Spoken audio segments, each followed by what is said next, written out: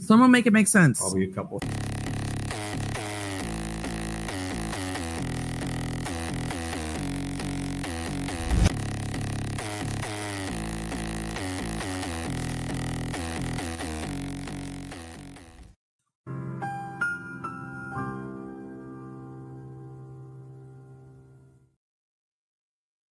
All right.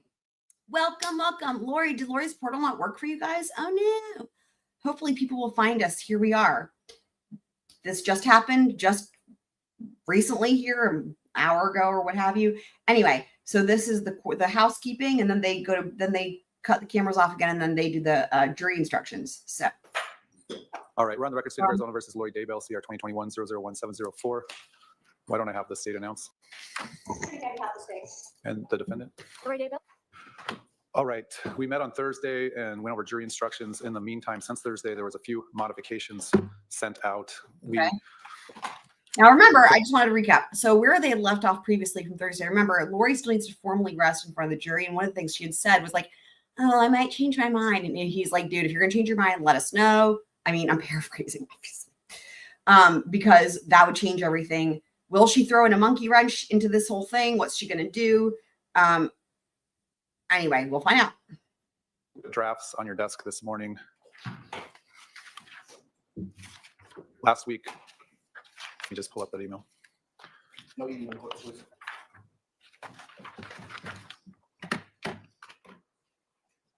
I have to say, of all the different suit coats that she has, she's wearing the one that I think looks the best with her shop belt thing. So I think she made the right call picking this one for arguments. Last week, the state requested some modifications that were made. And then on Friday, advisory council also requested a correction to the presumption of innocence, which I did do, as well as a mere presence. Oh, advisory council. They were able to make a request. Instructions. Interesting. Does anyone want to make a record on any of those changes that have occurred since we met Thursday? I forgot. I don't know if my staff told you. I did add. I realized standard number 9 was not added, which is defendant need not produce evidence. So I added that this morning as well. Have you had a chance to review the latest draft, or do you need more time? We told the jurors to be here at 11, so we have time if you need more time.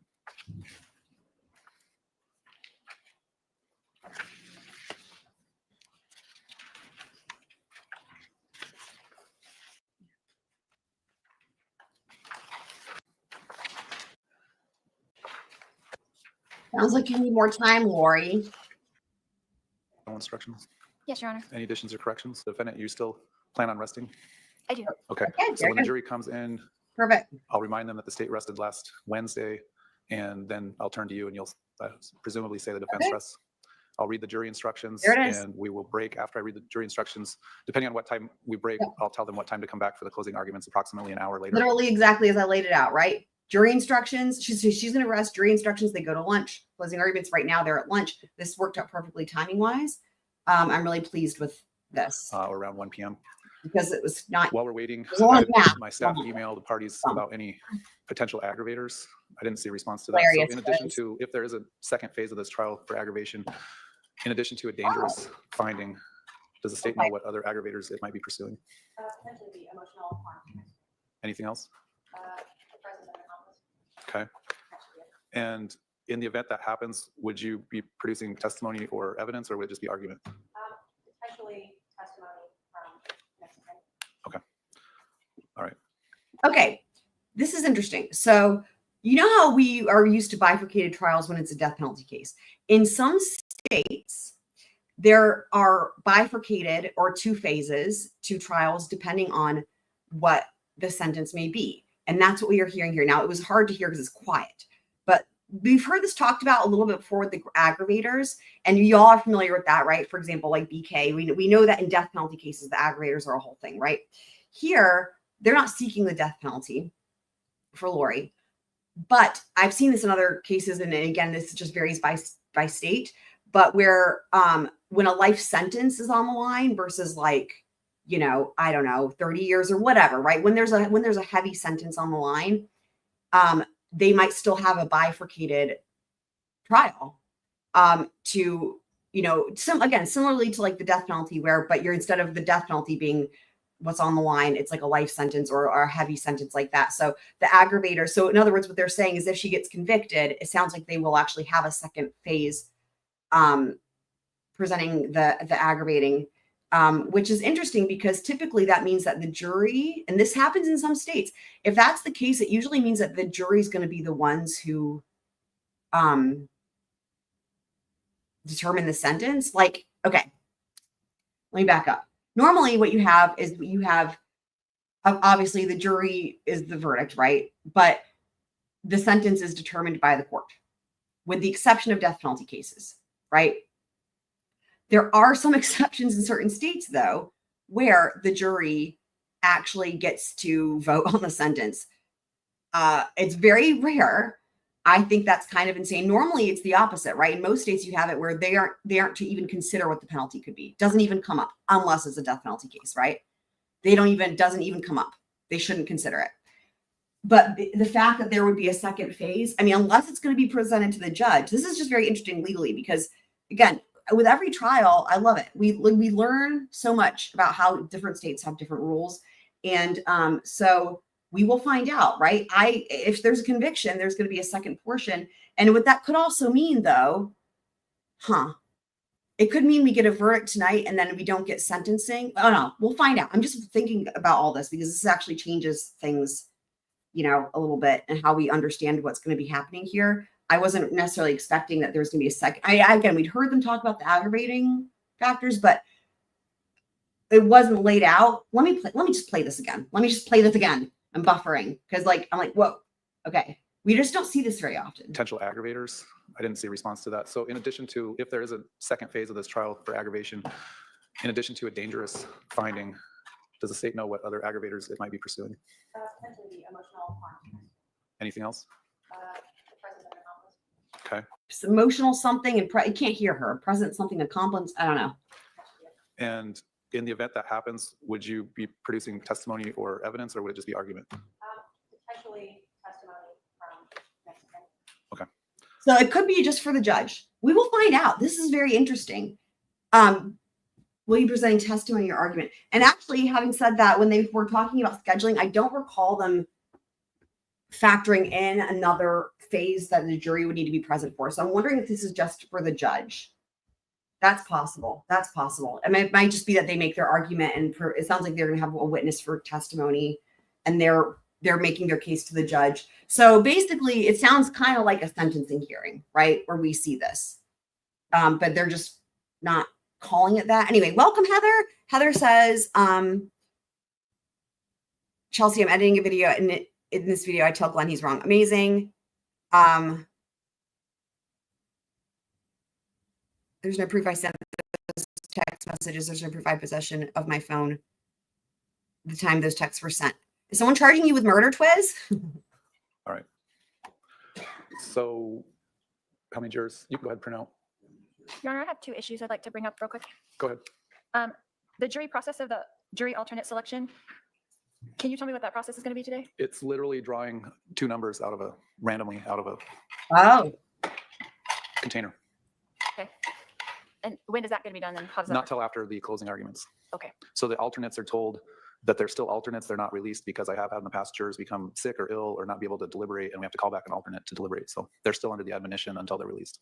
So we're keeping all of them, basically. But only 12 will go back and deliberate. Okay. If one of those 12 becomes sick or is unable to deliberate, we would bring in an alternate and release the person that can't deliberate. Does that make sense? Yes. All right, what else? So it came to my attention this weekend that the exhibit number 286 that the state put into evidence that Detective Inkland testified to was the full interview is only about 21 minutes long, and the actual interview is about 55 minutes long. Remind me what's 286 is, whose interview? It's my interview, I guess, with Detective Inkland. Mm-hmm. I think that's been redacted because the full interview wouldn't be admitted into evidence for the jury to review. Is that correct? Correct. All right. So is it just the snippets that were played all together? It should just be the parts that were played in court. Is that correct? Yes, I mean, they're all connected. All right. The state redacted out the beginning, the end discussions of highway. How would be your second out? Right. So did you have a question about that? Yes. So is it just the snippets all put together, or is it the interview for the first 21 minutes? I think it's just the snippets that were played in court that are put together as one exhibit. There's connectors between all of it, but it does not include any of the beginning or the end of the interview. Right, portions have been redacted out, but it's just more or less what was played in during testimony. Does that answer your question? Kind of, but Detective Inkland testified that it was the full interview. So what does that mean if she testified that it was the full interview? I don't know. It's something you could have cross-examined her on, but now it's probably too late if you wanted clarification on that. But the jury Too didn't know late. it's redacted, and Too late, they get the baby, now redacted it's exhibits too instruction as part of the late. instructions. So either side can point that out to the jury that it's redacted. Anything else? I was just assuming that that might have been an error to say that it was the full interview when it wasn't the full interview and it was admitted into Too late. to reflect the record that it was the full Too interview. late, So Lord, are you telling me that the now it's too jury is not going to be able to late. go back and watch the full thing?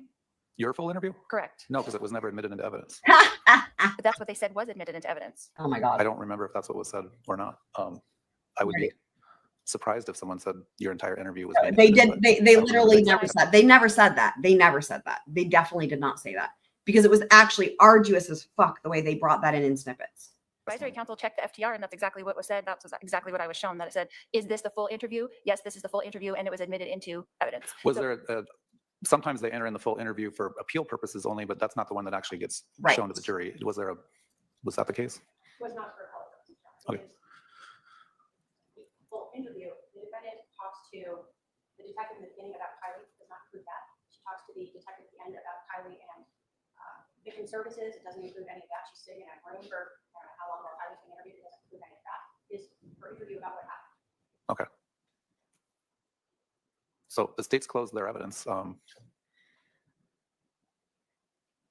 just trying to find out what the jury is going to be seeing. They have all that evidence in the evidence when they deliberate. Is that correct? They Whatever have was, access to that. whatever was admitted into evidence, which portions of your interview were not admitted into evidence, it sounds like. Okay, but from what I'm understanding from the state, just correct me if I'm wrong, it's not just the snippets that were played, but it's a partial part of the interview and some of it was redacted. Is that correct? That's what I'm understanding. The parts regarding what Ty Lee said or did or didn't happen, the hearsay parts were the start and the end were redacted out. And then what was meant by the testimony that this is the full interview? I don't know. I guess that's something that someone could have asked that witness. So official, you did not. Their next members only stream is tonight. I wanted to say something about this though. Here's something that's interesting. So as far as this goes, right? So when I've talked about this a lot with Murdoch, right? You're trying to prove a person with the phone, using the phone, sending the text messages or making the calls, where their whereabouts are, especially if you've got a vehicle. You have to do all these things. You have to put the phone with the vehicle, you put the vehicle with the person with the phone, and all three together. And so in Lori's case, the ways that they were able to do that, for example, are like just to think of things off the top of my head is like, for example, when she's using Charles's phone and like texting Adam, for example, right? Like, I think that if memory serves, that correlated, like they have her pulling up at the freaking Burger King. They have her pulling up at the Walgreens. They have her receipts, right? They have her on camera at certain locations. Now for Murdoch, where it went to the next level, right, is because of the GM OnStar data that came in halfway through trial. And why did that matter? Well, because the vehicle had its own GPS location system. So they had the GPS from the phone, right? They had the phone calls where Alex was on the phone, the text messages being sent from the phone, but they had the people that he called, like he was using his phone the whole time, right? So they had the GPS and then they had the car GPS. So that doesn't get any better when you're trying to put car with phone with person and prove that that's the person using the phone. And then there's other people who received the phone calls that are like, yeah, I talked to him. Like that person was using the phone. There's no question about it. There's no proof. There's no question that person was driving the car and all three were together. So when you can get the telemetry and, nav info, depending on the type of car, and, if you can have that type of information, that is really key. But barring that, right, you can still have other things like, again, they're caught on camera, or there's a receipt of a purchase, or they talked to somebody else and that person heard them at a certain place, and that can put them there, and that can put them using the phone at a certain time. So there's ways to do that. Yeah.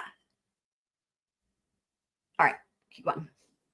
Maybe it was the full interview of your version of what happened.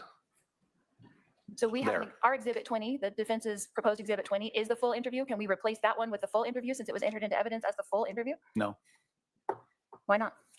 your full interview won't come in because it's a significant amount of hearsay within that interview that's not admissible evidence. It was admitted as the full interview. Well, if a witness testified that it was a full interview, either side could have clarified that with that witness. I don't know what that witness meant when they said that.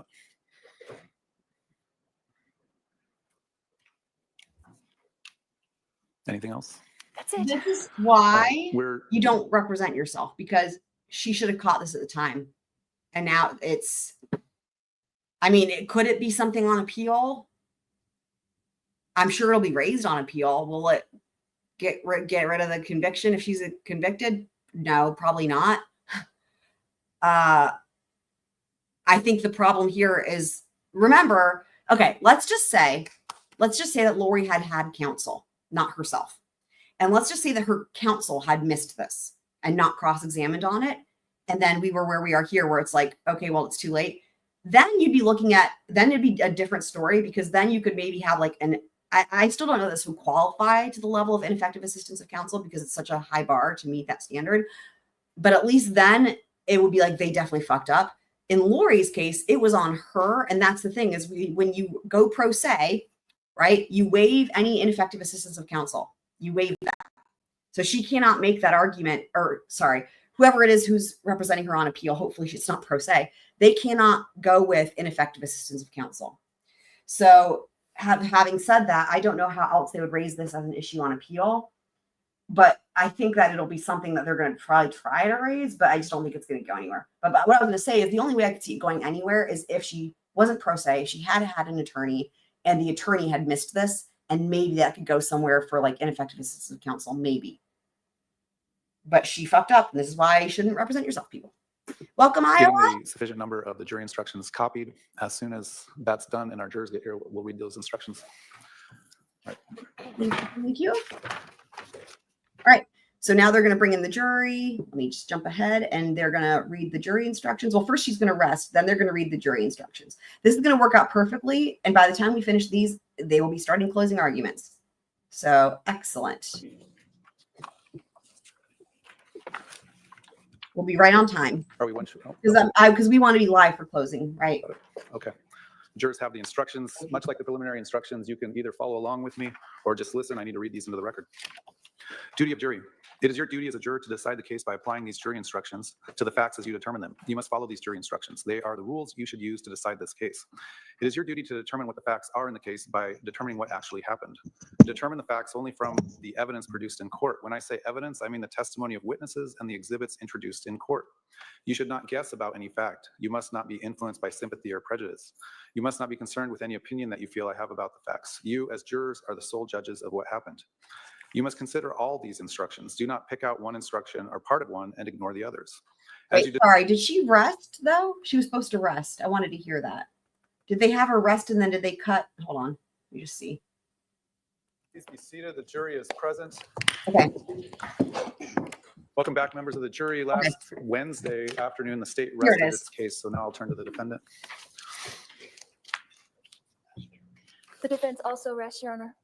All right, at this time, that concludes the evidence portion of the trial. I'm going to have my staff hand out to the jury the final jury instructions. Okay, excellent. We have to close the loop on that, so. We got to follow along with me. Duty as a juror to decide the case by applying these jury instructions to the facts as you determine them. You must follow these jury instructions. They are the rules you should use to decide this case. It is your duty to determine what the facts are in the case by determining what actually happened. Determine the facts only from the evidence produced in court. When I say evidence, I mean the testimony of witnesses and the exhibits introduced in court. You should not guess about any fact. You must not be influenced by sympathy or prejudice. You must not be concerned with any opinion that you feel I have about the facts. You, as jurors, are the sole judges of what happened. You must consider all these instructions. Do not pick out one instruction or part of one and ignore the others. As you determine the facts, however, you may find that some instructions no longer apply. You must then consider the instructions that do apply together with the facts as you have determined them. Evidence to be considered. You are to determine what the facts in the case are from the evidence produced in court. If the court sustained an objection to a lawyer's question, you must disregard it and any answer given. Any testimony stricken from the court record must not be considered. Rulings of the court. Admission of evidence in court is governed by rules of law. I have applied those rules during the trial and resolved any issues concerning the admission of evidence. If an objection to a question was sustained, you must disregard the question and you must not guess what the answer to the question might have been. If an exhibit was offered into evidence and an objection to it was sustained, you must not consider that exhibit as evidence. If testimony was ordered stricken from the record, you must not consider that testimony for any purpose. If evidence was admitted for a limited purpose, you shall consider that evidence only for that limited purpose. Do not concern yourselves with the reasons for my rulings on the admission of evidence. Do not regard those rulings as any indication from me of the credibility or weight you should give to any evidence that has been admitted. Direct and circumstantial evidence. Evidence may be direct or circumstantial. Direct evidence is the testimony of a witness who saw, heard, or otherwise sensed an event. Circumstantial evidence is the proof of a fact or facts from which you may find another fact. The law makes no distinction between direct and circumstantial evidence. It is for you to determine the importance to be given to the evidence regardless of whether it is direct or circumstantial. Redacted exhibits. Some of the exhibits that have been admitted into evidence have had portions deleted from them for legal reasons. Do not concern yourselves with the reasons why some portions of the exhibits have been deleted. Do not speculate upon what the deleted portions might or might not reveal. Indictment is not evidence. The state has charged the defendant with a crime. A charge is not evidence against the defendant. You must not think a defendant is guilty just because of a charge. The defendant has pled not guilty. This plea of not guilty means that the state must prove each element of the charge beyond a reasonable doubt. Self-represented defendant. The defendant in this case represents herself. All instructions I read to you that include references to lawyers or attorneys apply equally to the defendant's self-representation at trial. The defendant's decision to represent herself should not be considered by you when determining the facts. Comments are not evidence. In their opening statements, the prosecutor and the defendant talk to you about the law and the evidence. In a few minutes, the prosecutor and defendant will give their closing arguments and will talk about the law and the evidence. What they said or say is not evidence because it is not sworn testimony, but it may help you to understand the law and the evidence. Credibility of witnesses. In deciding the facts of this case, you should consider what testimony to accept and what to reject. You may accept everything a witness says or part of it or none of it. In evaluating testimony, you should use the tests for truthfulness that people use in determining matters of importance in everyday life, including such factors as the witness's ability to see or hear or know the things the witness testified to, the quality of the witness's memory, the witness's manner while testifying, whether the witness had any motive, bias, or prejudice, whether the witness was contradicted by anything the witness said or wrote before trial or by other evidence, and the reasonableness of the witness's testimony when considered in the light of the other evidence. Consider all of the evidence in the light of reason, common sense, and experience. Testimony of law enforcement officers. The testimony of a law enforcement officer is not entitled to any greater or lesser importance or believability merely because of the fact that the witness is a law enforcement officer. You are to consider the testimony of a police officer just as you would the testimony of any other witness. Expert witness. A witness qualified as an expert by education or experience may state opinions on matters in that witness's field of expertise and may also state reasons for those opinions. Expert opinion testimony should be judged just as any other testimony. You are not bound by it. You may accept it or reject it in whole or in part, and you should give it as much credibility and weight as you think it deserves, considering the witness's qualifications and experience, the reasons given for the opinions, and all the other evidence in the case. Defendant need not produce evidence. The state must prove guilt beyond a reasonable doubt based on the evidence. The defendant is not required to produce evidence of any kind. The defendant's decision not to produce evidence is not evidence of guilt. Defendant need not testify. The state must prove guilt beyond a reasonable doubt based on the evidence. You must not conclude that the defendant is likely to be guilty because the defendant did not testify. The defendant is not required to testify. The decision on whether or not to testify is left to the defendant. You must not let this choice affect your deliberations in any way. Mere presence. Guilt cannot be established by the defendant's mere presence at a crime scene, mere association with another person at a crime scene, or mere knowledge that a crime is being committed. The fact that the defendant may have been present or knew that a crime was being committed does not in and of itself make the defendant guilty of the crime charged. One who is merely present is a passive observer who lacked criminal intent and did not participate in the crime. Voluntariness of defendant's statements. You must not consider any statements made by the defendant to a law enforcement officer unless you determine beyond a reasonable doubt that the defendant made the statements voluntarily. A defendant's statement was not voluntary if it resulted from the defendant's will being overcome by a law enforcement officer's use of any sort of violence, coercion, or threats, or by any direct or implied promise, however slight. You must give such weight to the defendant's statement as you feel it deserves under all the circumstances. Jury not to consider penalty. You must decide whether a defendant is guilty or not guilty by determining what the facts in the case are and applying these. It'll be especially interesting when he gets to the self-defense instructions. Jury instructions. Well, we talked about you must not consider the possible punishment when deciding on guilt. Punishment is left to the judge. There it is. All right, that answers that question. All right, there you have it. So he will be the one hearing the aggravating factors or whatever as far as the sentencing. All right, great. I can rest easy on that one now. Close the loop. Under all the circumstances. Jury not to consider penalty. You must decide whether a defendant is guilty or not guilty by determining what the facts in the case Okay, are so and now we applying know. these Now jury we know. instructions. You must not consider the possible punishment when deciding on guilt. Punishment is left to the judge. There was a recent trial, just recent. I mean, well, I'm sure there's been more than one, but there was one recently that I heard of where, again, it's so rare, but it was a case where, you know, the jury did vote on the sentence, even though it wasn't a death penalty case or whatever, and the jury got to choose a sentence. Like, that's just so unheard of. That's why I was like freaking out. Presumption of innocence, burden of proof. The law does not require a defendant to prove innocence. Every defendant is presumed by law to be innocent. You must start with the presumption that the defendant is innocent. The state has the burden of proving the defendant guilty beyond a reasonable doubt. This means the state must prove each element of each charge beyond a reasonable doubt. In civil cases, it is only necessary to prove that a fact is more likely true than not, or that its truth is highly probable. In criminal cases such as this, the state's proof must be more powerful than that. It must be beyond a reasonable doubt. Proof beyond a reasonable doubt is proof that leaves you firmly convinced of the defendant's guilt. There are very few things in this world that we know with absolute certainty, and in criminal cases, the law does not require proof that overcomes every doubt. If, based on your consideration of the evidence, you are firmly convinced that the defendant is guilty of the crime charged, you must find her guilty. If, on the other hand, you think there is a real possibility that she is not guilty, you must give her the benefit of the doubt and find her not guilty. Evidence of any kind. The state must prove guilt beyond a reasonable doubt on the evidence. The defendant is not required to produce evidence of any kind. The decision on whether to produce evidence is left to the defendant. The defendant's decision not to produce any evidence is not evidence of guilt. Voluntary act. Before you may convict the defendant of the charged crime, you must find that the state proved beyond a reasonable doubt that the defendant committed a voluntary act. A voluntary act means a bodily movement performed consciously and as a result of effort and determination. You must consider all the evidence in deciding whether the defendant committed the act voluntarily. Absence of other participant. The only matter for you to determine is whether the state has proved the defendant guilty beyond a reasonable doubt. The defendant's guilt or innocence is not affected by the fact that another person or persons might have participated or cooperated in the crime and is not on trial now. You should not guess about the reason any other person is absent from the courtroom.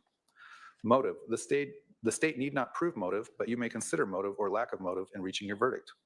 The charged offense. I will now tell you about the crime with which the defendant is charged. Count 1, conspiracy to commit first-degree murder.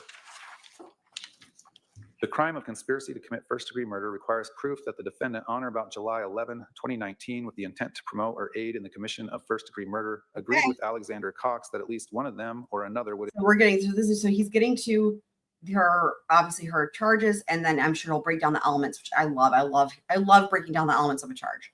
So, and there's always little differences, right? We've watched a lot of murder trials, right? But there, in every state, there's always something a little different. And sometimes it's even just a matter of a specific way they wanted the instruction to be read, depending on the trial. It's really interesting. Engage in conduct constituting the offense of first-degree murder. The crime of first-degree premeditated murder requires proof that a person, 1, caused the death of another person, and 2, intended or knew that he or she would cause the death of another person, and 3, acted with premeditation. Premeditation means that the defendant intended to kill another human being or knew she or a co-conspirator would kill another human being, and that after forming that intent or knowledge reflected on the decision before killing. It is this reflection, regardless of the length of time in which it occurs, that distinguishes first-degree murder from second-degree murder. That's true. An act is not done with premeditation if it is the instant effect of a sudden quarrel or heat of passion.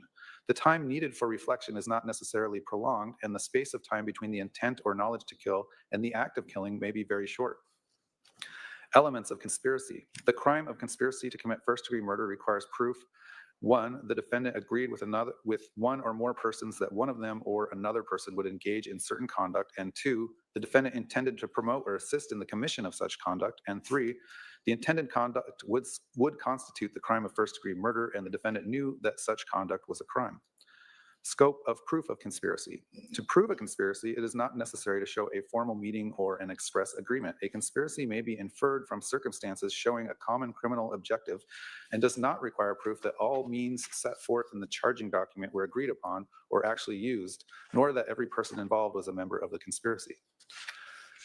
Proof of membership in conspiracy. One may become a member of a conspiracy without full knowledge of all the details of the conspiracy. On the other hand, a person who has no knowledge of a conspiracy but happens to act in a way that furthers some object of the conspiracy does not thereby become a conspirator.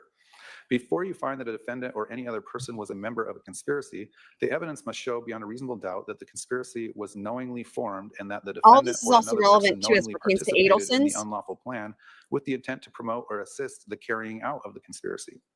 One who knowingly joins an existing conspiracy is as responsible as an originator or instigator of the conspiracy.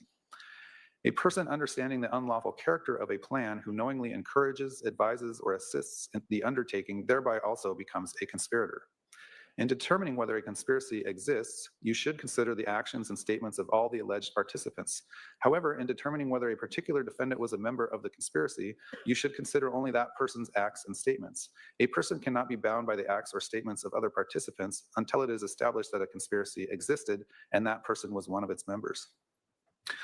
Justification for self-defense physical force. A person is justified in using or threatening deadly physical force in self-defense if the following two conditions existed. One, a reasonable person in the situation would have believed that deadly physical force was immediately necessary to protect against another's use or apparent attempted or threatened use of unlawful deadly physical force. And two, the person used or threatened no more deadly physical force than would have appeared necessary to a reasonable person in the situation.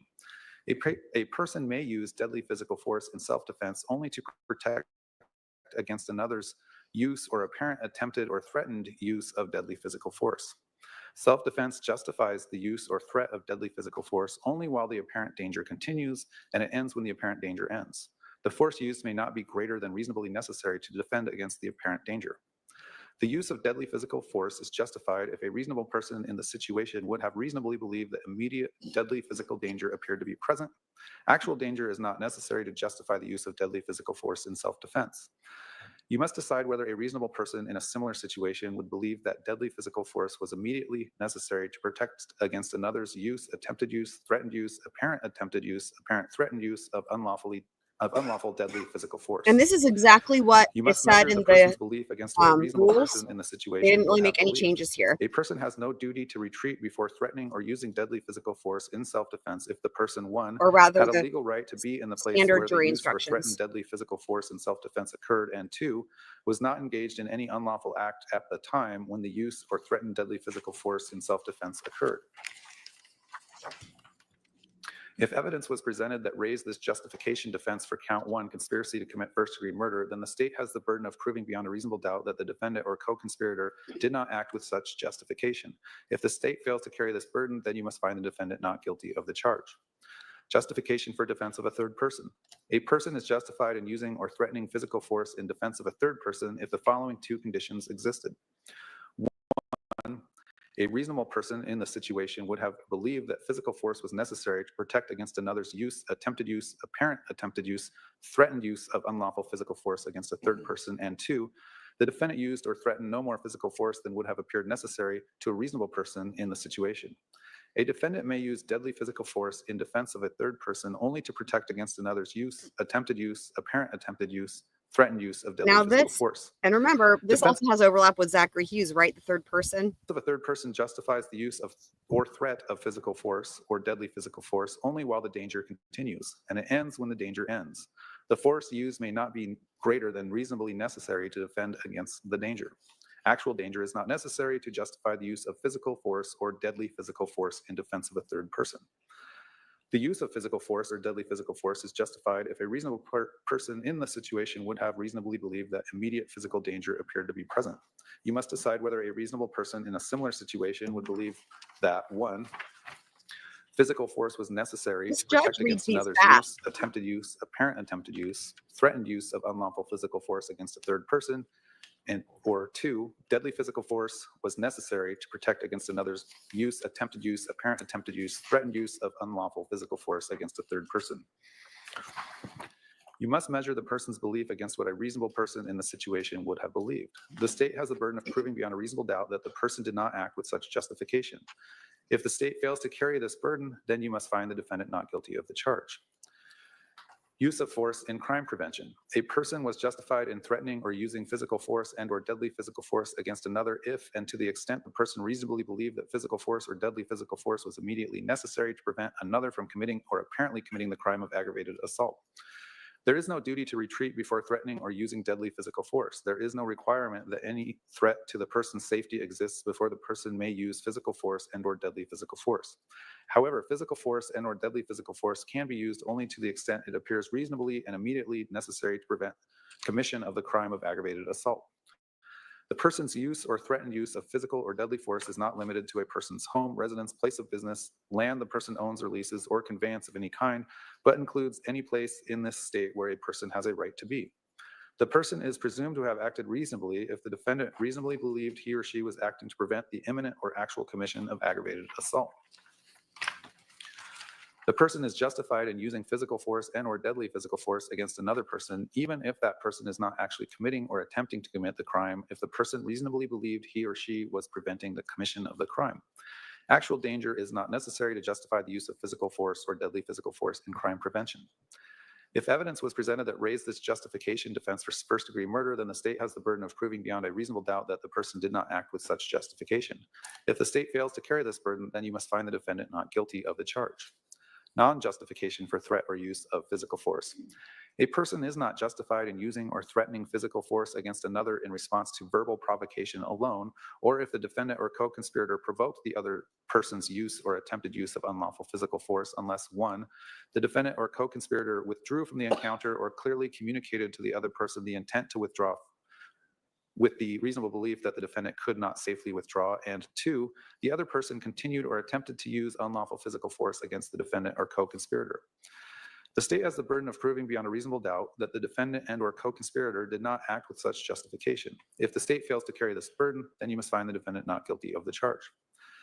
Definitions. Intentionally or with the intent to means that a person's objective is to cause that result or to engage in that conduct. Intent may be inferred from all the facts and circumstances disclosed by the evidence. It need not be established exclusively by direct sensory proof. The existence of intent is one of the questions of fact for your determination. Knowingly, willfully, or knew means that a person is aware or believes that his or her conduct is of that nature or that the circumstance exists. It does not require any knowledge of the unlawfulness of the act or omission. If the state is required to prove that the defendant acted knowingly, that requirement is satisfied if the state proves that the defendant acted intentionally. A defendant is criminally accountable for the conduct of another if the defendant is an accomplice of such other person in the commission of the offense, including any offense that is a natural and probable or reasonably foreseeable consequence of the offense for which the person was an accomplice. Accomplice means a person who, with the intent to promote or facilitate the commission of the offense, does any of the following. 1, solicits or commands another person to commit the offense, or 2, aids, counsels, agrees to aid, or attempts to aid another person in planning or committing the offense, or 3, provides means or opportunity to another person to commit the offense. Act means a bodily movement. Aggravated assault means a person intentionally, knowingly, or recklessly caused a physical injury to another person, or intentionally put another person in reasonable apprehension of imminent physical injury by either 1, causing serious physical injury to another person, or 2, using a deadly weapon or dangerous instrument. Conduct means an act or omission and its accompanying culpable mental state. Deadly weapon means anything designed for lethal use, including a firearm. Dangerous instrument means anything that is readily capable of causing death or serious physical injury under the circumstances in which it is used, attempted to be used, or threatened to be used. Deadly physical force means either 1, force which is used with the purpose of causing death or serious physical injury, or 2, force which in the manner of its use is capable of creating a substantial risk of causing death or serious physical injury. Unlawful means contrary to law, or where the context so requires, not permitted by law. Jury foreperson. The case will soon be submitted to you for your decision. When you go to the jury room, you will choose a foreperson. The role of jury foreperson is important, but please remember that the foreperson's opinion about the case is not more important than that of the other jurors. The opinions of each juror count equally. The jury foreperson's responsibilities include the following. 1, make sure every member of the jury is present during all discussions and deliberations. 2, make sure that the deliberations are conducted respectfully and that all issues are fully discussed. The discussions should be open and free so that every juror may participate. 3, all jurors should be allowed to state their views about the case and what they think the verdict should be and why. 4, all members must agree unanimously on any verdict. Therefore, the foreperson should count the votes to ensure that every juror has voted. 5, if you reach a verdict, fill out the verdict form and then sign the form on behalf of the jury. 6, if the jury reaches a verdict, the foreperson will inform the courtroom assistant. When the jury returns to the courtroom, the foreperson will bring the signed or unsigned verdict form as well as any question forms that may have been used. 7, when you return to the courtroom, the court will ask the foreperson whether the jury has reached any verdict. The foreperson will respond yes or no. The foreperson is not expected to read any verdict to the court. That will be done by the clerk. Closing instruction. In a few minutes, we're probably going to take a lunch break, and then after the lunch break, you will hear the closing arguments in this case. After that, the case will be submitted to you for decision. I suggest that you discuss and then set your deliberation schedule. You are in charge of your schedule and may set and vary it by agreement and the approval of the court. After you have decided on a schedule, please advise the courtroom assistant. You are to discuss the case and deliberate only when all jurors are together in the jury room. You are not to discuss the case with each other or anyone else during breaks or recesses. The admonition I have given you during the trial remains in effect when all of you are not in the jury room deliberating. After setting your schedule, I suggest that you next review the jury instructions and verdict form. It may be helpful for you to discuss the instructions and verdict form to make sure that you understand them. Again, during your deliberations, you must follow the instructions and refer to them to answer any questions about applicable law, procedure, and definitions. Should any of you or the jury as a whole have a question for me during your deliberations or wish to communicate with me on any other matter, please utilize the jury question form that we will provide you. Your question or message must be communicated to me in writing and must be signed by you or the foreperson. I will consider your question or note and consult with counsel before answering it in writing. I will answer it as quickly as possible. Remember that you are not to tell anyone, including me, how you stand numerically or otherwise until after you have reached a verdict or have been discharged. During your deliberations, you must not communicate with or provide any information to anyone by any means about this case. You may not use any electronic device or social media to communicate to anyone any information about this case or to conduct any research about this case until I accept your verdict. All 12 of you must agree on the verdict. You must be unanimous. Once all 12 agree on a verdict, only the foreperson needs sign the verdict form on the line marked jury foreperson. You will be given one form of verdict. The verdict form reads as follows, and there is no significance to the order in which the options of guilty or not guilty are listed on the verdict form. So this is a sample verdict form at the end of your instructions. It indicates this is a sample. An official verdict form will be given to you by the courtroom assistant in the jury room. Verdict count 1, conspiracy to commit first-degree murder. We, the jury, duly impaneled and sworn in the above entitled action and upon our oaths, do find the defendant, Lori Daybell, as to the crime of conspiracy to commit first-degree murder occurring on or about July 11, 2019 as follows. Check only 1, and the options are not guilty or guilty. In order to break up the closing arguments as little as possible, we're going to take our lunch recess a little early and start a little early with those closing arguments after you recess. So we'll go ahead and recess for your lunch break. If we could have everyone ready to go in the jury room at 12:45, please remember the admonition. All right, for the jury. Okay, yeah. So in most cases, the jury does pick the foreperson, but it really does depend on the jurisdiction, and oftentimes it's really just up to the judge. So Judge Newman, for example, in Murdoch, picks the foreperson. Okay, so let's just jump ahead. We should be right on schedule here for closing arguments. That worked out perfectly timing-wise.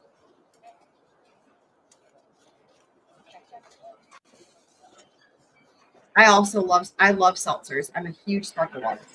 So let's just see where they're at live. Okay, so so we are live now. We are live. Dude, these camera people still just talking away. Anyway, we are live and they're not back yet, so they are behind.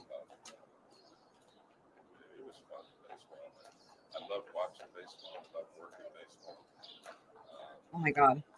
I'm going to mute it. We can, oh, okay. So I'll unmute it. All right, there we go. So here we go. We are live. They should be back any minute here from lunch for closing arguments. What's for dinner?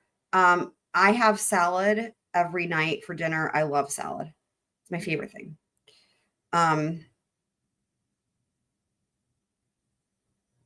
So there you go. You should be back any minute. Let me see if there was any other questions I missed here. So they will pick the foreperson. And so again, for anyone who missed it, we will be going through all the way to verdict watch. I expect that we will be getting a verdict today. And also tonight is the members only live stream. That will happen. I have it scheduled for 10:30 my time. It's kind of dependent upon how long the jury deliberates and the whole thing with the verdict watch. But what we will do is that will happen shortly after the verdict watch. I don't think I'll have it redirect because I have a couple things I'm gonna need to do in between, but it'll be shortly after and we'll keep you guys posted. So salad. So I usually just have like lettuce. I love baby carrots, and so does Frodo. So I always have baby carrots. And then I usually put on it, I usually have falafel, or I'll get these Trader Joe's has this vegan bulgogi, which is like normally beef, but it's vegan. That is really good. So I sort of alternate if I'm going to put what I put on top for like protein. But I always have lettuce and carrots. Blue cheese. They do make vegan dressings, including blue cheese. They make vegan blue cheese they make vegan everything. But I just use olive oil and vinegar, like olive oil and balsamic vinegar, and I just make my own basically. Yeah, vinaigrette. Yep. I'm all about like first cold press olive oil, and the good balsamic. It is delicious.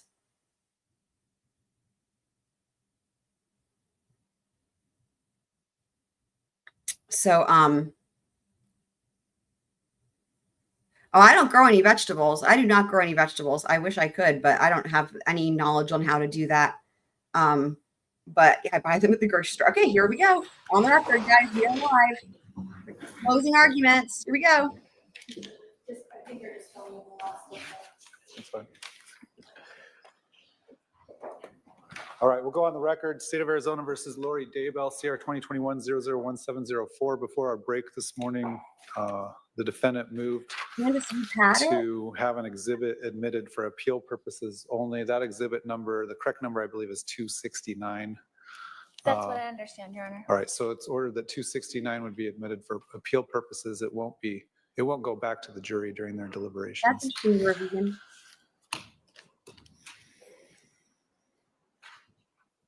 Hours are touched. Go ahead and get the jury lined up, I guess. Get them lined up.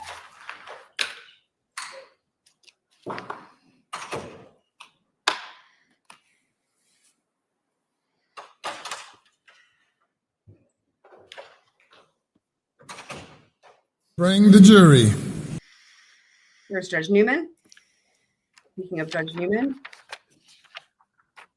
Also, I have another new audio clip here. There's a house cat that's gone wild. There's a house cat that's gone wild.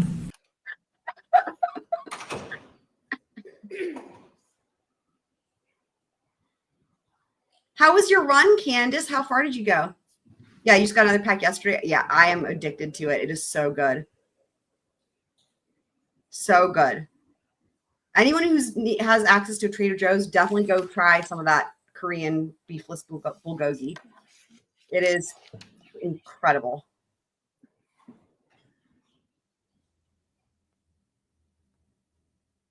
Hey, he's got a bird in his mouth. Okay, here comes the jury, guys. Bring the jury. Woo! Jury. Remember, after this is all said and done with the verdict, these jurors may speak out and give interviews. Fingers crossed. Gotcha. Candace, I forget what you do for work. Thank you, James. All right, the jury is now present. Please be seated. This is time set for closing arguments. The state can proceed with its closing argument. All righty. On we go.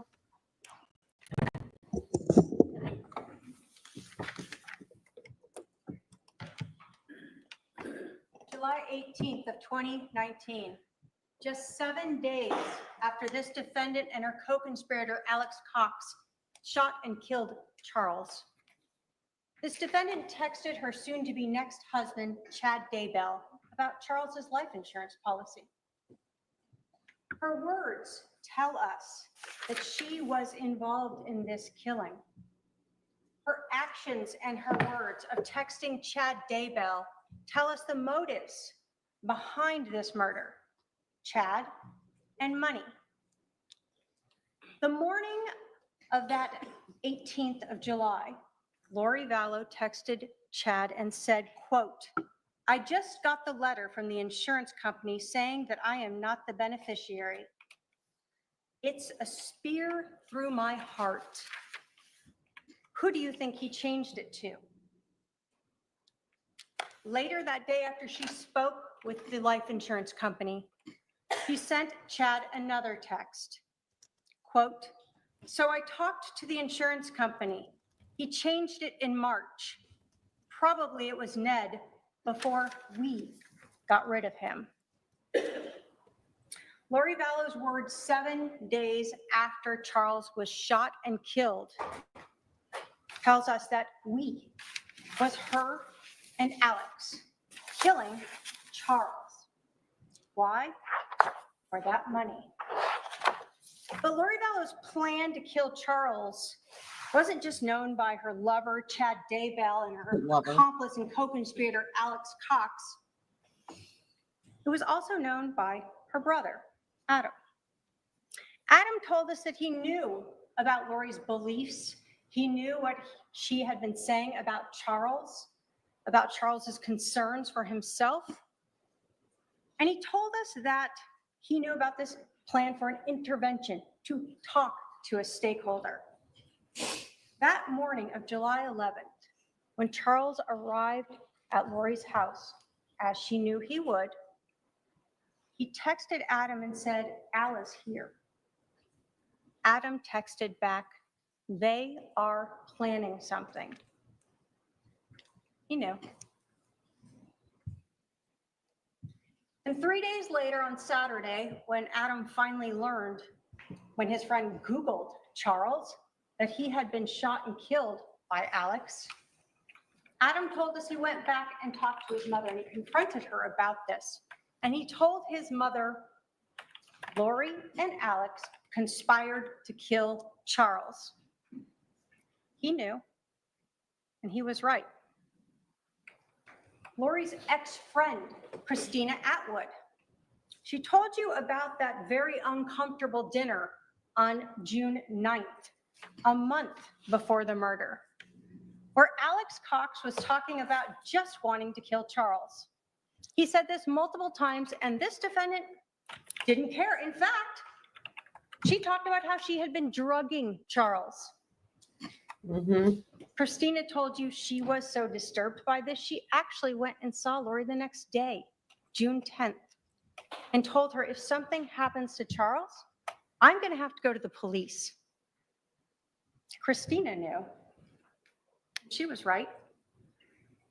And Nancy Jo Hancock, now she had just met Charles a few days before, and they had talked and texted and had been on the phone for hours, you heard. Charles had told her all about Lori, the things she was saying, the things she was doing. She told you that she knew that Charles was concerned for his own safety. And she understood the motive. She told Charles the night before, you probably should just tell Lori that you've changed the beneficiary, that she's no longer going to get that money. Nancy Jo knew, and she was right. Lori Vallow wanted the $1 million, and she wanted Chad Daybell.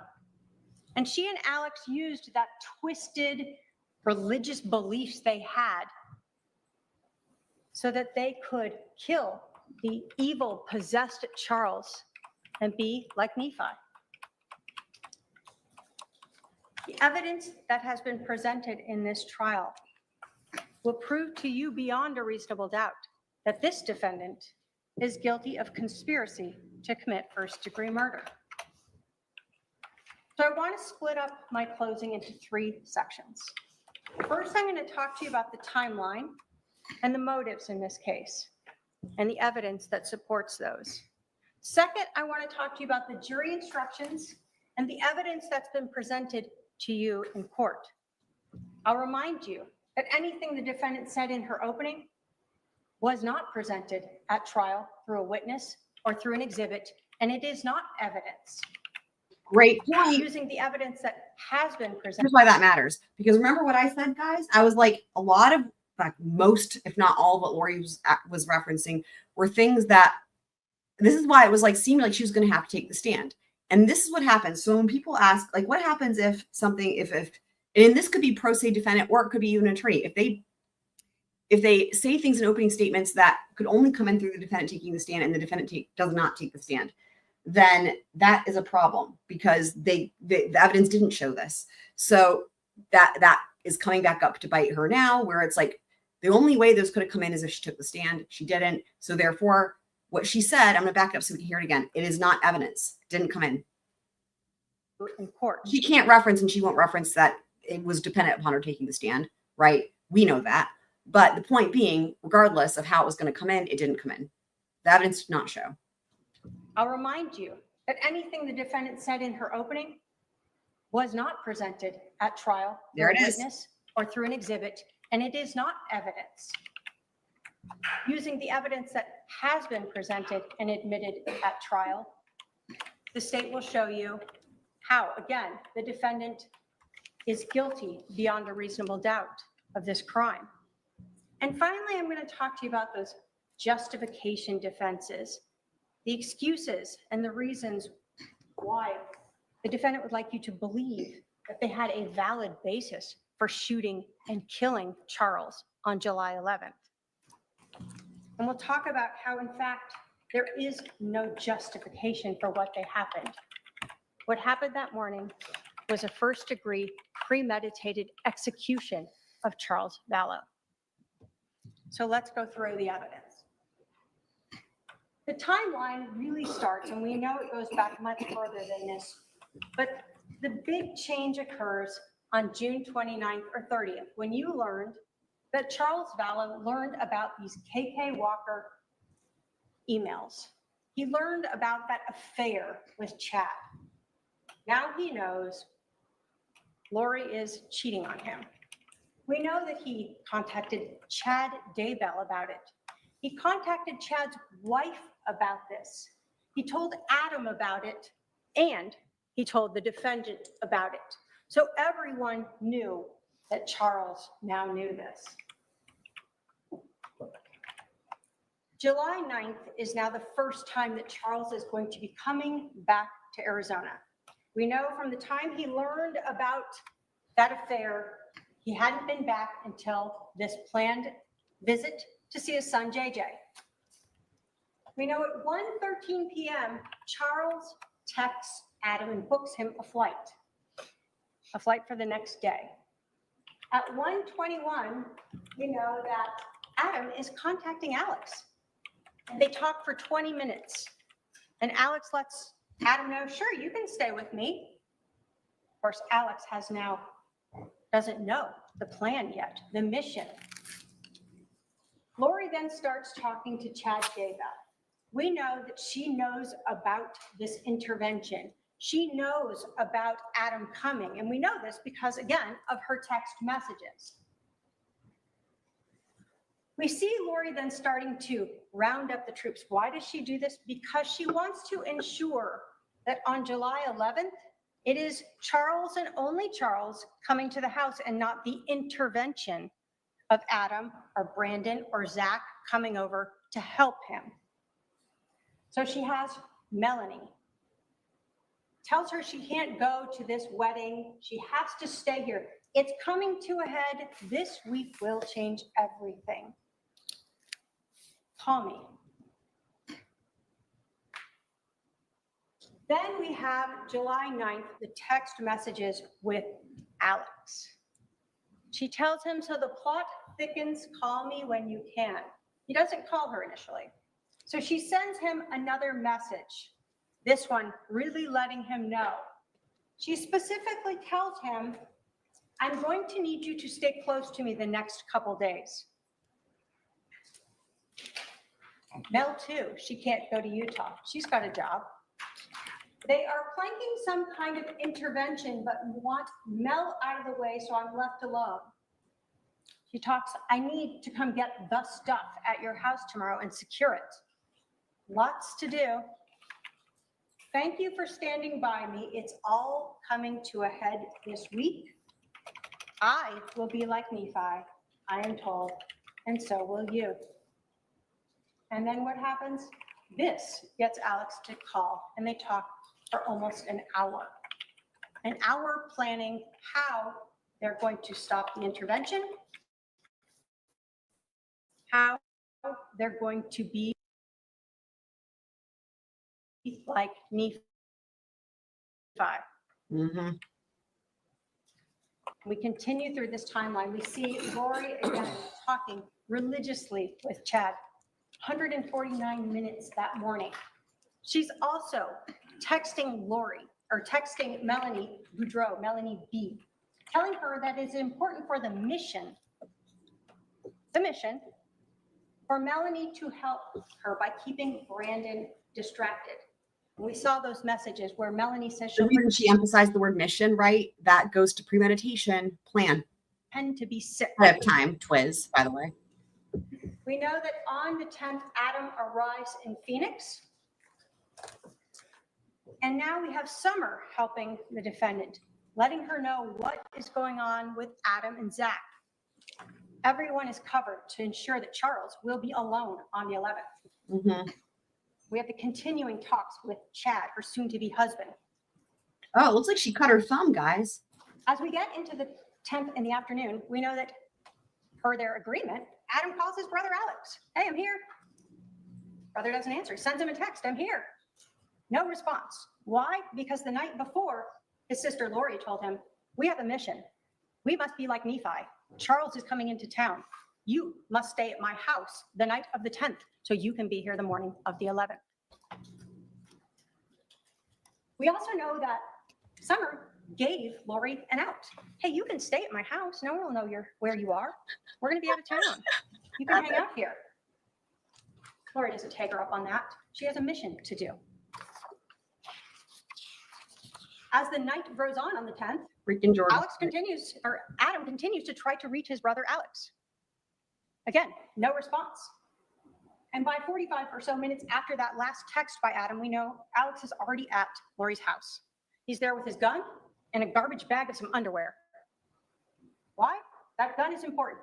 A loaded weapon, 2 extra magazines of ammunition with him. He is ready for his mission. And And underwear? again, Summer is updating her, telling Lori that Zach and Adam are still at her house. They're going to go stay at Mimi's. And she even tells him that Adam is still waiting for Alex to get back to him.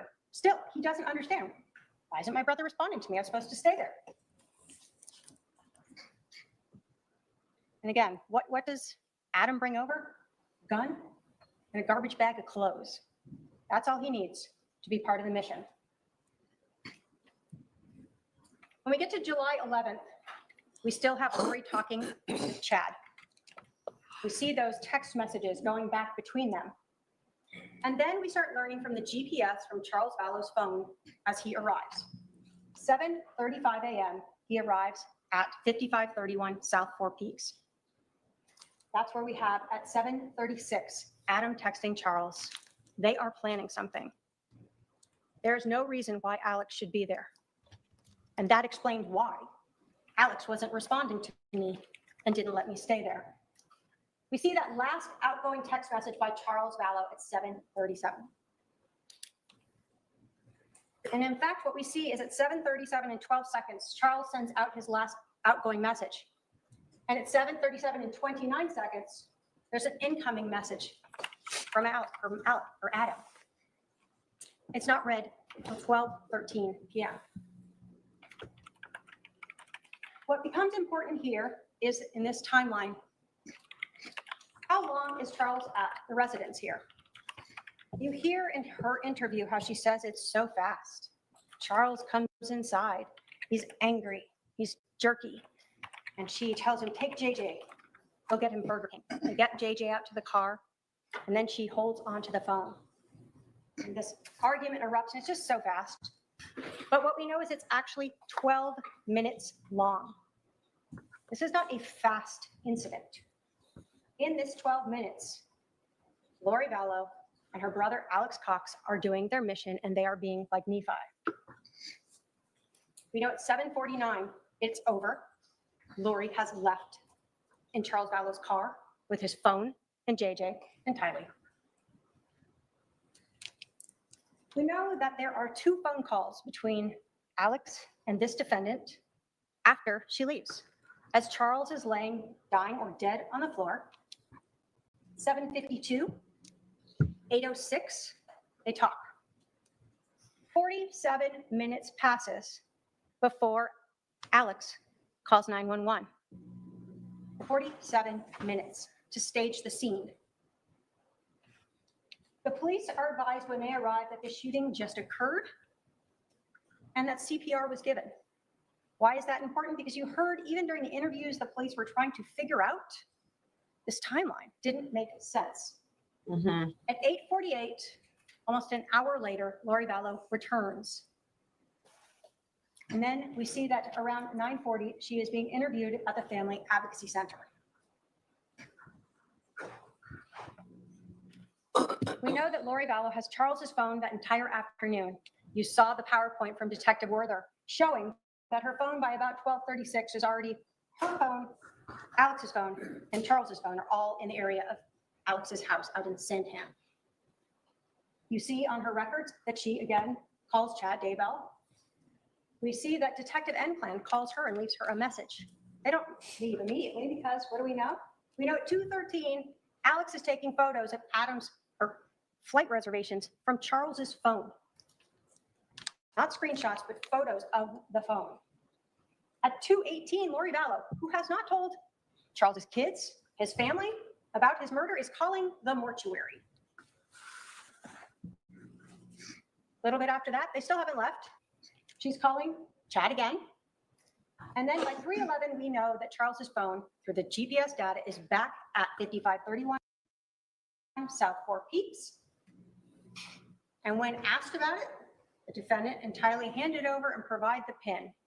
They have no problem on how to get into it. They've already looked through it. They don't need it anymore. That evening, Lori and Chad are talking all night. You can look through the exhibits and see the multiple calls of them discussing. These aren't calls to Charles's family. They're not calls to his kids. They're talking with her lover, her soon-to-be husband, Chad Daybell. So let's talk about the motives of this case. Money. We see that from the text messages and the anger that you see through them when she learns that that's been changed and she's not going to get it. Chad Daybell. We didn't go through those text messages, but you can look at them. They are already very romantically involved by the time that Charles is murdered. And it's clear that Chad knows exactly what's going on because he's asking her about the car, about the insurance. All of those things Chad knows. And then there's that religious belief system. The zombies, the Z's, the possessed evil spirits. And her being like Nephi. All a reason and a way to kill someone, just like Nephi, a justified killing. There's that first call when we talk about money motive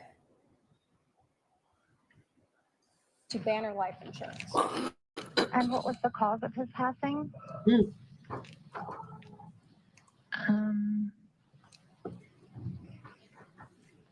Well, he was shot. Okay, so I don't know how I want to put that.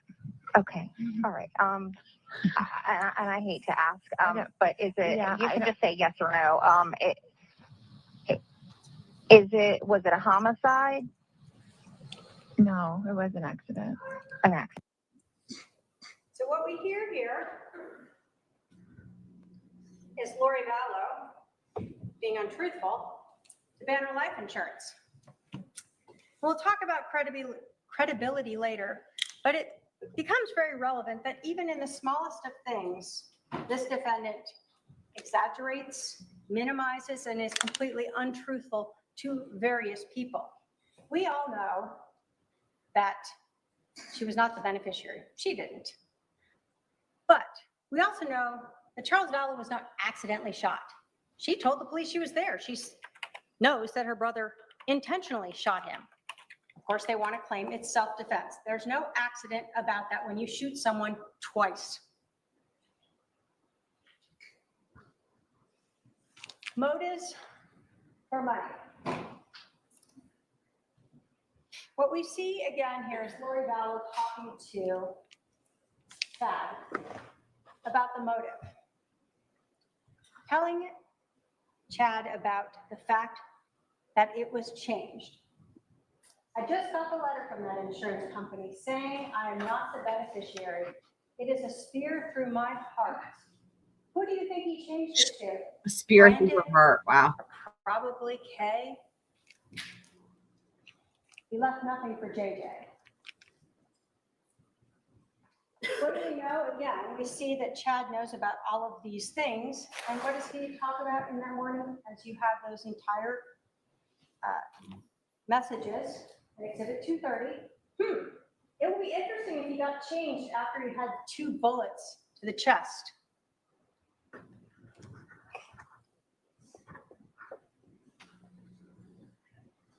Again, as we talk about the murder, we have later in that day, the message that I talked to you about. So it was probably Ned before we got rid of him. We, not I, not my brother Alex, but we did. And then the other thing in this text message that is of importance is the fact that Lori Vallow knew a month before she went to Social Security how much money she was already going to get for the death of Charles. Here she says, I will still get the $4,000 a month from Social Security.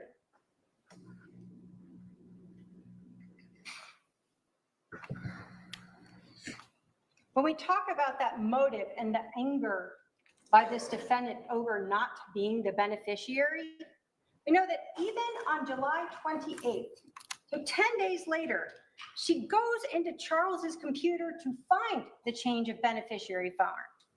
She texts that to Chad to show him, and she sends it to Kay and confronts her about it. Money. That's what she wanted. And Chad. So let's talk about Chad. The affair with Chad Daybell.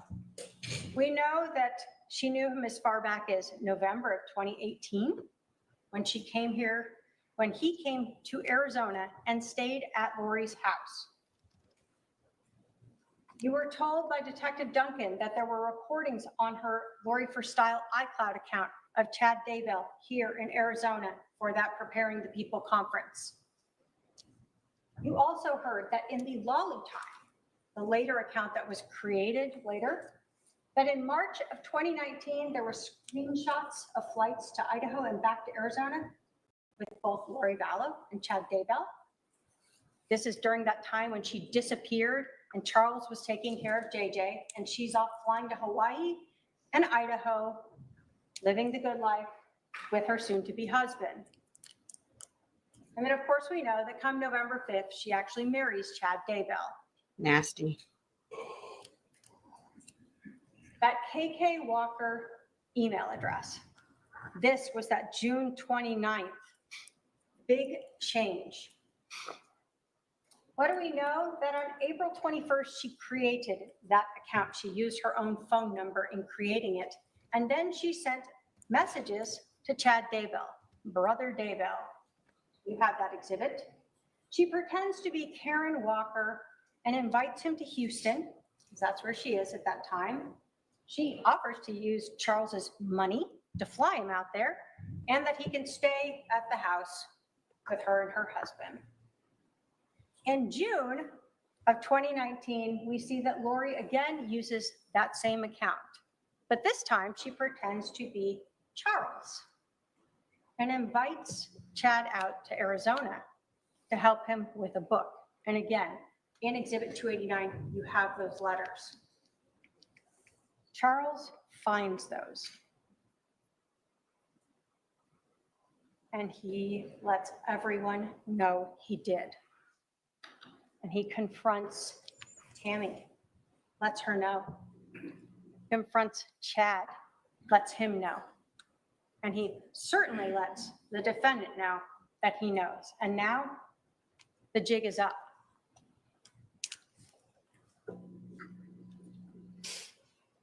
We see in these text messages that were recovered from the iCloud accounts, whether they're under the Bubby contacts or under the Melanie 2 contact, this relationship between Lori and Chad. If you want to read the story, it kind of mimics them meeting in November, hooking up in hotels,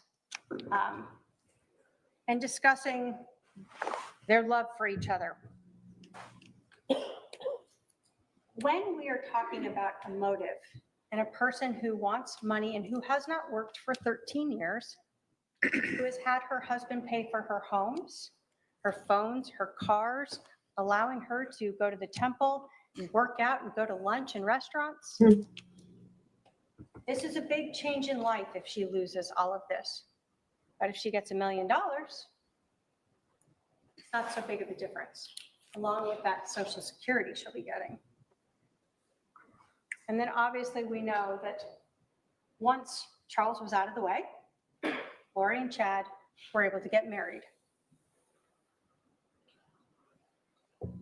But what about those religious beliefs?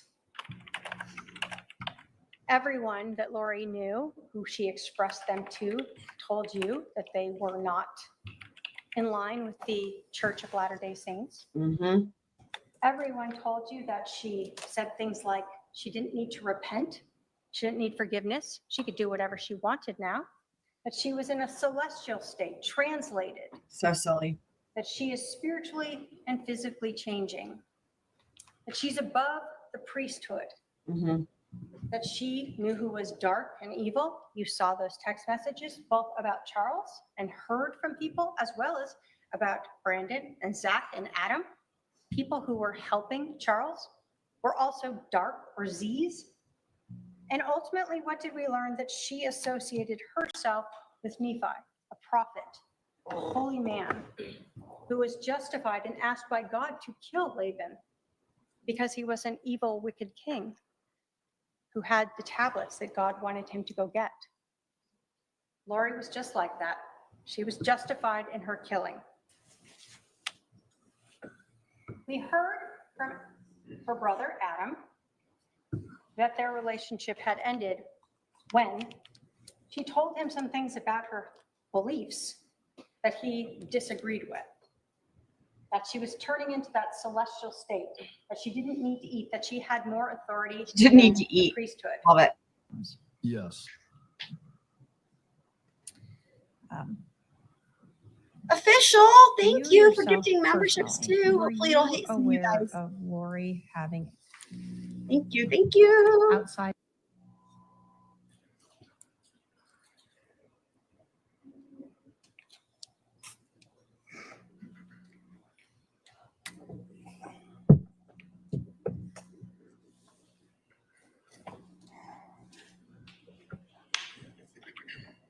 Lori having any beliefs that were outside of what is accepted by the LDS religion?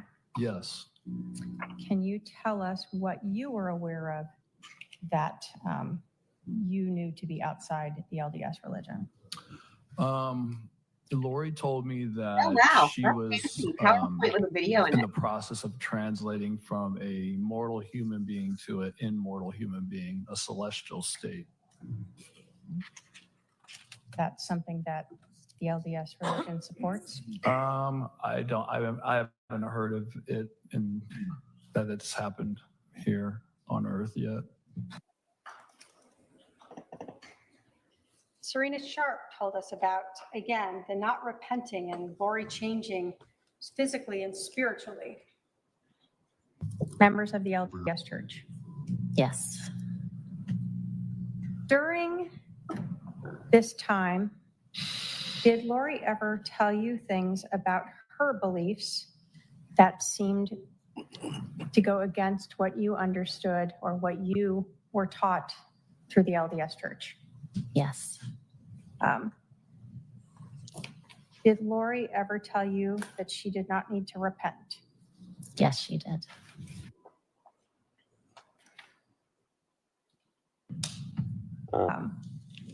During this weekend, did Lori talk to you about her husband, Charles Vallow, being possessed? Yes, she did. What do you recall about her talking about her husband being possessed? I recall that she spoke about her husband being possessed by an evil spirit, and she named the evil spirit. Do you recall what the name was? Yes. What was it? It was Ned. Oh, Ned. Ned? N-E-D. Now, Serena Sharp was someone who met Lori in November, texted or talked with her for a while, and then was invited to that girls' weekend. One of the Girls' jury weekend. instructions you're looking at, and we'll talk about more though, is the credibility of a witness.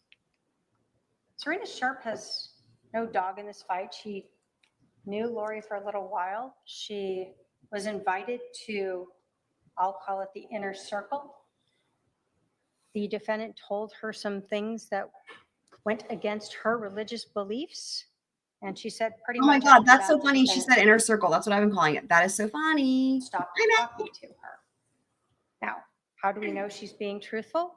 Well, we see Ned in lots of text messages. This just helps tell us that this is something Lori was telling lots of people, that her husband is possessed by this evil spirit, Ned. And we learn later that, like Nephi, she can get rid of him.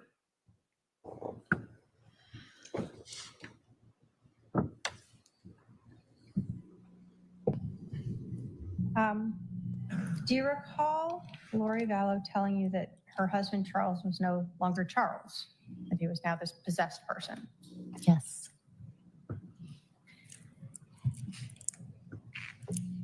When Lori was talking to you about Ned, was she explaining that this evil spirit was now in the body of her husband? I don't know if she used those exact terms, but that was the impression I got. Yes. So the word she used expressed to you that idea that this evil spirit Ned was now in her husband's body. Yes. The other thing that Serena Sharp told us was Lori using that term zombie. You remember how upset the defendant got by her saying that. But again, why would Serena make up any of this? She has no reason to.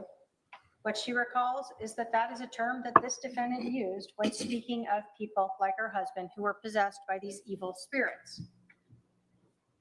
We heard from Christina Atwood as well, the same concept that Lori Vallow repeatedly would say. Did she tell you, as well as the other women who were at this meeting in February, that her husband was possessed? Yes.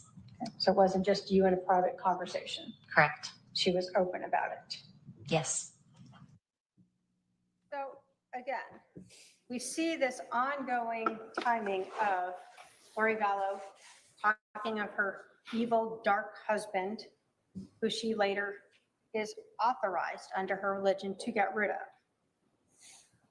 We know as well from Christina Atwood that there is a progression of these beliefs becoming more deviated from the LDS religion as she is meeting with her between February and June when she finally hears those words.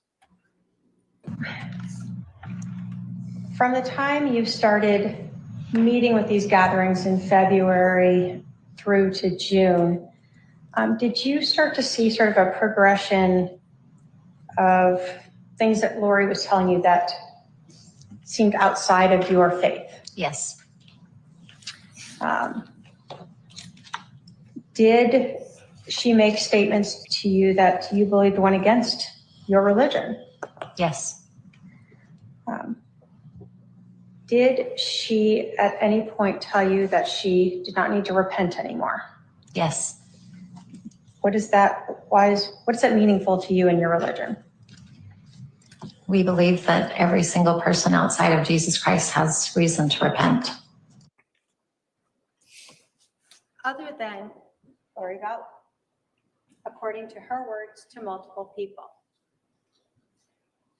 So, right. Let's take all of this. Oh, we have a new Angry Mons. I believe you are new here. Welcome, and also gifting memberships.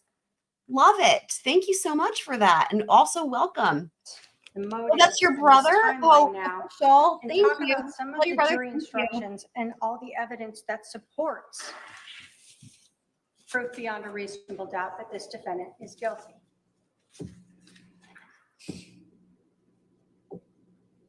What are you I asking? want to start with talking to you about direct and circumstantial evidence.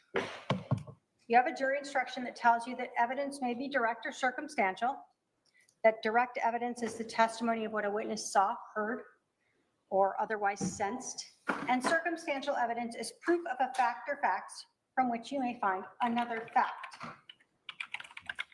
You're told the law makes no distinction between direct and circumstantial evidence.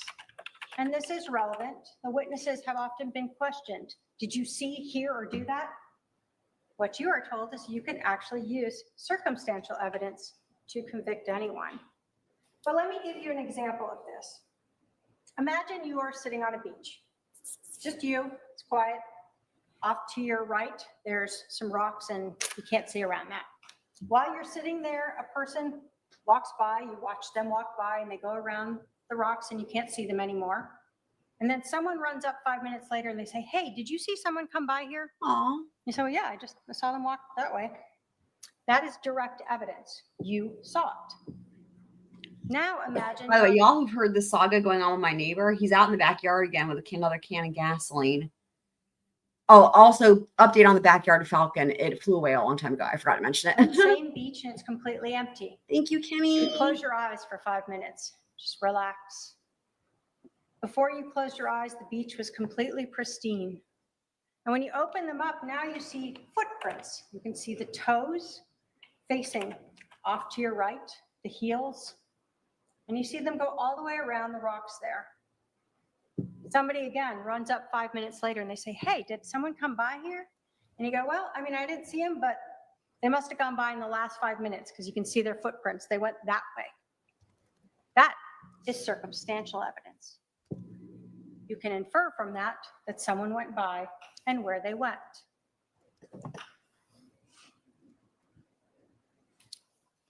The burden of proof.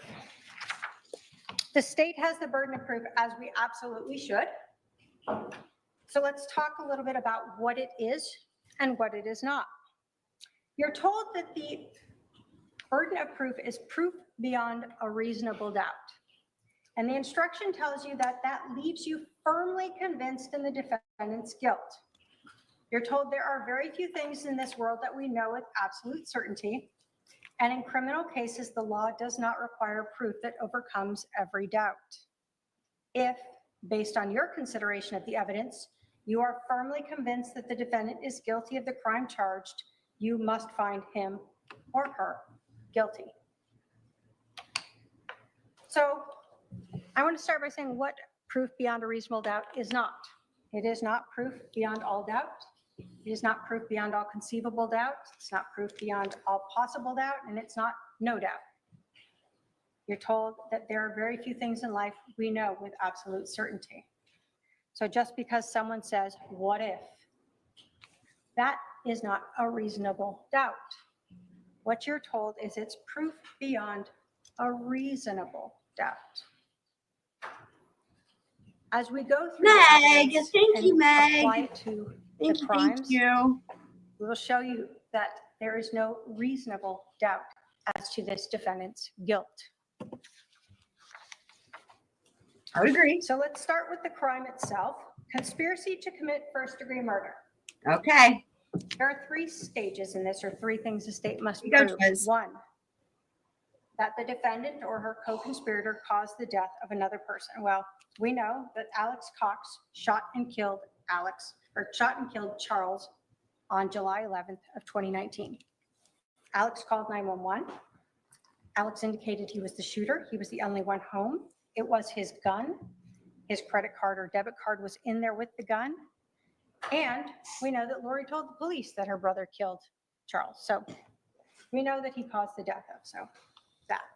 2, that they intended or knew that she or a co-conspirator would cause the death of another person. When we are looking at this case, we are looking at the defendant's words actions, and motive. The Meg, words dude, and Meg, actions dude, of Meg. having her brother Alex come over on the 10th with a gun so that he would be there when Charles came over to pick up JJ. Wow, Meg. Jeez. The action. Oh, look, there's Tennis Girl. I'm Meg. I don't even have words. Oh, there's MCAT. I just thank you so much. Hopefully it hits you guys who are here that want to be part of the members only trivia. Side note, I don't let Frodo out in the backyard when my neighbor's out there. Just saying. Oh, Northwest. Lovely. That day of taking Charles's phone, ensuring that he could not leave, that he could not take his son. Oh, right. to MCAT. school. Right. MCAT. Yeah, MCAT. They I see twiz. That's funny. Okay. The defendant told the detectives how angry and screaming Charles was about the phone. But she didn't just give it to him, throw it at him, tell him to get out, whatever you might do. She held onto it and told the police that she walked away with it as he's trying to grab it. The defendant's actions and words show us that she is the only reason why Charles stayed in there and the only reason why Charles was shot. Then there's those 12 minutes. Defendant tried to pretend that this was a quick, angry scuffle. But Charles is there for 12 minutes. The defendant is there for 12 minutes. Oh, Alex is there official for sister's 12 back. minutes. Welcome, before Esmeralda. she leaves. Hello, hello. We look at her actions when she came back.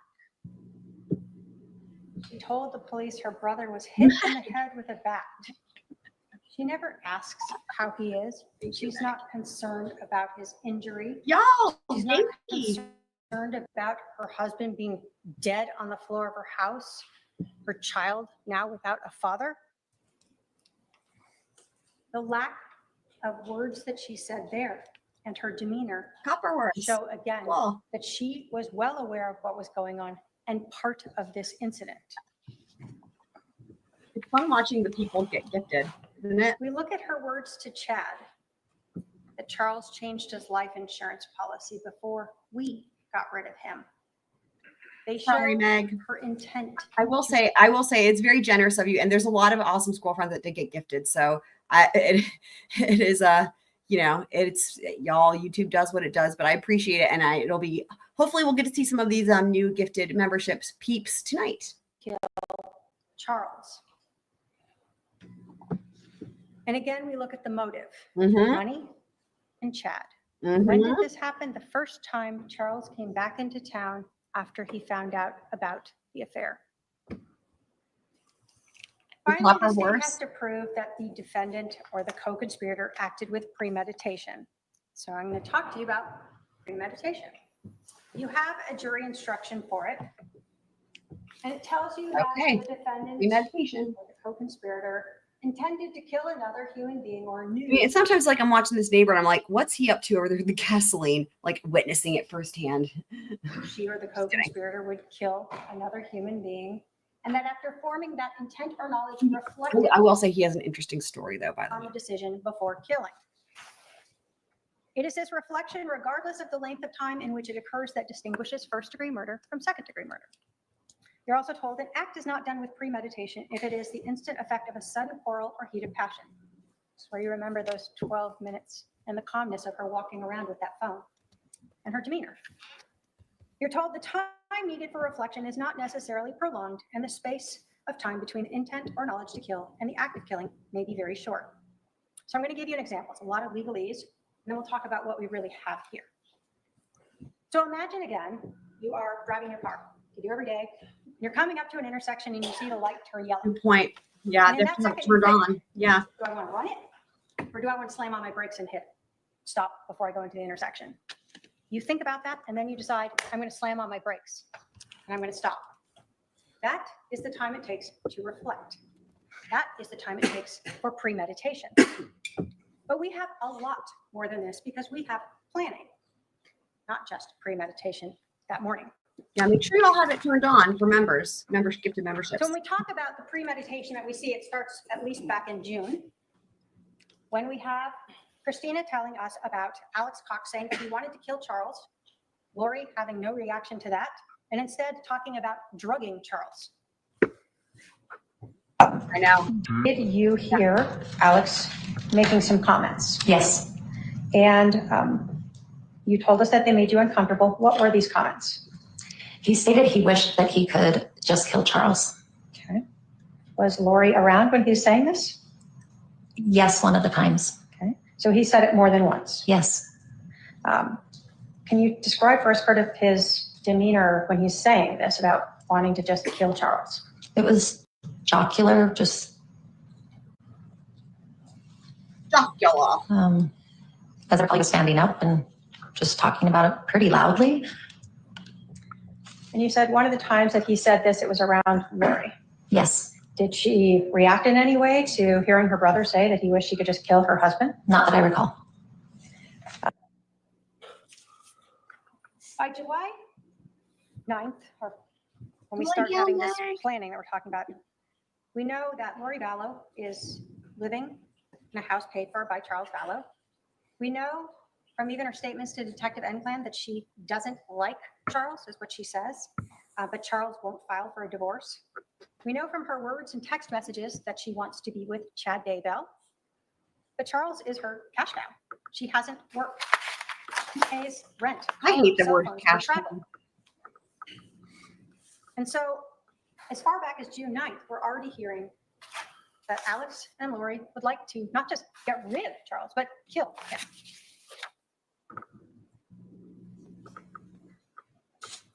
But if you think that June 9th wasn't the beginning of this planning, this idea, this concept that Lori and her brother have of getting rid of Charles, this evil, dark, possessed person, that we know on the 9th that there is definitely a plan by this defendant. And we see that through those text messages with Melanie, with Summer, with Alex, where she speaks of the mission, where she talks about telling Melanie, you can't leave.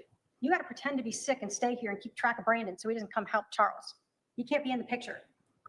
We need to stay here to defend ourselves from an intervention. The 10th,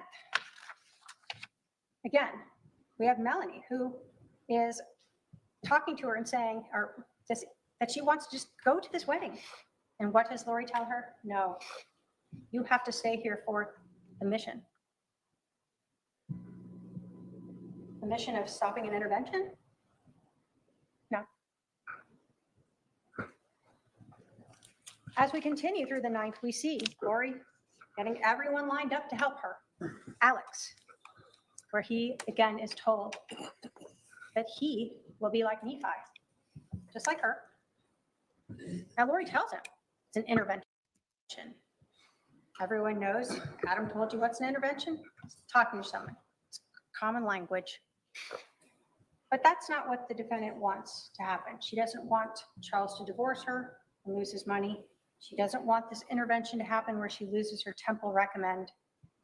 What she wants is to be like Nephi and get rid of her husband.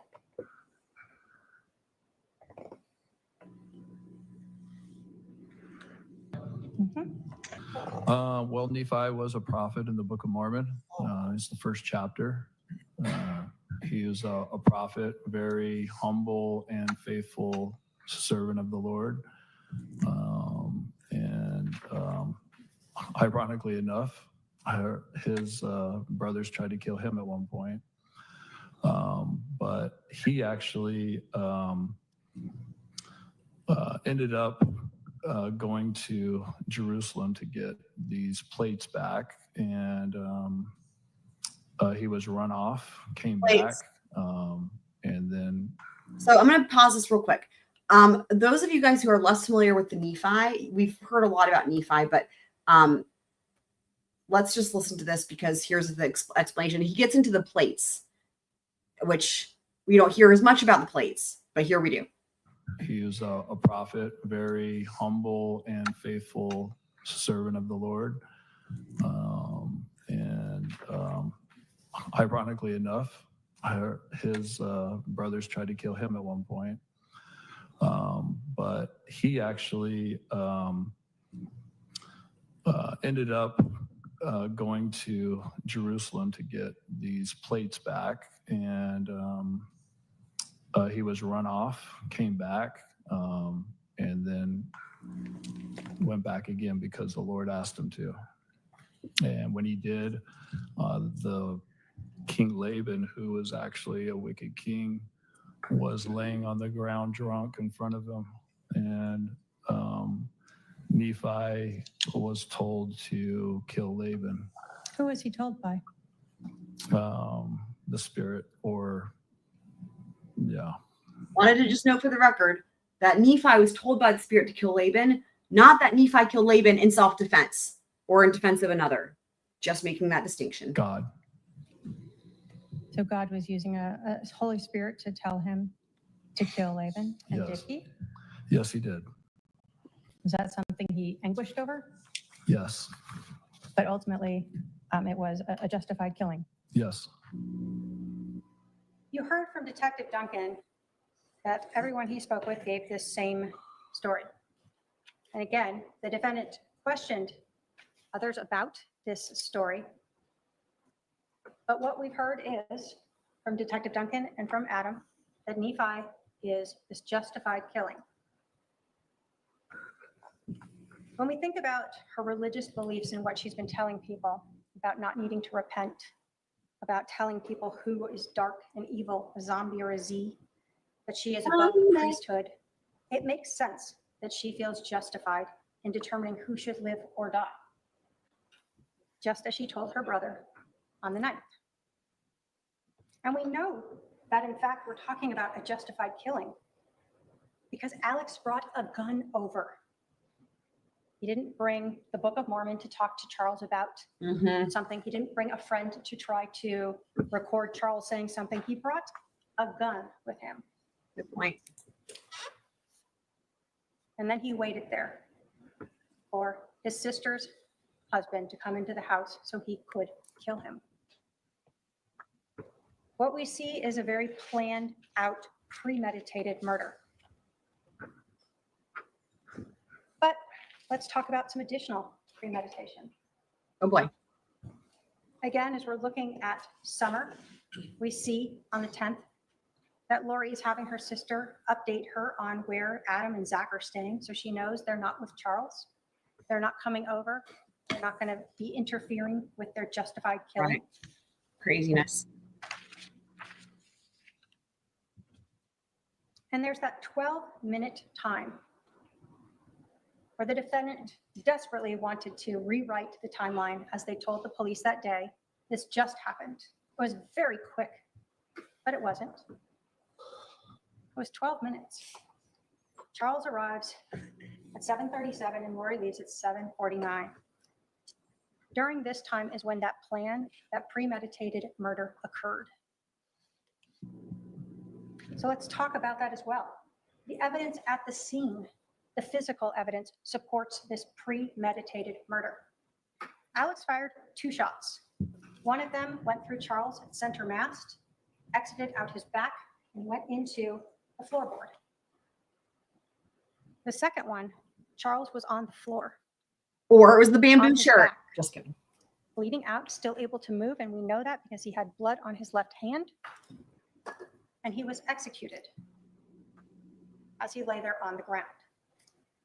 In that time, when we talk about premeditation and reflection, as Adam had to move his hand down, reposition the gun, and discharge and pull the trigger one more time, that is premeditated first-degree murder, no matter what you believe before that.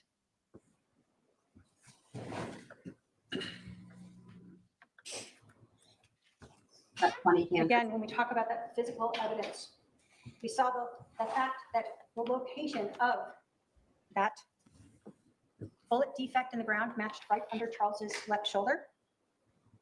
And we heard from Dr. Baumgartner. Dr. Baumgartner told you that this was a classic shored wound. And no matter how many questions could be asked about him, of maybe a bamboo shirt might stop a bullet in one location, but There not it in is. another, or how many matrix-like hypotheticals where maybe Charles bounced back up. And then on his way down, the bullet slowed down through him and He's at waited the until he hit the Matrix. ground again before it exited. Dr. Gardner told you, no, those hypotheticals, those issues did not make sense. He's never seen a t-shirt stop a bullet in one location or at all. And we know Charles didn't bounce because we know he had no injuries to the back of his head. This also tells us a little bit about the shooting itself. When Charles was shot that first time through center mast, he did not fall straight back and land on Is she the saying ground center lying mass? there on his I'm back. pretty sure it's center mass. If he had, he would have had bruising, abrasions on the back of his head when he hit the ground. He didn't have anything on the back of his head. Where did he have abrasions? On his knees. When he fell to the ground after being shot, do we know how long it took him to roll over, to fall onto his back before he was then shot a second time because he's still alive? You heard it could take up to 2 minutes for Charles to have died, and then he could have spoke and moved during that time period. What we do know is that he eventually ended up on his back. And while he was on his back is when he was shot the second time by Alex. This defendant and her brother in that house waiting and making sure that Charles was dead, murdered, executed. Oh, how did you keep Words, that symbol? actions, motive, and physical evidence all tell you what happened that morning. So let's talk about conspiracy. And I know there are a lot of layers here, and Conspiracy. I'm just building them up for you. You're told in your jury instructions that conspiracy requires proof.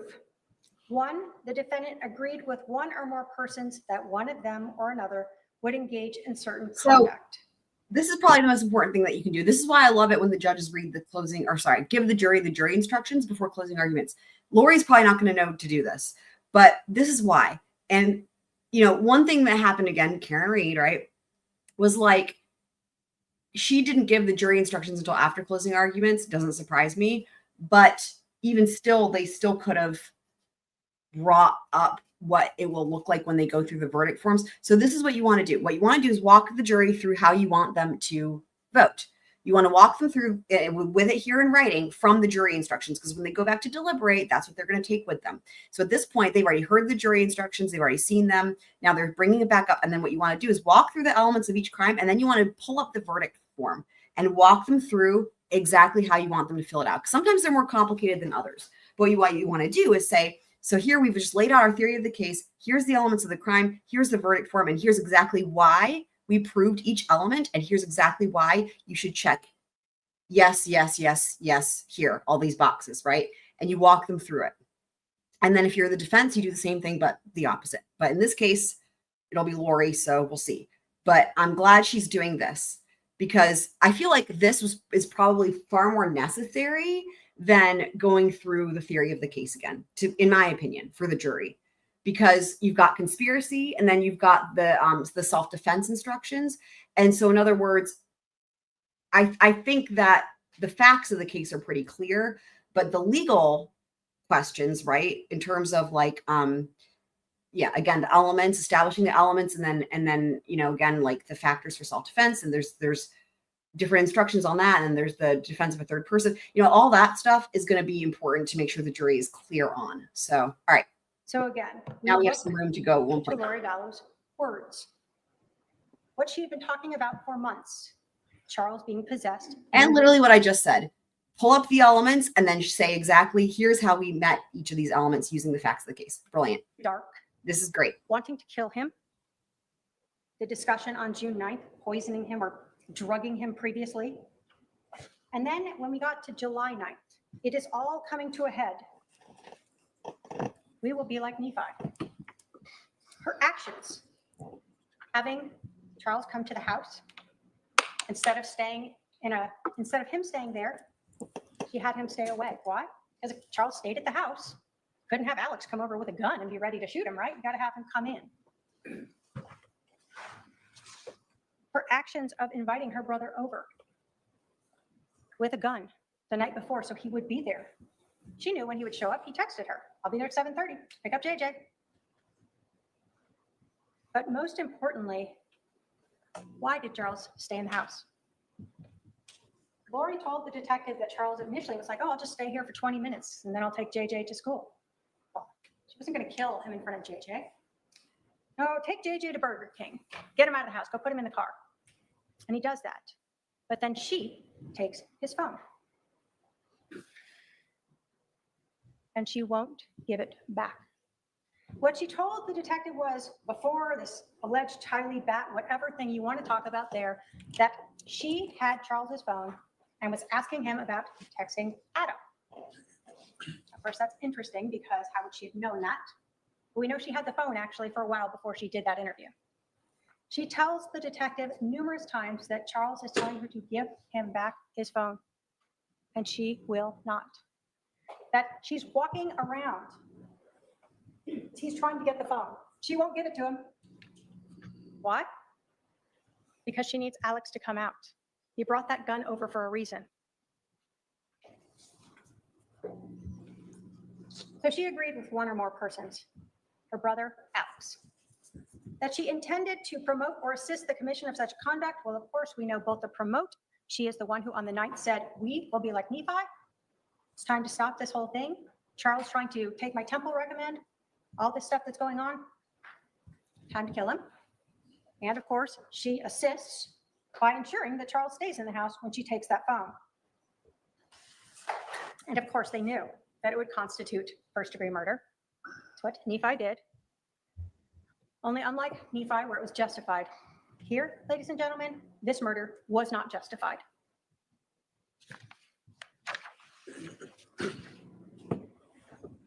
Finally, think about the demeanor when you're thinking about, again, words, actions, motive, and demeanor. When Lori comes back to the house, she is very, what did we hear that word many times? Nonchalant, calm, no questions about her brother, no questions about her husband, no questions about the house, just laughing about her neighbors. She is in absolute agreement with what has happened. She knows what's happened and she's calm and good with it because she doesn't need to repent. She is able to determine who should live and die, and she has done that.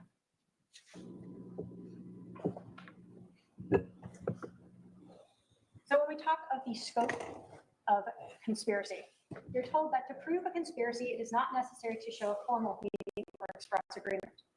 But we see that from the 9th in that conversation that she and Alex had, where she tells him, you are going to have to stay near me for the next couple days, and we will be like Nephi.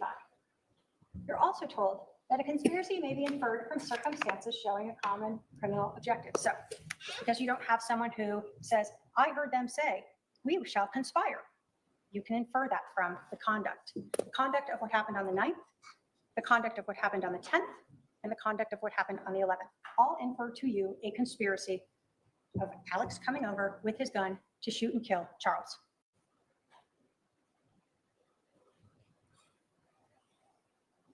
As we again look at this in this conspiracy, again, we're looking at the same words and actions. March, Charles is no longer there. There's just an evil spirit in his body. June, Charles is still possessed, and now Alex is saying he wants to kill him. Lori is fine with this, and she says she's drugging him, or had been drugging him. And then 2 weeks before, all of a sudden, Charles knows Lori's been having this affair. Lori's words, actions, motive, and the physical evidence.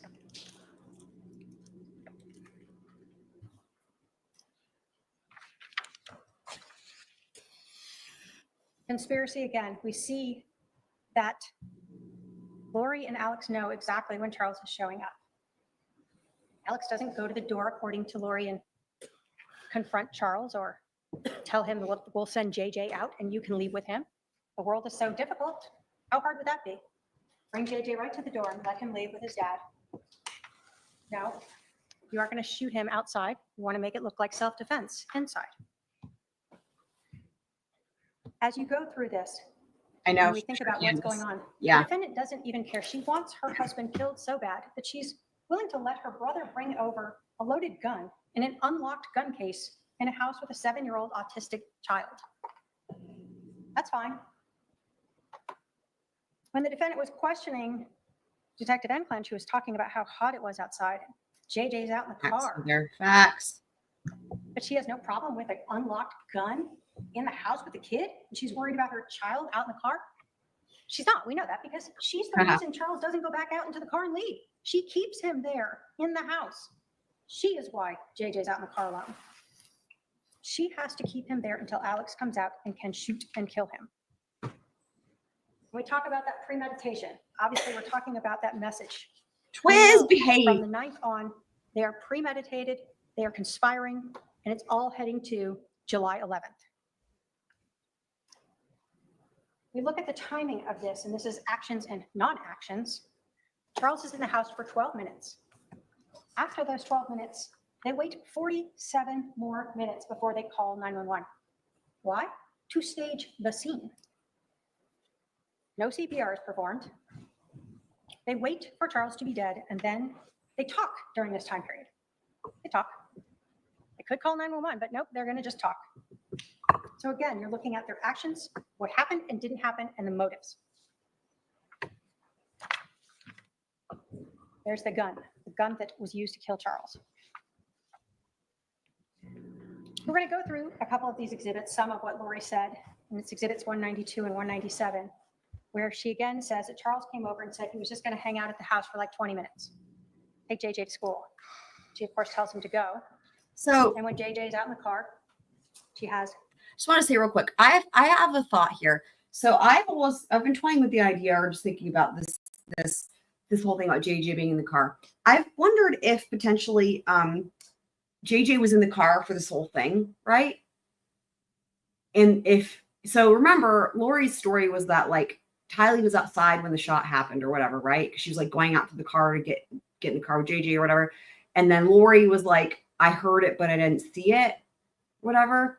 I have to wonder if both Lori and Tylee were there when it happened. And while that maybe is something that I would have thought about at other points in time or whatever, the difference that what I mean is this: we didn't know about the flip-flops until this trial, the buying of the flip-flops. So they had shoes on, and then remember her whole story about buying flip-flops was she had to buy flip-flops for JJ to wear to school, so he didn't burn his feet on the pavement or whatever. They bought 2 pairs of women's flip-flops, one for her and one for Tylee. And so they ditched and we saw she was wearing shoes when she went to the water. So she ditched the shoes, right? So why did they replace their shoes? And it was her shoes and Tylee's shoes, right? So that makes me wonder if they were standing like in blood or something, maybe. I don't know. It's just interesting. But but the other reason I'm saying that is because Tylee was killed first before JJ. Like, what was it, like 2 weeks or something like that, if I recall?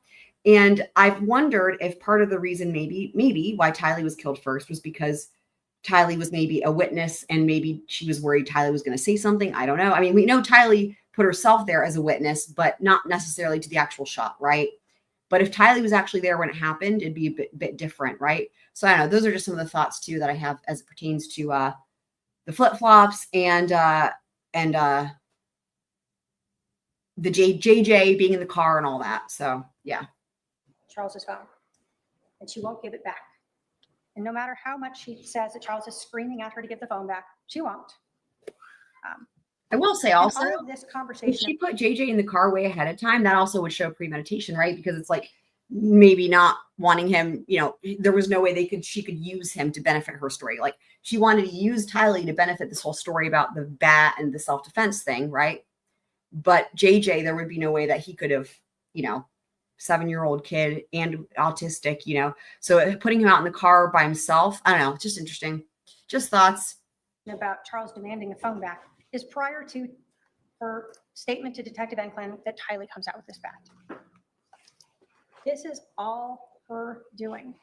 This is her as an accomplice assisting and promoting this murder. Lori is setting up Charles so Alex can shoot him.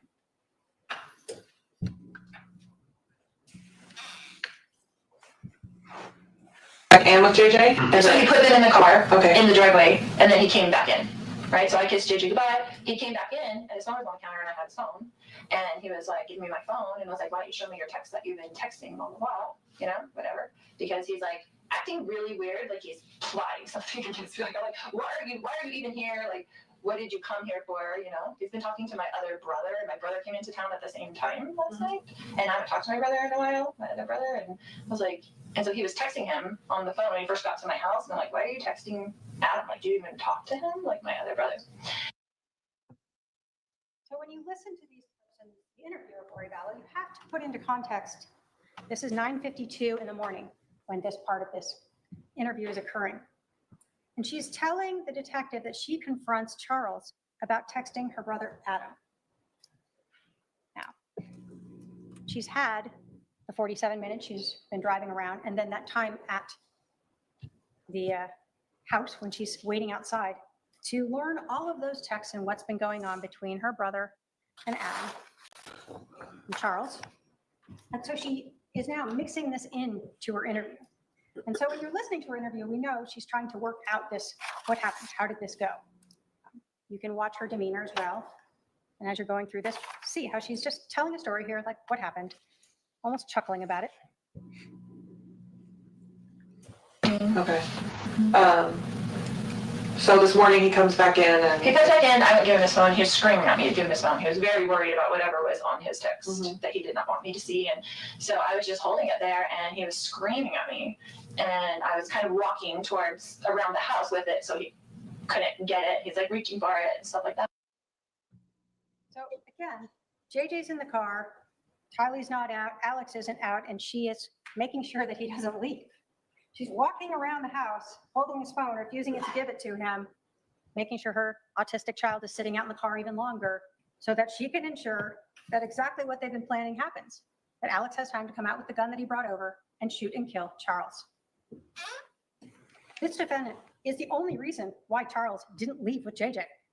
This defendant is the one who provoked Charles by taking his phone and refusing to get it back. This defendant is the one who ensured that Charles was inside without JJ so Alex could shoot him. And this defendant is the person who set up Charles so that her brother Alex could shoot him. So let's talk about staging the scene. We know obviously from the first responders that when they arrived, no CPR was given. You heard from Officer Beresky that when he felt Charles's neck, he thought he was dead already, but they still let the first responders in because they've been told CPR had been given. And what do we know? That they arrived within a few minutes. No one had ever tried to save Charles. No blood had been pushed out of him from CPR, whether strong or light. He had been dead for quite a while. His skin was mottled when they started cutting open his shirt and looking to the back, and lividity, the blood pooling, was occurring already. So they kind of knew something was off with that timeline. So what about the scene itself? The bat. It is placed to the right of Charles to look like he was using it. He got shot and went flying behind him. Well, obviously we've heard from Kay, Charles's sister, that he was left-handed. We know from the blood evidence on his hand, he was left-handed. There's no damage to that mirror. There's no damage to the drywall. There's no damage anywhere, like this bat is being swung around in this horrific fight that's going on of grappling. The injury to Alex Cox's head. You heard it was a small 1-inch cut that he was using a paper towel to pat, and at times, as you watch that Exhibit 1, rubbing it, making sure it stays bleeding. There is no blood at the scene from this giant grappling thing going on that Lori Vallow wanted them to believe. His head is bleeding and they're grappling around and he's being beat with this bat, and yet not one drop of blood on the floor. Not one drop of blood going down the hallway when he put that gun away. Not one drop of blood on the gun itself. And then the shoes, left by the door to look like Lori Vallow had run out in fear after this horrific incident that they planned. But we know from the Walgreens video is that she did enter the store with shoes, something on her feet. So we're going to go through. We know Charles. Oh boy, here we go with the shoes. Yeah. What position did your brother play? He was a pitcher. He was very, very good. He was a left-handed pitcher, and they're very hard to hit against. Okay. Did he bat right or left-handed? He was left-handed. Did he do everything left-handed? Yes. Left-handed? So we know that Charles batted left-handed, not right-handed. And what we know is Lori Vallow had a story about how Charles was using that bat. And it becomes very important as well when we're talking about the staging of the scene. This is Exhibit 193. Yeah, she was outside. And then what happened? Then they got up from that, and my brother had like stepped back, I guess, and then Charles was coming with me and yelling at me to give him his phone still because I had it in my hand. It was all really quickly, and then when I went around kind of in the circle, then my brother was there. When you said when you were going around and he was coming at you with the bat, how was he holding the bat? Just like that, like backwards. Like he was swinging it, swinging it backwards? He would have done like he would have swung it backwards at me, not frontward. Okay. So Lori Vallow detected and planned that Charles is swinging the bat backwards. Now, if the bat was like this when he was shot, the arm would have been shot. Covers his center mass. So we know he wasn't here. So if he's out here, where would the bat go? Down, out, somewhere that way to his left. It would not end up thrown up above him. Defying If gravity. it wasn't there again, Charles would have been shot through the arm. Obviously, Alex forgot that Charles was left-handed. So when he placed that, like he was coming at him with a bat, their stories didn't quite match up with the evidence. So if we rely on Lori's story of how Charles was holding the bat, then there's zero way that that bat would end up where it ended up. And again, we know he's left-handed from not only Kay, but his own admissions of that blood on his hand. So we see the scene is staged, this bat that is so necessary to try to ensure this justified killing is legally justified and not just spiritually justified. Okay, I'm glad she pointed it out. Literally what I just keep saying, right? Making that distinction between spiritually justified and legally, right? Yep. I hope Melanie Gibb learned something. I hope she's When we watching. talk about the scene as well, and you're looking at where Charles was, at least when that second shot went through him, you can see in the photograph to the right, the shot to Charles's chest, right between his nipples, and the shot to Charles's abdomen down lower. We know that that first shot through his chest, that Charles would have been facing a little more towards the open area there where we see the hallway and the kitchen. We know that because there was the bullet trajectory Detective Cruz told you about that entered that far east wall. We know there was stippling, and so the defendant would have been, well, her brother would have been within 2 to 4 feet of the muzzle of that gun within Charles 2 to 4 feet. We know from the lack of that injury to the back of his head that he didn't fall straight back. We know from the blood on his hand that he was still alive after he was shot. And we know the lack of stippling for that shot to his abdomen and that trajectory, and even the defendant's own statements that she saw her brother at Charles's feet, that he would have stood there at Charles's feet when he fired that second shot as he was laying on the floor. You have the bat, Exhibit 249. You look at the edge of it, you see the photograph of the edge of it. There is no blood and no damage to this bat. Regardless of how many times the defendant was hoping that blood was invisible, we have all cut ourselves and seen that blood is red. And there was no blood on this bat. There is no blood on this bat. Hey guys, by the way, I hope she might be wrapping up here soon. She said she's going to go about an hour. I feel like it's been more than that. Get your thoughts in, guys. How many objections do you think Lori will elicit in closing? I'm going to show you where she was at prior to now from just the rest of the trial. Here. So far the state's not been objected to. It doesn't surprise me. How many times do you think Lori will be objected to in closing? And I should add, by the way, for anyone who doesn't know, objections in opening and in closing are very, very, very rare. I'm sure most of you guys know, but get your votes in now. Get your guesses in. There's no damage to this bat. Do you Oh, you have can a totally object. professional? It's rare, but you can. Baseball player. We will see it. Mark my words. I guarantee you, we will see it. We will see objections. You'll see firsthand. Candace goes with 12. In his hand, and I think in opening it was 6. So 12 is probably a good guess, Candace. Someone with a gun and doesn't beat him with it, take his head off with it, knock him unconscious with it. Instead, all we see on this bat is 0 damage and 2 partial prints. No prints of a body or smushed skin on it, Smush. someone that's sweating from a fight that's left a large arm print on it or anything else. Nope, just two partial little prints on it. When you think about what is there and what isn't there, does the evidence of this bat fit in at all? It doesn't. We look at Charles's watch. No damage to it, no scratches to it, no dings to it as he's grappling on the floor like Lori wants you to believe. Oh yeah, that's why they brought up the watch.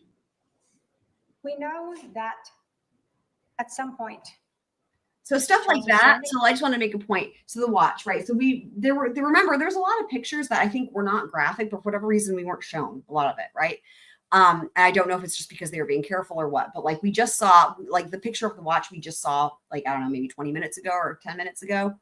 And I remember them talking about the watch. I feel like we didn't get to see it before, but they talked about it. So that's an important point. The scratches on the watch. Let me back that up so I can just teaching moment here, as it were.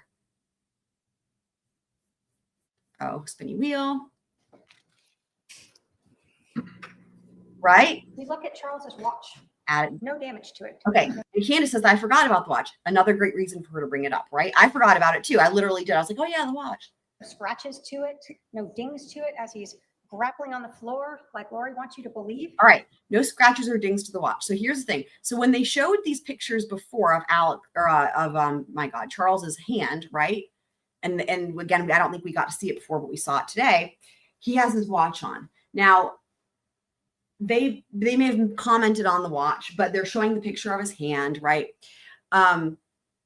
This is the type of thing that can be said only in closing, because the jury might or might not notice that there's no scratches or dings, right? This is argument. Unless you have someone who's an expert in watches come in and assess it or what, that's not necessary in this case, right? But this is one of those things where the watch is important because of the fact that it was unscathed.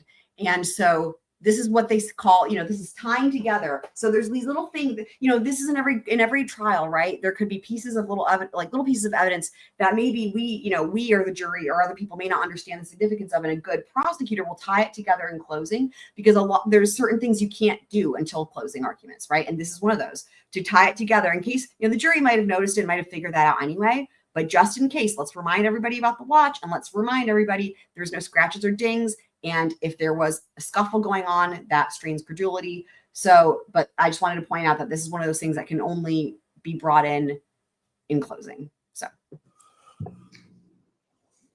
9, yes, 12, 9. At some point, Charles is standing and shot, and we know that final shot, he's on the ground. We know he fell to his knees at some point. And when you look at that physical evidence and the lack of damage or anything on that bat, again, what makes sense is that Charles fell to his knees after that first shot.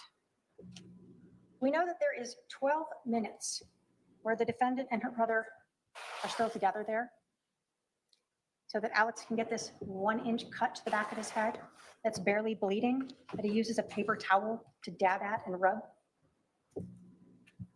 The shoes that the defendant ran out of on her way out. You have the exhibit. You can see black straps across her toes as she enters and exits the Walgreens. And then you see that she's wearing the flip-flops when she comes back to the scene. Yeah, it is. What do we know? That the police did not search Charles's rental car. Credibility. You are given a credibility instruction and you use it for everyone, including the defendant. You're told that you really evaluate people the same way. You're looking for any inconsistencies in their stories, any reasons why they may have a motive or bias to lie, any prejudice they may have, and then you look at everything in light of reason, common sense, and experience.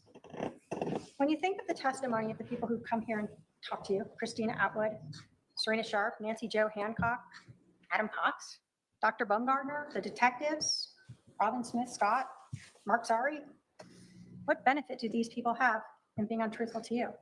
They have body cameras, they have prior documents, and they have memories of what this defendant said. But the credibility of Lori Vallow is something you do need to consider. And you start with her demeanor that day, where she wasn't worried about anything when she arrived. Her brother has allegedly been hit in the head with a bat by her Scuffling, husband even who plays semi-pro even ball. even according to Lori's story, there's scuffling around with the bat and all that. So She doesn't even worry about him. She knows he's not hurt. He's fine. And why does she know that? Because that was staged. but they were talking. It was really more about the watch, though. When she's there and we see her on body cam arriving, it's just nonchalant and calm. And I know the defendant wanted to make sure that it was clear that everyone else was calm, but no one else had just allegedly seen their husband get shot and killed by their brother. When you were looking at the reasonableness of her testimony, you have to consider it in the light of reason, common sense, and experience. And the way that she was acting and reacting that day, as well as her own statements, do not fit the evidence, do not fit the physical evidence. And you will see her credibility throughout this whole case has been questionable. Her credibility with Social Security. What did we learn? James, welcome back. That on July 11th, she tells Detective Enclan that she and Charles are separated. Exhibit 187. We are not living together. Charles rented her house. We're separated. But on August 12th, when she needs to make sure she gets some money, she tells Social Security, when they ask, are you living together at the time of death? Yes. You also learned that she was not truthful with Social Security when she got remarried. She did not tell them about that either. So we know she's been untruthful to Social Security twice. Why is that relevant? Because you're judging the credibility of Lori Vallow throughout all of this. Life insurance. We know that she said Charles was accidentally shot. We know that was not true. She wanted to make things seem like she had nothing to do with the murder. But we know that Alex Cox intentionally shot Charles. Whether or not she wants to claim it's self-defense or not, there was nothing accidental about shooting him twice. Then that second call to Banner Life Insurance, where she tells Robin Smith Scott a few different things to garner sympathy, and she asked her if she could do anything about the change in beneficiary. I really can't give too much information, but I can tell you that the beneficiary was changed in March of this year. Okay. Okay, I'm trying to figure out what he was doing since we have 5 kids and we've been married for 15 years. Oh, I'm sorry. So Lori tells this woman, we have 5 kids, which Yeah, that lady was awesome if you want too. to count them all and admit that 3 of them are adults, then okay. Really, they have one kid in common. Tylee, you learned, was actually getting Social Security survivor benefits from her dad's death starting in 2018. Lori's son Colby isn't living with them. Charles' son's never lived with them. Why does she say these things? She can't help it. She just wants to just make herself seem better than she is. What about the credibility of her interview, even during the police interview? We talked about a few things, but one of the things she told the detective. That I didn't find anything or whatever. And then he filed something against me and said, I'm only going to get supervised visits because I'm crazy and blah, blah, blah, you know, the story. And so I just didn't talk to him for like 30 days and let him take care of him and let him see what I've been. So again, she can't even be honest and say 2 months. She got to go 30 days. I was kind enough to just leave my husband with my son for 30 days. What we know is that Lori Vallow was gone a total of 78 days, 58 while she's flying to Hawaii, going to Idaho and back with Chad. And who's taking care of JJ? Charles. And Kay is coming here regularly to help take care of JJ, to help run the business. And then eventually on March 28th, that's when Charles finally decides he hasn't been able to find Lori. He doesn't know where she is. He's going to move to Houston to be closer so his sister can help him more easily. And this is when Lori finally shows back up. So again, even the simplest thing of just trying to be honest about how long she's been gone, she has to minimize it and make herself seem better. With your car. The shoes. Oops. If this will play. When she was questioning Detective Enclan, she was asking her if it was hot in July and if she would need shoes to go take her son to school. But of course, what we know is that we saw her with those shoes on as she went into Walgreens. So again, it's continued trying to garner sympathy and just being untruthful about what I think it's also trying to explain why she bought herself new shoes, like I said earlier. she feels like being untruthful about. And then we look at the credibility and that timeline, that body cam. A little bit clear though, now that you're not in Santana, this is your home. Right, Gotcha. right.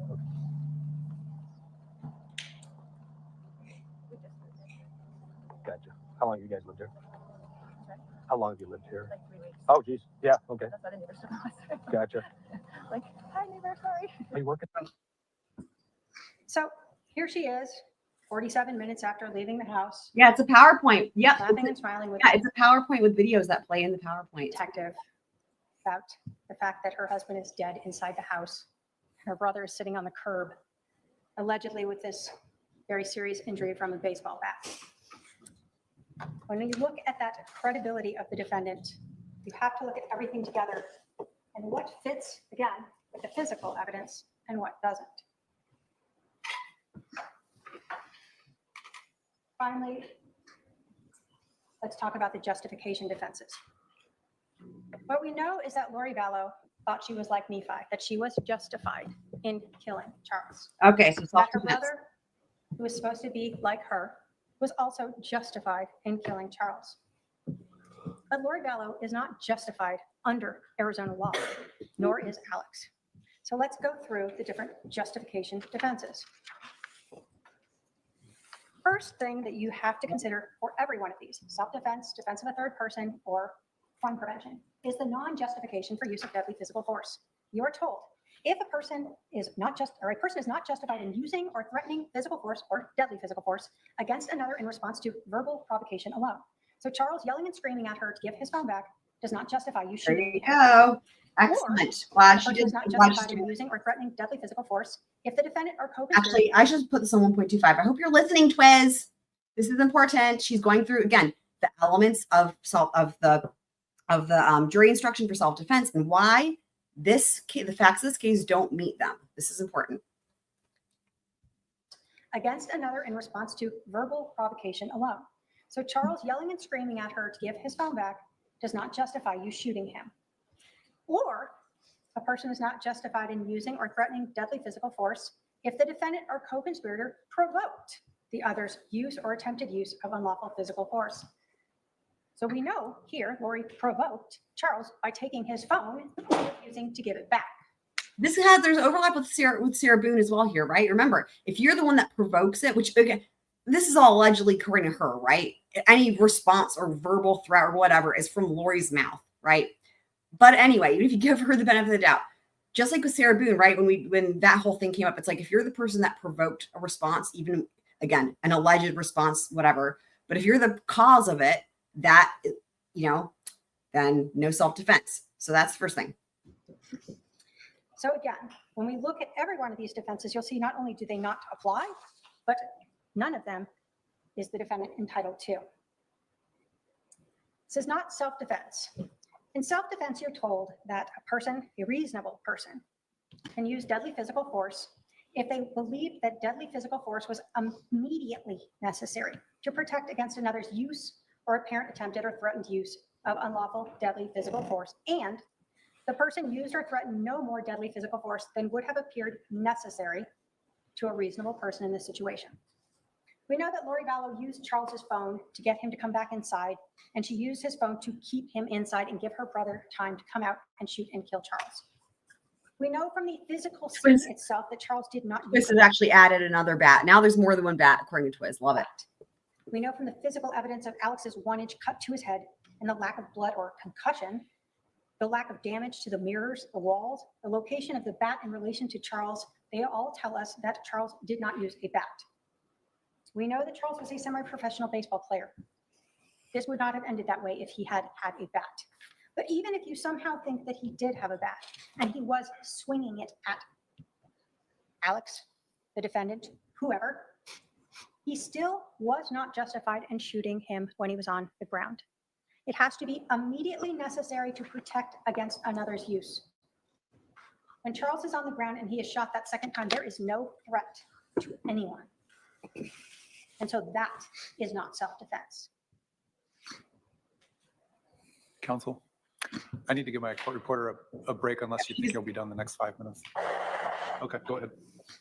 Oh, she's almost done. When we look at the physical evidence, again, we know that Charles was on the ground, shot, and so this is not self-defense. And we know from the physical evidence at the scene, projectile into the floorboard, this is not self-defense. Third party. You're told that a person is justified in using or threatening deadly physical force in defense of a third person, I presume here Lori Vallow.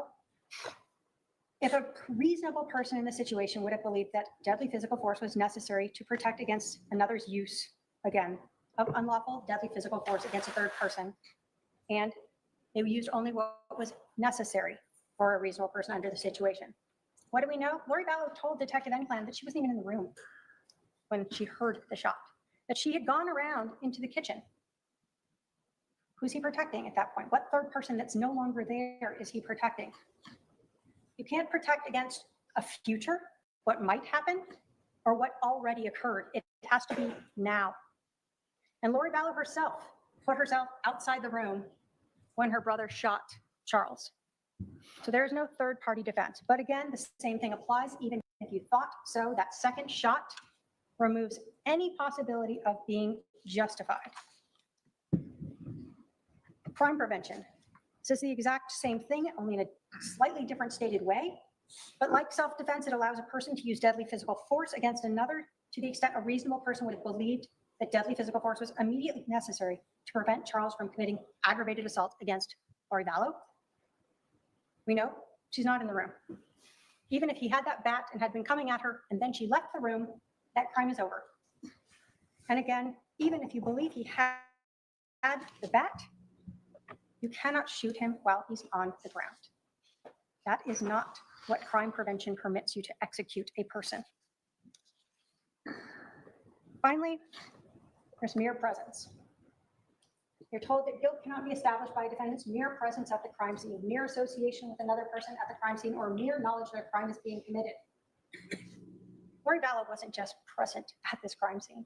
She brought her brother to the crime scene. She ensured that he brought a gun with him. She ensured that JJ was outside, and she ensured that Charles stayed inside. She was not merely present. She was a person who was actively participating in this crime. Ladies and gentlemen, there it is. We've talked about the evidence in this case. Evidence that was presented to you through witnesses who took the stand and exhibits that were admitted for you to review. Remember the evidence of Lori Vallow's motive. Charles's life insurance, Chad Daybell. Remember Lori Vallow's own words of wanting to get rid of Charles, of drugging him, her acceptance of her brother's statements that he wanted to kill Charles, how she used Melanie and Summer to plan her mission and ensure that Charles didn't have help from Brandon or Zach or Adam. Her words to Alex about it all coming to a head, that he had to stay near her and they would be like Nephi, justified in killing Charles. And finally, her words to Chad Daybell on July 18th, confessing to the killing when she said Charles had changed the life insurance before we got rid of him.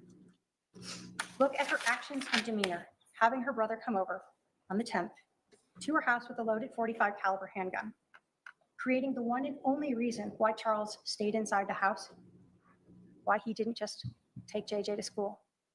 The 12 minutes that Charles is at the house before Lori leaves in the car, the 47 minutes after that before they call 911, her demeanor when she comes back, not caring that anyone has been hurt, her demeanor on the body-worn camera, during her interview, what you heard about during the drive. Think about her credibility, how she cried for you in her opening statement. You certainly didn't see her cry on that body camera footage. Oh, shit. You didn't hear about her crying as she was being driven to the Family Advocacy Center, and you did not see her cry in her interview. She saved the best for last with that one, guys. That is, wow. Wow. Think about the physical evidence that proves that Lori and Alex staged this scene. That Charles was never in possession of that bat when he was shot by Alex, or either of the shots. That instead he was executed that day for this defendant's benefit. The physical evidence disproves beyond a reasonable doubt that Lori Vallow and Alex Cox were justified under the law in killing Charles. The jury instructions tell you to use reason, common sense, and experience. Charles Vallow is dead today because this defendant and her brother Alex Cox conspired to kill him. They planned it out, and they had their weapons, and they orchestrated a way to ensure that Charles was back in the house where he was shot and killed for money and Chad Daybell. The evidence proves to you that Lori Vallow Daybell is guilty of conspiracy to commit first-degree murder, and the state asks you to hold her accountable and find her guilty. Thank you. All right, we're going to take our 15-minute afternoon recess. I'll remind the jurors to remember the admonition. We'll resume in 15 minutes. Okay. Okay, so I'm going to catch up to live here. So it looks like the camera's moving. They might be coming back actually. So we're just going to keep. So I was going to say a couple things. So she didn't go through the verdict sheets. I don't know that they have them though. In some places they don't have. That would have been one thing. Again, I would have liked to have seen just because of the fact that you've got the self-defense instructions, right? I don't know how this is going to be laid out for them. If there's going to be like questions about that, just in case it can be a little bit complicated. So, like in other words, they might have to be finding the elements of the crimes. I guess they probably, if I had to imagine it, they're probably first going to be asked on the verdict sheet the questions about self-defense. Did you find, and they have I think the 3 different ones that they're using.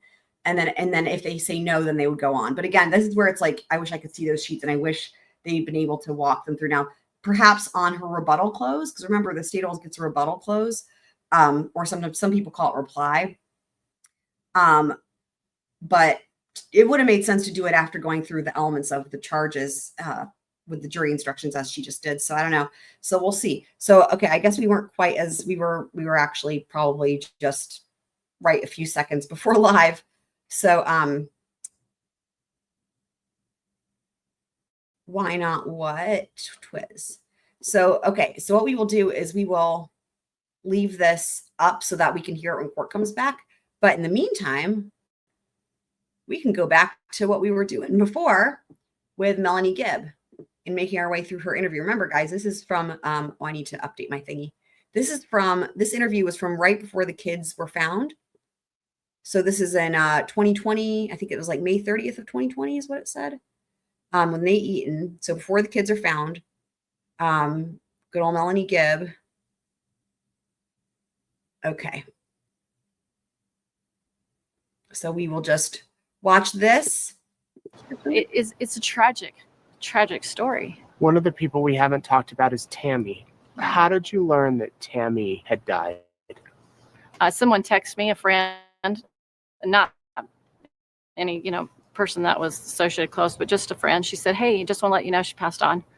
And then I said, "How did you find out?" She said, "Facebook." What did you think when you saw that she had died? I thought, "Oh my gosh, she died. That's what they said was going to happen. I wonder what happened."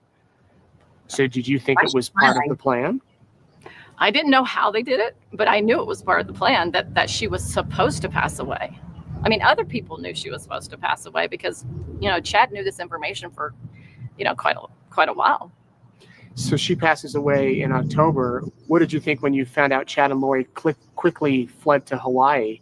Didn't you find out because she sent you their wedding photos on your email? I knew that they were going to be married as soon as she passed away. I mean, I knew that. And you're kind of questioning it as to, this is odd. She's here. It is odd. It's all odd. The whole thing is odd. When she did die, though, and they went to Hawaii and got married so quickly, did you question that, or was that just part of the plan? Well, that was part of their plan. Their whole goal was to get together because, they expressed to me many times that Tammy would be okay with this as she passed on. She may not remember now, but as she passed on, she had a mission to fulfill on that side. And so he felt that was, they both felt that was where she was supposed to go. She was move on and fulfill her mission. So it didn't seem unusual to either one of them that, she passed.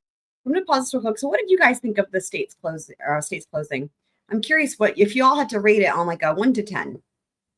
And maybe you could even compare it to other closing arguments that you think are especially compelling, or even just based on, what you would want to hear if you were a juror, like what you would need to hear to go with the state's theory of the case, right? Because that's what you're hoping to do, whichever side you are. When you're giving your closing argument, you're hoping to get the jury on that side. And really what you want to do is arm them with what is going to be needed to go back into that jury room. And when there's deliberation happening, you want jurors to be like repeating what you said, basically. You want them to be like, "Oh, but what about this thing?" Right? And like arming them with what they need in order to argue for whatever side you're on, whatever verdict is favorable to that side. So what is it that I'm just curious what you guys have thoughts on. Candace says, "I think she hit all the points."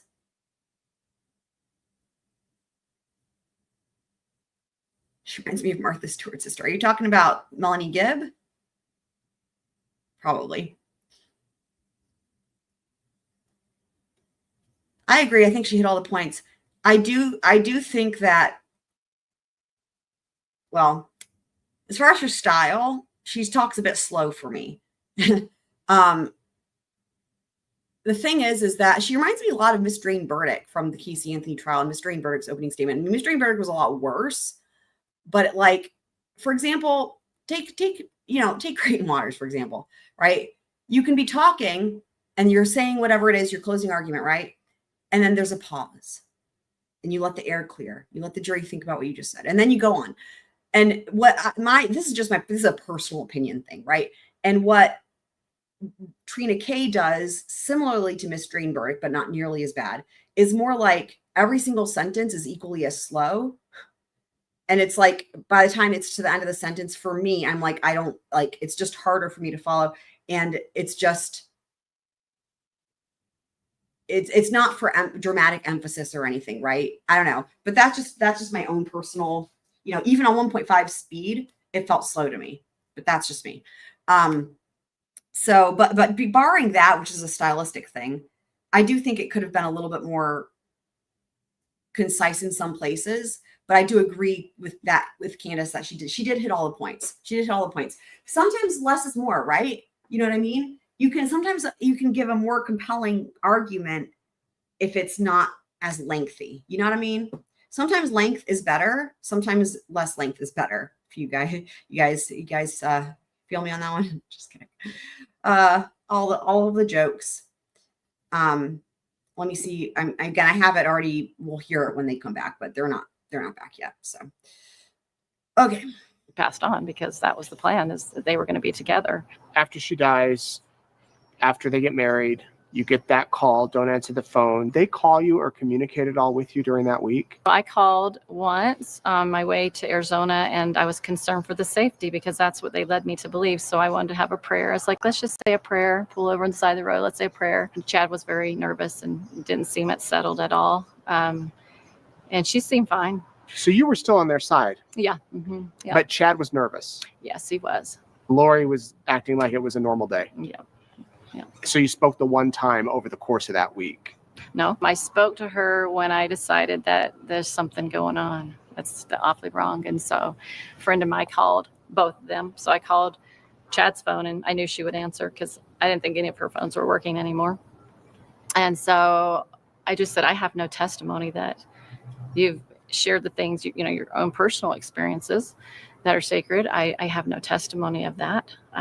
It doesn't fit the pattern that I see. That's, the pattern of things I've seen within our own church. And I had a hard time speaking, honestly. It was a very hard conversation for me. I said very little. And I said, could you just please tell us where the kids are, if they're safe? I think the first question is why haven't you told us where the kids are? Well, for your safety, we cannot tell you. And that just was alarm for me because I was like, well, what safety? Why am I in danger? I didn't feel like I was in danger. They wouldn't answer us, of course. And I really didn't have a testimony of the things. I never got that confirmation that what the things they shared with me are true or not. So that we hung up with that conversation. I went and talked to the police after that. And once I talked to them, I basically had a long conversation with both of them about a lot of personal feelings about, I'm concerned for you. I'm concerned for your salvation, the things that you've done. I said, this is not light, this is darkness. And I asked again, why did you tell the police I had the kids? And she said, well, I told them because of, safety of JJ and these different answers. And so she did, share that she lied about it. And I asked a little bit about a few other things. Can't recall everything. It was kind of a long conversation, and I was very uncomfortable talking to her. It was a disturbing conversation. Is that when you said that they were evil? Yeah. And how did they react to that? They didn't like that very much. I just continued to tell her that I was concerned for them. And I am, and I was. Was this call more out of pleading of, listen, I'm concerned for you. Just say where the kids are. Basically, I don't want to say calling them to repentance, but in a way saying, you've gone astray. Yeah. It was many feelings. That was some of them. Yeah. Everything just came out. Just a lot of things. And that's the last time you spoke to them. Yes. And then Alex died. Yes, that was definitely a mystery for me. How did you find out he had passed? He was living with his wife, his new wife, right? And we all were in the same ward. And so the bishop called and said, why is there cop cars around her house? So this will be interesting to see what she thinks about this house. And I said, well, that was an interesting conversation. And we chatted for a bit and I explained just a little bit. And then he calls me back and says, he died. I'm like, what? That was that completely threw me. I was like, that, I had no concept of how that happened. None at all. And I said, what happened? He said he didn't know. And I said, I'll talk to you later when I get back from my trip. We have a lot to talk about. Your bishop didn't know any of the background. No. Mm-mm. So I filled him in when we got back. He was very patient with me. I bet that was quite a chat. Yeah, he was very patient, but I was grateful it was him. What did you think had happened to Alex? I had many different ideas. I thought, did he kill himself? Did he did realize that I was going to tell the police. That was made known to him. And so I thought maybe he really, once he heard my doubt in all of this, maybe his heart was pricked. Maybe he realized that, oh my goodness, I've been a part of something that's not good. And I mean, those are different thoughts that I had. Or maybe, somebody could have tried to kill him. I didn't know. I just really did not know. I was guessing all over the place, just like you were probably. How in the world did he die? I really didn't know. I mean, I asked the police, but they didn't tell me. Well, we know that Alex died, according to the autopsy, of a blood clot in his lung. Mm-hmm. Do you think there was anything suspicious there? Yeah, there was. I don't know. From what we understand, tell Alex would do anything for Lori. There was nothing too great for him to do. He loved his sister, and there was no task too good because his faith was so great in God. Yeah. Is that how your encounter with them was, as far as their relationship? I think mostly. I mean, I don't know if he'd do everything for her, but I think he would do a lot of things for him. I think he just felt like a good brother, a big brother kind of figure that wanted to protect his sister. I mean, they had a lot of fun joking around with each other, and they just had a good relationship. Were you able to talk to Lori after her brother died, or was you had quit communication at that point? Yeah. Let's fast forward to January. You see them in Hawaii when we saw them at a beach resort. What did you think when you saw the video of me trying to talk to them outside of the resort? It was hard. It's hard for me. It's just hard for me to watch the whole story. Like I was in that place of just like, oh, I don't even want to see the news right now. So, so when I saw that, I always we get a bazillion Twiz emojis in the chat when Twiz is being extra Twizzy. It's great. Oh, I had many feelings. I thought this does not look good for her. And, some of the thoughts I had is if these kids, and please, everybody use their own reasoning for this idea, but, if you really do believe your children are being harmed, or, remember, you think they're going to be haven't been found yet. They're like 4 days away from it or something. Kidnapped, and you're worried about them, you would be happy to tell anybody and everybody in the police about that. You would not talk and trying to, I think they might be back. Have no comment to you as you talk to them. I mean, you would say, I appreciate it. I would think you would interact if you really felt. Yeah. All right. Told you guys I would know. Hold on. Let me change the things. Well, they were back for a second. Not a circle. Oh my God. Okay. I heard voices and the camera was shaking, so I think they're going to be back here any second. Meg's back. Excelente. Just in time for Lori. So yeah, we're getting our guesses in for objections. I'm going to go with 10. Happy Annie guessed 9. Candace guessed 12. I'm going to go with 10. Let's split the baby and go with 10 guesses for objections for Lori.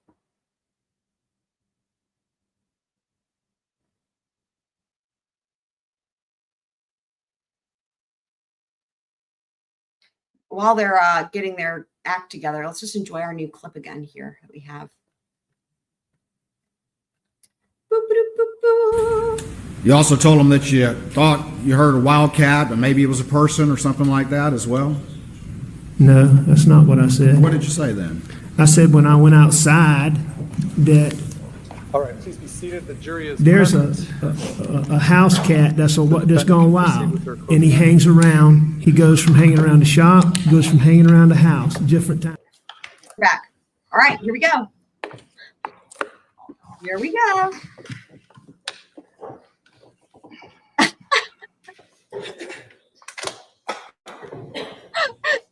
You're killing me. You're killing me.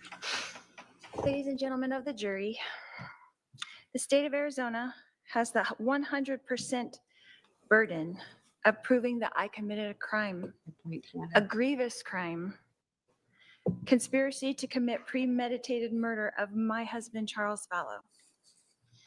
The state has the burden of proving to you that this event was not self-defense.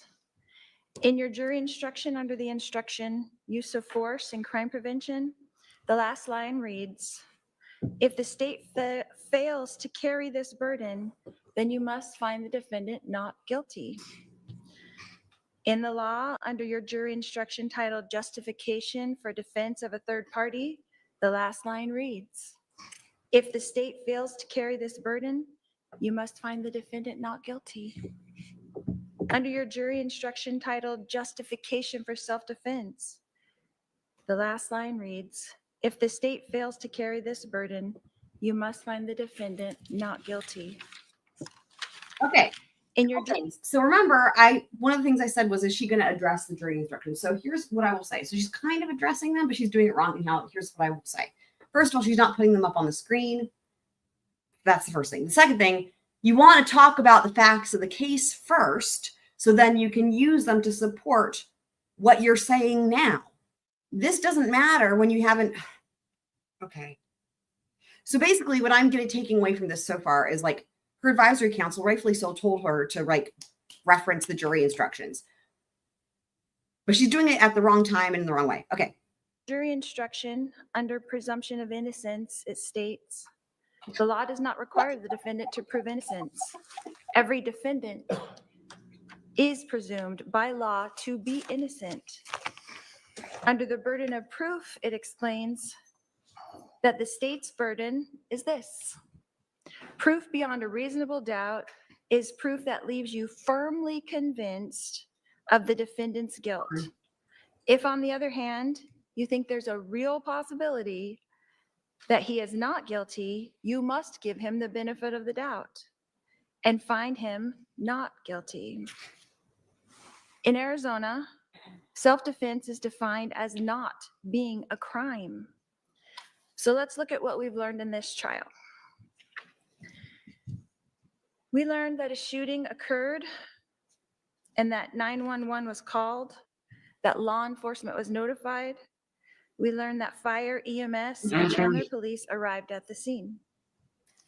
We learned that my brother, Alex Cox, came out of the house with his hands up as directed by 911 and was questioned by the police in the driveway. We learned that I came up with my daughter Tylee, and we were told to wait by the car until police would speak with us.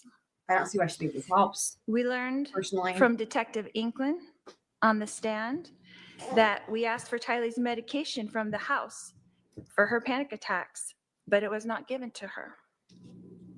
We learned that eventually she had to be careful about that one. Yes, we did hear that you asked for it, but there was never any proof that that medication existed. So actually, my brother Alex was taken in a police car to the Chandler Police Department uncuffed. We learned in this trial that my daughter Tylee and I were also taken to Chandler Police Department in a police van. Lori. We heard from Detective Inkland's testimony that her goal was to make small talk with us. What is she doing? And there's the first objection. Woo! Round of applause, guys. We got our first objection. Okay, let me back this up. We got our first objection. Woo! Daughter Tylee and I were also taken to Chandler Police Department in a police van. We heard from Detective Inkland's testimony that her goal was to make small talk with us. And The jury will determine what the testimony did or did not show. Go ahead. that her I'm goal doing was here- to make the small talk with us. I've got, okay, so the bottom, actually, I can remove the bottom one. I'm going to make a separate one for the closing argument since we took like little bets, and then I will add it to the grand total at the end. So that's what we'll do. And all the way to the station so she could speak with us separately before we would talk about what actually happened. We learned that all three of us were separated and taken to 3 interview rooms where we each told police of the events of the day, each from our own perspectives, and answered all questions asked of us. We saw What you're not doing though is showing how this disproves the elements of the crimes that you're being charged with. snippets of that interview in the trial here. The state did not show you the entire interview. Most of my police interview is admitted though into evidence. Oh. In this exhibit. Oh, fuck.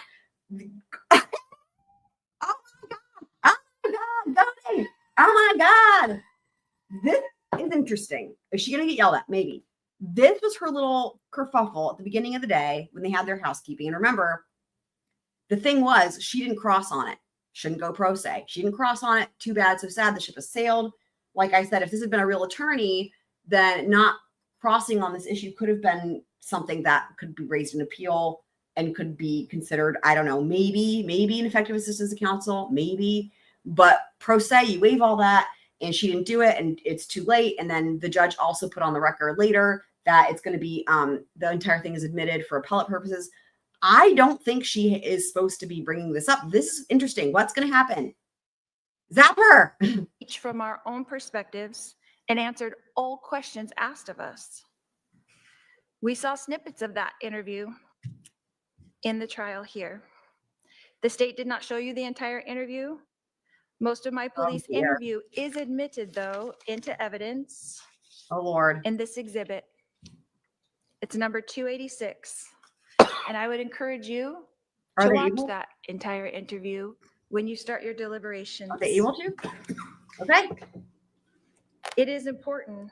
It is important for you to determine for yourself. Okay. So the whole thing is in the record, not just for appellate purposes. Okay. I see.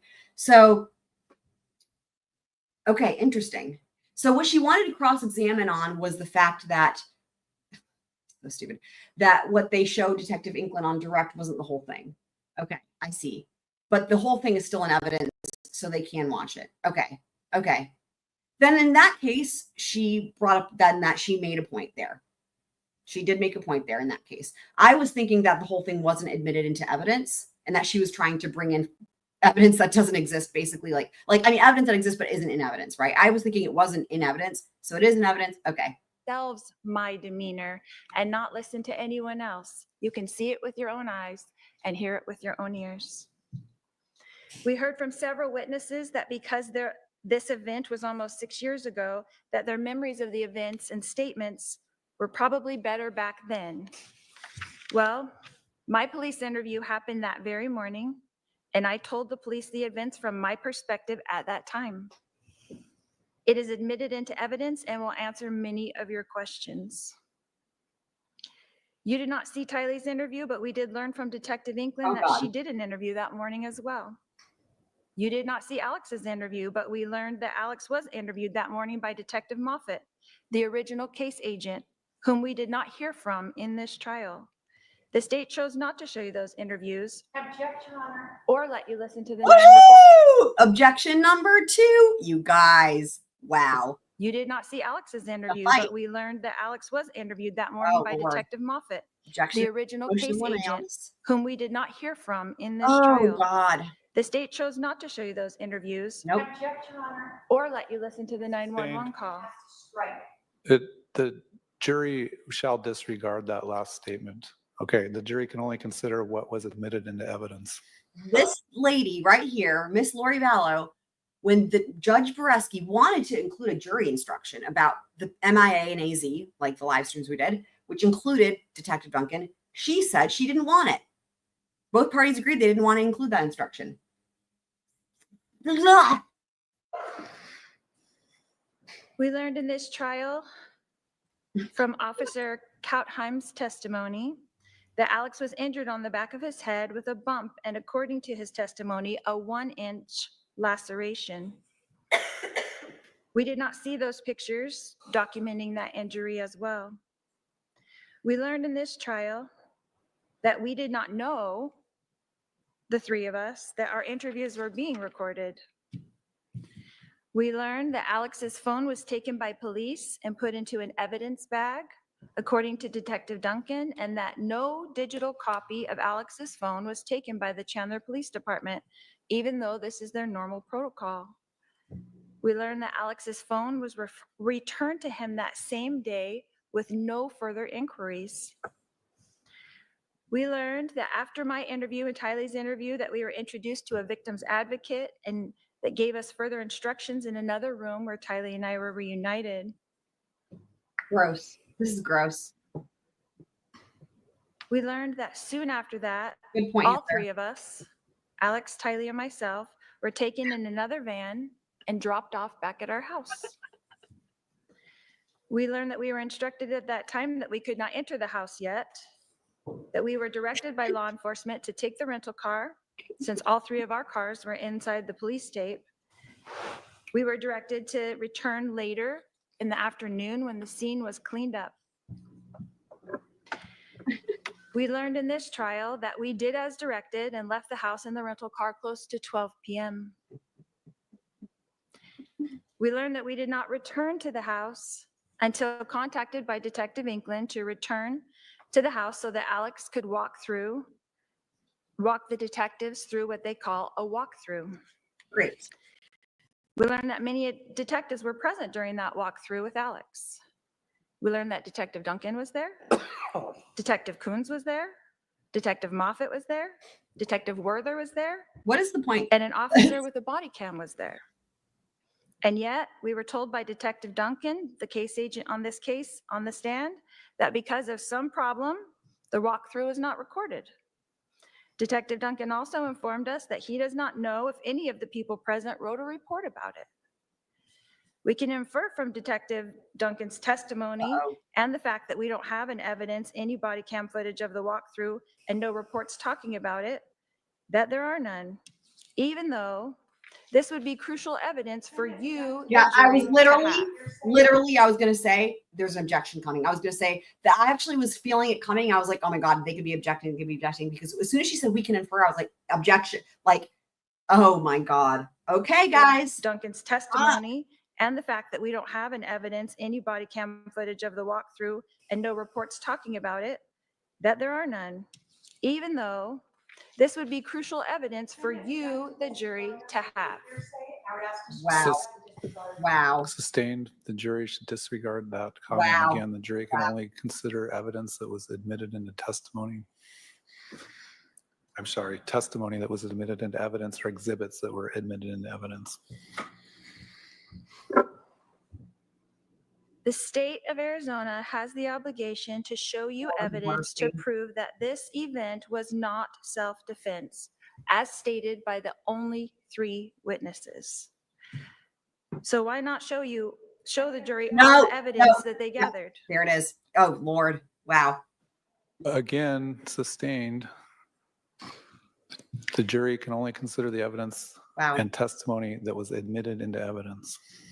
We learned in this trial that Alex fully cooperated with law enforcement. We learned that my daughter Tylee fully cooperated with law enforcement. We learned that I fully cooperated with law enforcement. We learned that law enforcement treated all of us that day kindly and courteously on July 11th, 2019.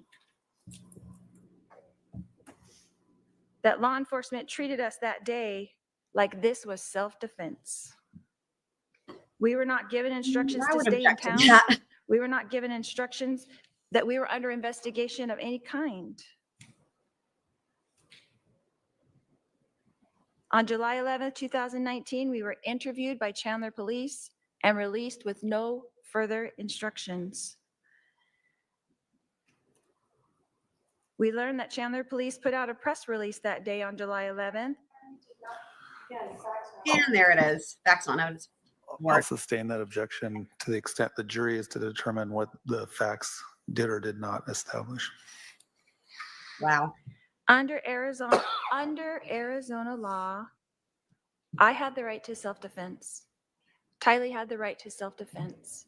Alex had the right to self-defense. This is cracking me up. This event was not planned or expected. It was shocking.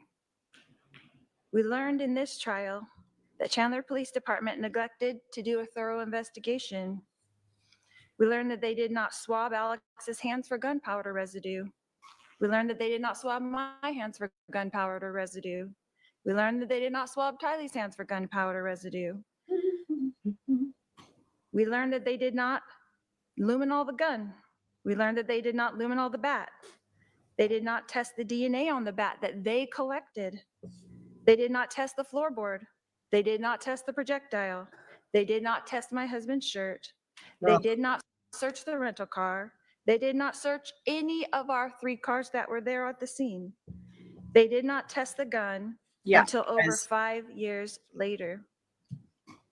Yeah, that's the other thing. So what we want to also start thinking about is taking bets on how long the jury's going to deliberate. I mean, that's why I went ahead and put it in the fucking thumbnail. I'm like, we're gonna get a verdict. So yeah.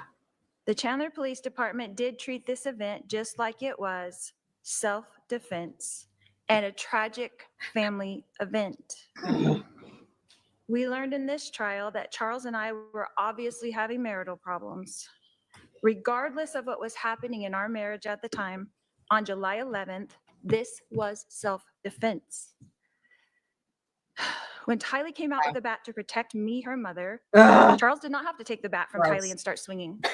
At 62 years old, Charles had a choice that day and could have put the bat down. Heather. A 2-minute period changed our lives forever. How are you supposed to choose between 3 people you love?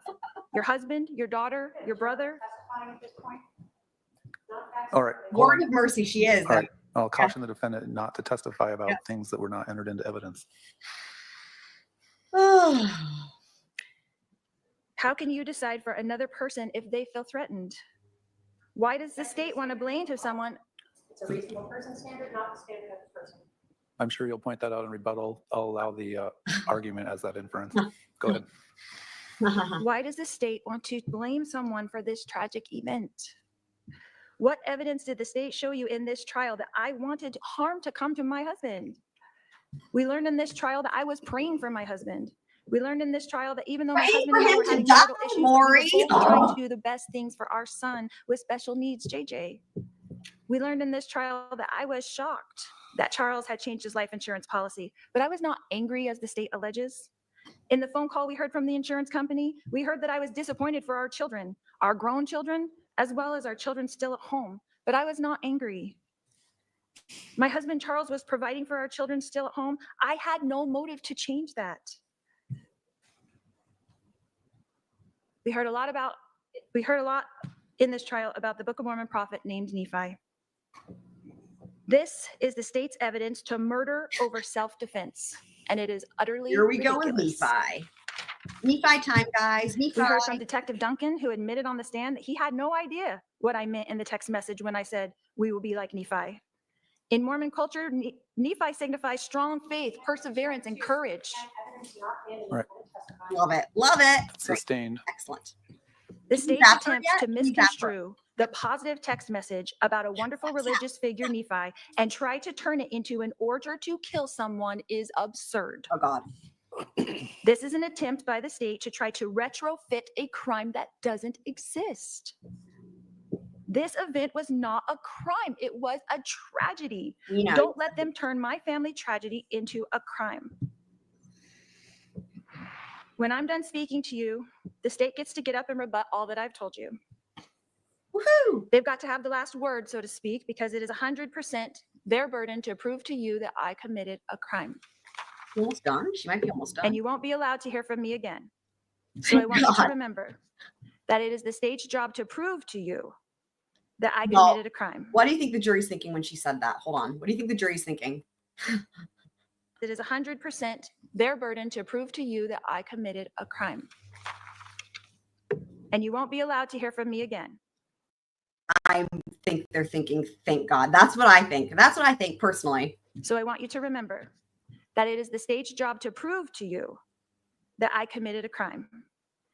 And if you have not seen the evidence that leaves you firmly convinced that I have committed this very crime, then the state failed to show you the evidence that you need. Because I did not commit this crime. The only interview the state entered into evidence is mine. So I encourage you to go watch it. I told you just what happened that day, just the way it happened. The state put forth a bunch of evidence in this trial in an effort to make you dislike me, to try to attack my character, so that you would just say guilty no matter what evidence they showed you. But only you get to decide. The state put up witnesses that had zero knowledge of a conspiracy. The state did not show you evidence of an agreement to commit murder. The problem is you killed everybody, Lori, and they don't exist. They showed you evidence of a family tragedy, and then they showed you the sad effects of a family torn apart because of that tragedy. Oh my God. That's gross.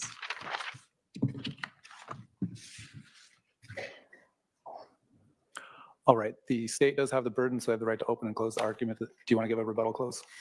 Go ahead. All right, here she comes. So Lori, execution. Sorry, wow, she's pissed. Hold on. So Lori got 7 objections. So, all right, so we're gonna put that on our thing. Hold on. Okay, and not the sleep timer. Why? Tell me why. Hang on, guys. Okay, because she's marched up there, dude. She's pissed. To open and close the argument. Do you want to give a rebuttal close? Go ahead. The execution of Charles Vallow is not a family tragedy. Right. There is nothing that you can say about shooting a man as he lay on the ground that you can try to construe in any way to make that a family tragedy. Well, I missed the hair swing. And what did you miss, James? So I'm just wanting to point out that Lori's total objections are now at 191. And it's like, why? Couldn't you have just been more gross and elicited 9 more objections so we could have gotten to 200? Because that would have been amazing. I missed the hair swing. Do you want to give a rebuttal close? Go ahead. Right there. Yep. That's it. Well said, Candace. The execution of Charles Vallow is not a family tragedy. There is nothing that you can say about shooting a man as he lay on the ground that you can try to construe in any way to make that a family tragedy. This case is about the defendant, not Alex Cox. Alex is involved in it because that is her co-conspirator. We are not here to determine his guilt, albeit it is quite obvious. Wow. This defendant wants you to just look at one piece, and she wants you to hope that there's only a person who will say, I heard the conspiracy. But what did you hear in every instruction is that you can look to other evidence to show that. This defendant wants you to forget about her words and pretend that when she told her lover, her soon-to-be husband, we got rid of him, that he changed the life insurance before we got rid of him, that somehow means what? Wow. That they killed him. And he changed his life insurance before they killed him. I like this way better than the first place. What does that tell you? That tells you motive, and that tells you who did it. This defendant is one of those because she's writing it. She wants you to pretend that when she is talking about Charles for months acquiescing and agreeing to her brother killing him, having people tell her that it's wrong, having people know that they're planning for something, that those words don't mean exactly what they are. We got rid of him, this defendant. The state, of course, has the burden, and that's how it should be. But every one of those justification defenses falls short when you look at the conspiracy itself. When they got rid of him, they did it by planning it. There is no reason that Alex Cox came over to this defendant's house with a loaded gun and waited for Charles to come inside, held there by this defendant using the cell phone. That is conspiracy. That is planning. That is premeditated. You can absolutely watch that whole video. That's why the state included that for you. What you're going to see is that Lori Vallow doesn't cry. She is not truthful, as we've gone through. That's the other thing. I said this before. I don't know why Lori wants to watch the whole video. Are you kidding me? She looks like a fucking psychopath. It's worse for her if they watch the whole thing. Timeline is absolutely wrong. She tells the detectives it's quick, it's 12 minutes. She wants you to believe that the police could understand all of this that day. But what did you hear? Is that all the police could tell initially was that the timeline was off. And then they started learning that the physical evidence seemed to be showing that Charles was executed on the floor. But they needed to see if the medical examiner agreed with them 2 days later. And then they needed to pull all those iCloud accounts, phone records, and go through terabytes of data to bring forth these things that you have now learned and hold. They interviewed these people who learned of the defendant's religious beliefs, that she was exalted, that she was celestial being, that she didn't have to repent. She didn't have to eat food. Of course she thought she was Nephi. We learned that the physical evidence on Charles and at the scene show us that he was executed. Oh, shit. And every single Oh, brilliant camera person. Thank you. The slow pan and the zoom in. Oh, yes. Right at that moment. Oh, I got goosebumps, you guys. we learned that Oh my God. the physical evidence Thank on you. Charles and at the scene Brilliant. show us that he was executed. And then And every single one of those defenses that the defendant has asked you to look at, the state has met its burden. Just the back of her Because head. even if you somehow believe that Charles actually had that bat and it wasn't staged like the rest of the scene with the shoes and the lack of blood there, that second shot is not justified for self-defense, crime prevention, or third-party defense. Arizona law does not allow you to execute a man on the ground.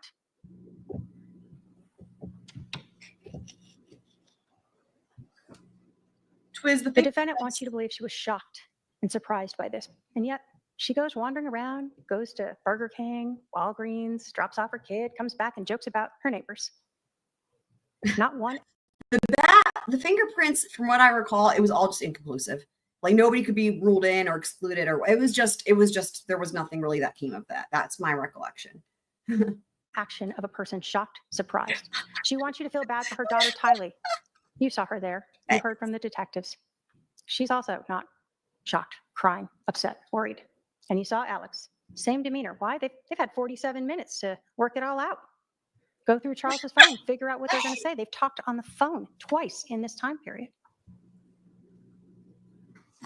This case relies upon all of the investigation that the police did. That is funny. That day, when they knew that timeline was wrong, that day when they started to understand that the physical evidence at the scene was staged and wrong and didn't match what the defendant was saying.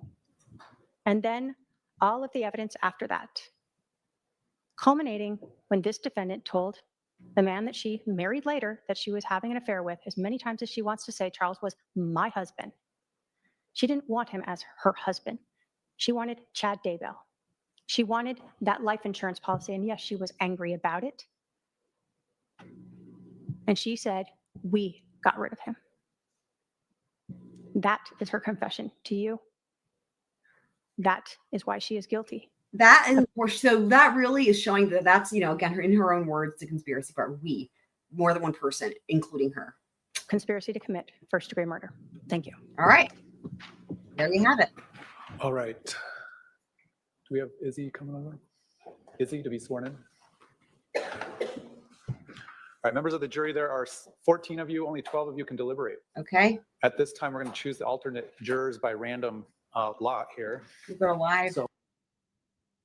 Okay, so that's what I wanted to go to. So I love the verdict clock. All right, 2 minutes and 17. All right, so guys, how long do you think?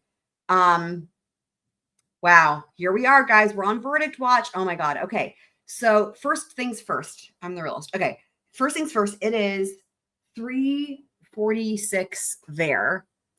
But we get it on a. Well, it's confusing because the verdict. I wonder how this works because there's a half an hour delay. Interesting. So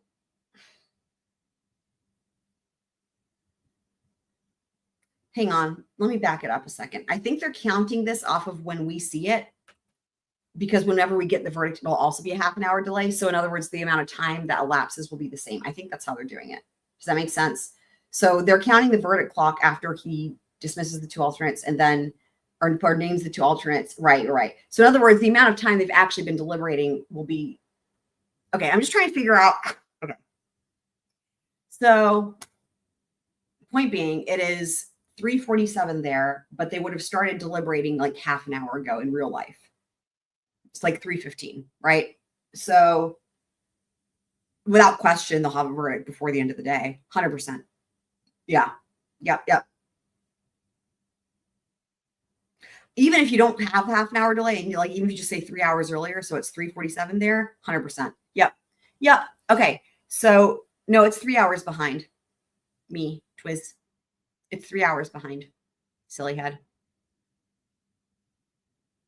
So, okay. So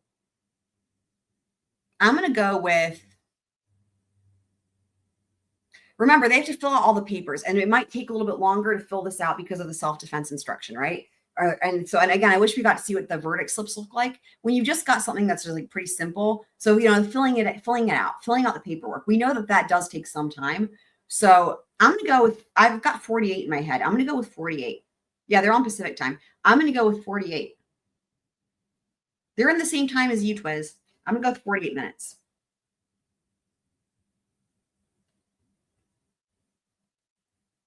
But I mean, who knows? It could be more, could be less. Iowa says I was driving when Lori started Lori started her closing statements here and screaming and cheering right along with you. Awesome. Love it, Iowa. Love it. So I'm gonna go 48 minutes. But what we're gonna do is, of course, leave this up. It is live, the sound is on. As you guys noticed, even when there's a slight murmuring in the courtroom, I'm like so laser focused on the sound that even with Melanie Gibbs' interview, I heard it and I was like, oh, court feed. So we're going to go back to watching our videos, and Lori's in her circle, and I've got plenty. If it takes them 10 hours, if they're allowed to stay that long, we've got more than enough to fill all that. We would just have to push back the members only live stream. So we're going to be here. I mean, unless they go home for the day, but I can't possibly fathom that at all. I don't think that's going to happen. So Iowa, you're thinking it's going to take them 2.5 hours for a verdict? Really? I certainly hope not.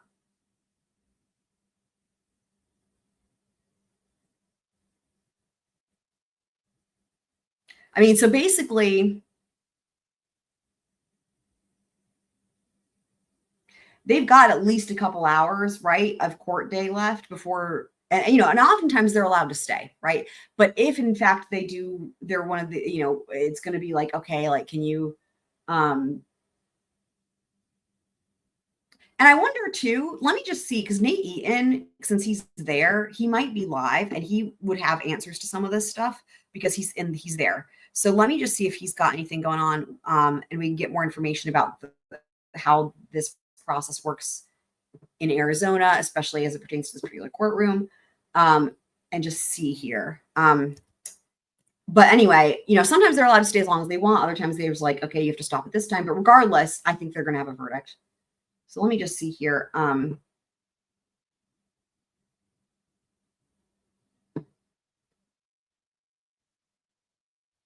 Tell me why. Sorry.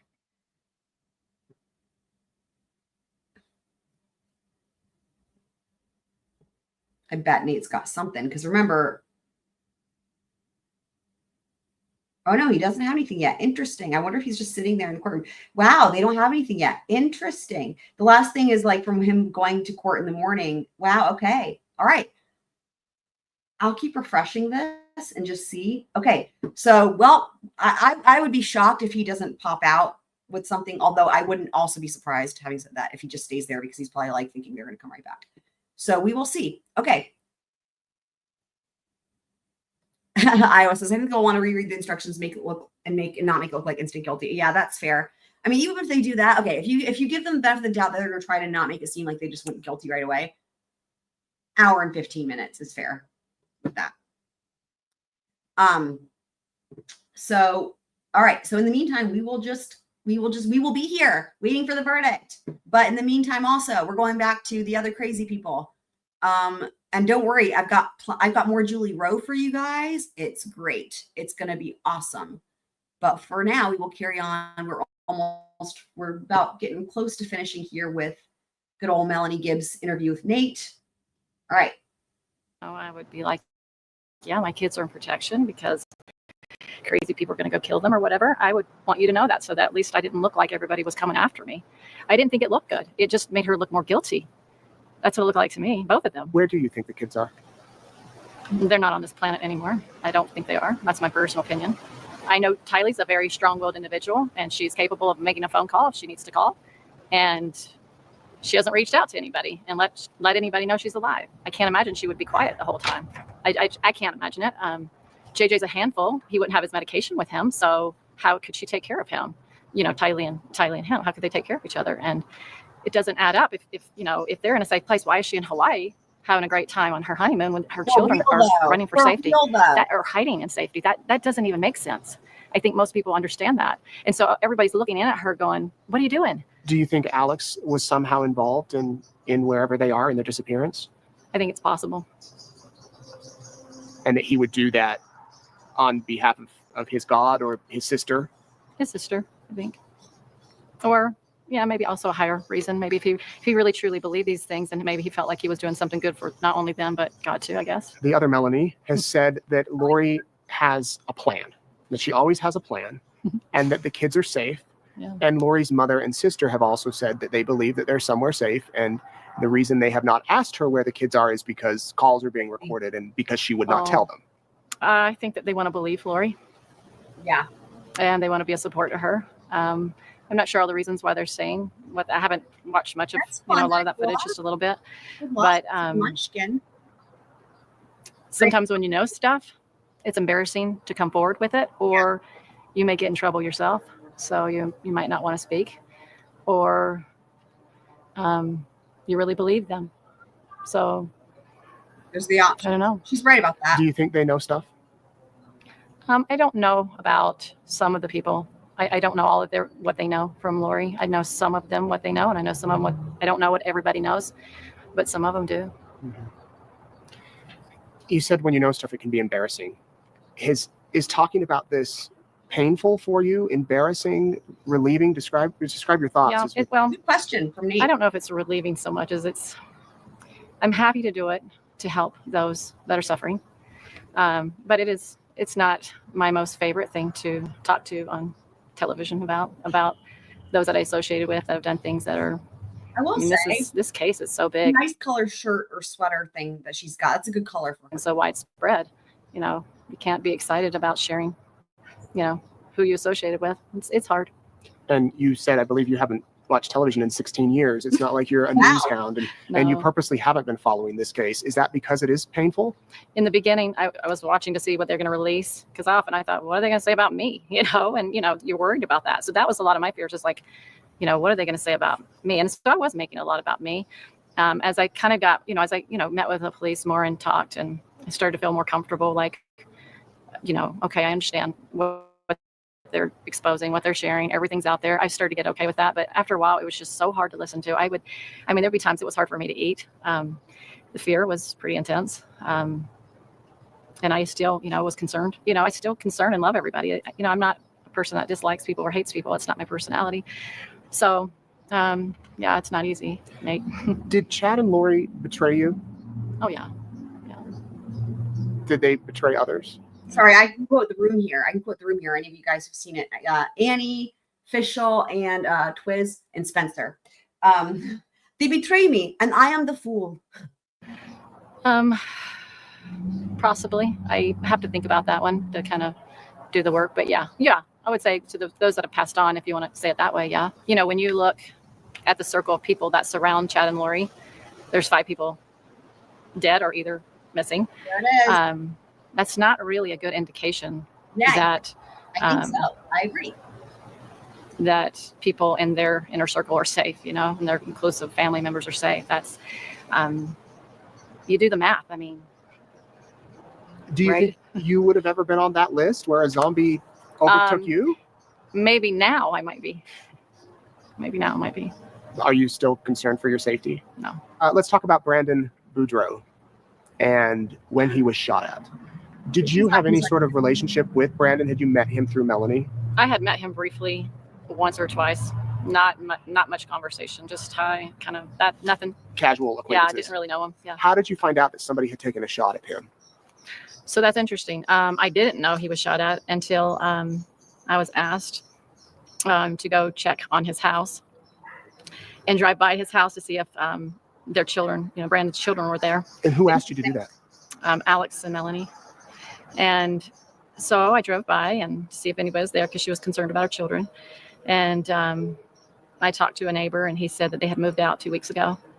And he said there was no children there.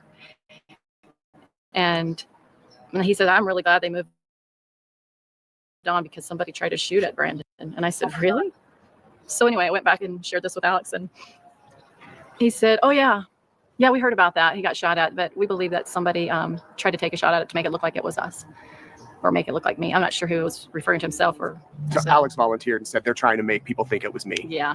You're saying it better than I am. What did you think when you heard that? I was like, wow, it was very, just surprised. I was very surprised by it. I didn't quite know what to think about that. I thought that was unusual. Do you think it was Alex? From what I have heard, it does sound like it. Do you know of anybody else that might have tried to do that? No, I wouldn't know who likes Brandon or who doesn't like Brandon. I didn't know enough about. Yep. Yeah. July 22nd, 2020. Is the world going to end that day? No, the world's not going to end. But Lori believes it will, or at least believed it, and Chad. Right. So let me just back up for a little bit to help you understand a little bit why all these people died and all these people started missing. That's kind of sloppy work. It's obvious that the kids are missing, so wouldn't you be concerned that people would notice? That was my thought. It's like, why?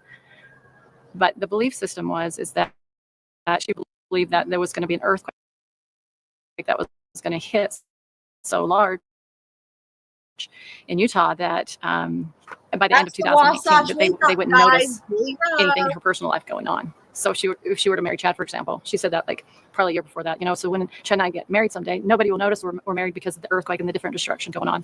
So as I now understand that the kids are now missing, that she felt confident in doing that, thinking that nobody would notice. And that's why it was kind of done in a sloppy way. That's how I see it. It's kind of like that wasn't very orchestrated very well. So she thought, or at least she said, there'll be a huge earthquake in Salt Lake City and everybody will be so focused on that, right, that we'll be able to do what we need to do. Correct. So how does July 22nd come about? Well, I never heard that date. I always heard August.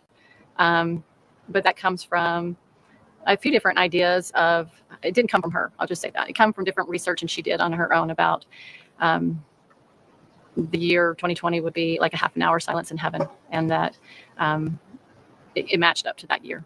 And so that she because she believed that it was going to happen according to like what she thought was going to happen at that time, which there was nothing shared on that month. And so therefore it didn't really matter all the things that were happening in their life, that they would, not be known to the world because of all the things that were going to happen. Looking back at the Lori you knew then to the Lori you see today in jail, not talking about where her kids are, what is that like for you? In the beginning, it was much harder than it is now, but it's hard for me to, I think about her, like what her daily life is and how she's not free. So she was very free and fun loving, before. And now she is, no freedom. And none of the things she wanted are coming to pass.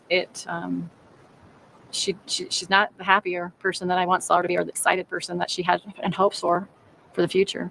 Her hopes are now not her hopes anymore, and they changed. And that just must be very painful for her. I can't even imagine what she's going through. To think that something, if you believe it, right, and you really believe these things are going to happen for you, that's quite a contrast. And that contrast must be quite an amazing feeling of heartache and wondering. I wonder if she's questioning herself, like, how did this happen? Often have said, Chad claiming to be the visionary that he was, and I believed he was a visionary. I think he does have that gift. And he often said that it was like, there was a part, like the door left, like that God left the door open, and he still had the ability to have visionary experiences often. Because in our church, we do believe people can have visions, right? And so that belief idea didn't make me, well, I'm sure he probably does have vision. I'm not one, but maybe, he is a visionary. But I would think that if he was such a visionary, like he was portraying him and within my friends and with Lori, that he would have saw this coming. This is big. He would have saw this one. And I don't understand how he didn't see it.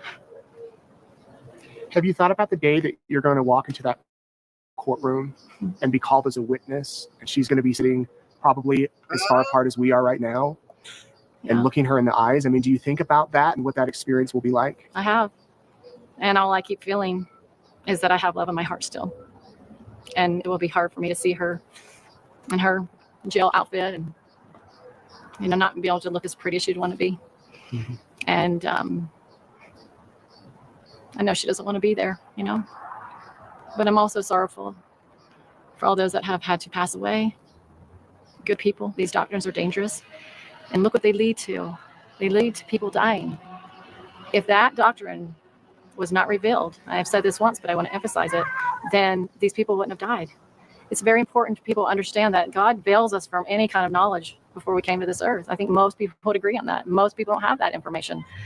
And there's a reason for that. He doesn't want us to know. I mean, if you believe that stuff, you can believe that, what's the use in this life? We can do it in another one. It's not helpful for your progress. And then it would make the atonement of Jesus Christ not effective, because you'd have to keep repeating. And there's no need to repeat because he did it all for us. A lot of people think that Lori's kind of leading Chad along, but based on this conversation, it sounds like Chad is kind of how would you describe it?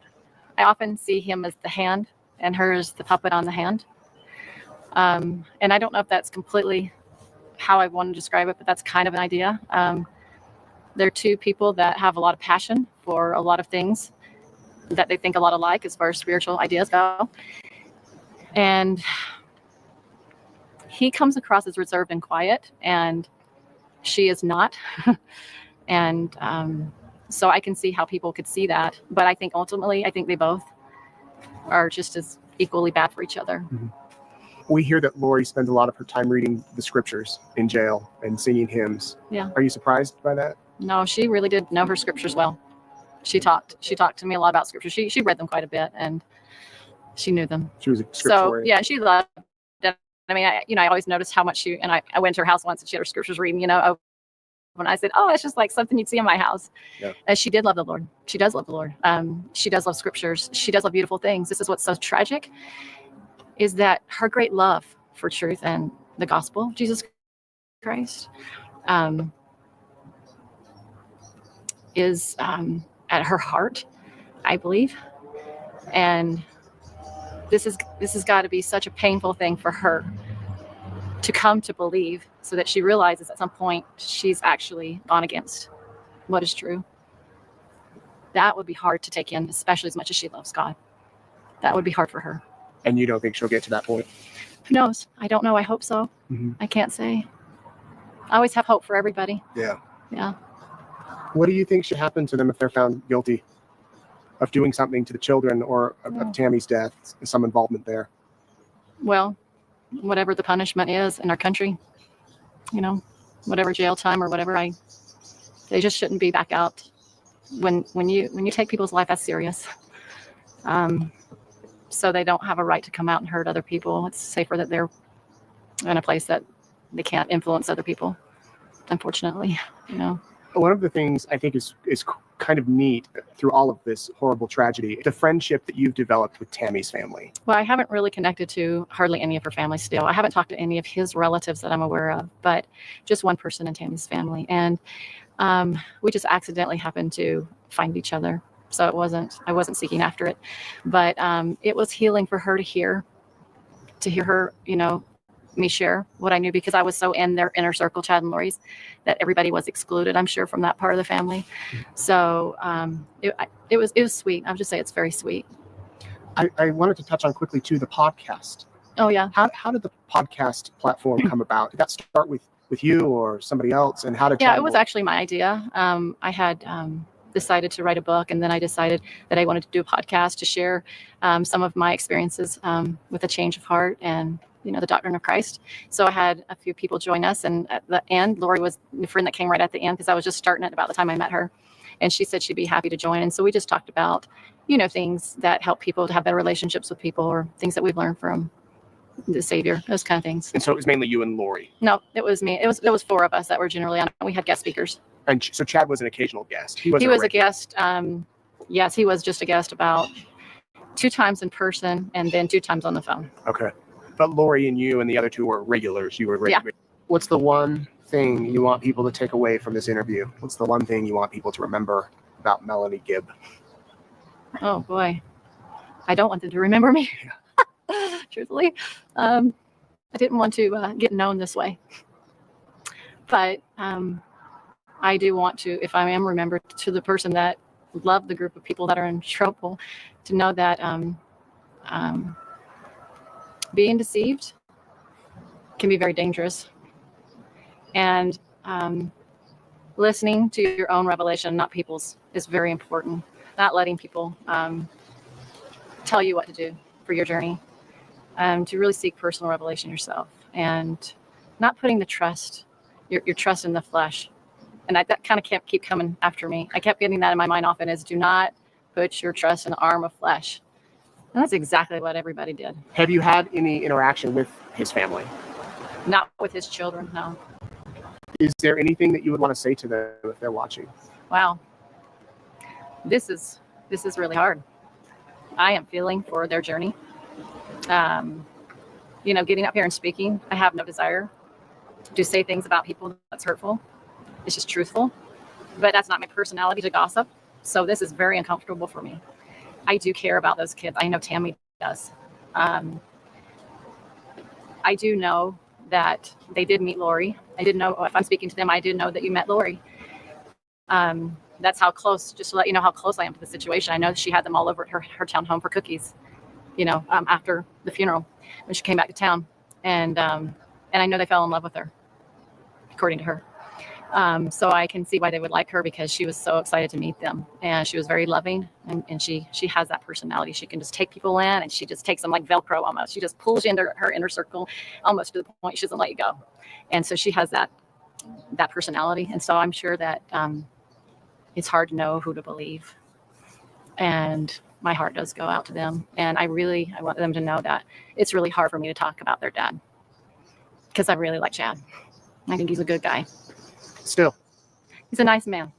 Yeah. I like him as a person, but his teachings, they're dangerous. If he's watching, what do you say to him?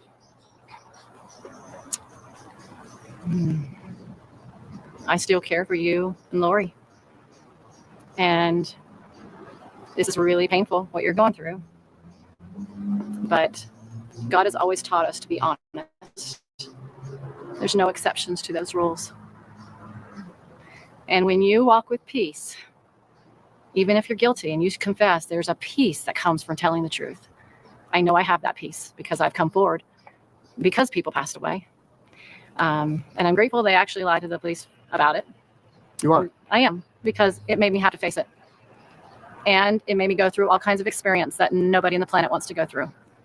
I had to face fears that I never had before, different level. But my faith got stronger in a way that's changed forever.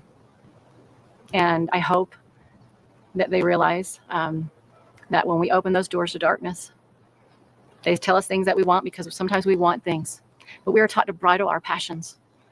The Lord taught me that over and over, to be a zealot, but to not be overzealous. And we have to learn how to have patience, wanting nothing. And sometimes when we really want something, that's when we fall. And sometimes the answer is no. Wait. Boy, she did not have patience. That's one thing she did not have is patience. And it led to a fatal attraction, unfortunately. You said that when you want something, you have to bridle your passions. What ultimately did they want? What did Chad and Lori want? Power, followers? Was it about sex? Was it about money? Was it about God? What was their ultimate goal, do you think? Oh, that's a really personal thing. It's hard to share because she shared a lot of personal things with me, and I hate to share that out loud. What It's can you hard. tell us that you? But I'll just say that it was a fatal attraction. There was a lot of love between the two of them. They really, really seemed to love each other a lot, the storm. and they just couldn't wait to be together. And Lust too? yeah, What would you say to her? we've had a lot of fun times together. We've laughed a lot, and I love her. And I'm so sorry that she's been so deceived by Chad, and that she's also been deceived by not just Chad, but I believe other people on the other side of the veil, pretending to be good when they're not. And she got tricked. And the same thing is when we want something really badly. But if we go into our heart and realize the path that Christ set was perfect, it was loving, it was kind. He never called people dark or light. He wasn't looking at people as if they were attacking him or hurting him. He was always going forward in love. That was his whole mission, And so their mission does not align with one that would walk with Christ. I know you're suffering. I think of you every day in the jail, alone, without Chad, who you love, and I know that's really painful for you. I wish that none of this happened. I have learned a great deal about deception, and now you have learned a greater deal about deception. I just hope that you can really put aside a lot of what your wants are and be humble and really feel like what he's telling you, he still loves you. He still loves Chad, and they can always be forgiven. However long that takes, I don't understand, but he's a good God. And I know that he died for her too. And there's still hope. That's what I want to say to you. That is quite a message of love and peace. Yeah. Where a lot of people don't have love for her. I know. And she could end a lot of this if she just would speak and say where the kids are. Yeah. Do you think she will? I don't know. It doesn't look like it. As long as she holds on to these beliefs, she won't. But if she comes to realize which her inner feelings were, could Chad really be Satan? And if so, he's a really good one. That conversation we had, Lori? Maybe that was that little feeling telling you inside that, yeah, he wasn't doing the right things and saying the right things. We're at 30 minutes on the verdict clock. Still no verdict yet, but could be any minute here. So next up, we've got plenty more here. Let's see. We're going to do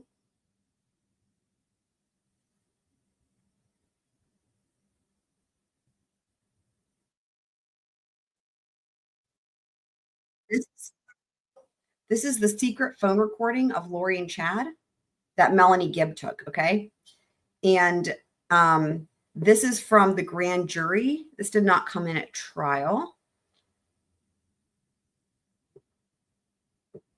Where's Nate? Twiz is asking, what do you mean, where's Nate? What do you mean?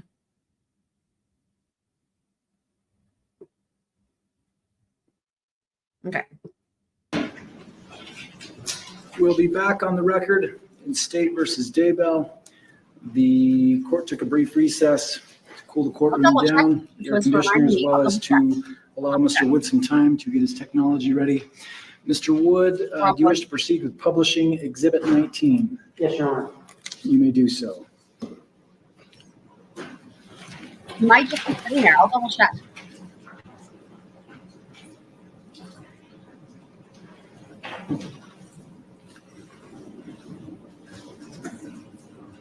Nothing yet This on is YouTube. recording Check on December 8th at 3:43 p.m.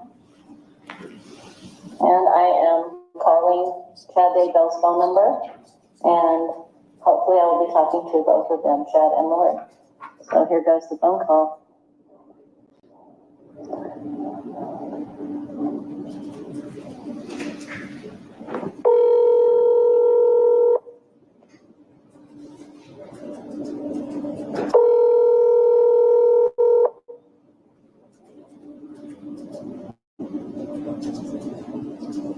Hello, sweet Melanie. Hi, Chad. Hey, Lori.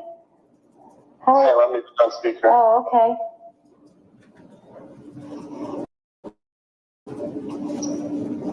All right. Just pause it real quick to say no updates. The latest thing I think he's sitting in the courtroom. The latest thing that we have is at 3:15 or 3:14 really. They said the jury was sent to go deliberate. So that's the latest, and no videos. I think he's still in the courtroom. We're enough with the phone. How are you guys? We're okay. How are you doing, babe? I'm doing pretty good, thanks. I was wondering, where are you guys? That's Rob Wood. We're just hanging out. Hanging out? Are you in Idaho? We're near Idaho. Okay. I just wanted to ask you a question, if you don't mind, Lori. Yeah, of course. I want to know, you remember we talked about JJ going to Kay's house, and you told me they went there, and now he's not there? I was wondering what happened. Well, I had to move him somewhere else because of her actions. So There's Kay and Larry, by the way. Oh my God. Put this down here, actually. There's Kay and Larry. Was she doing something? Like, was she trying to come get him or something? Or like trying to kidnap him? well, she said that a few times before, but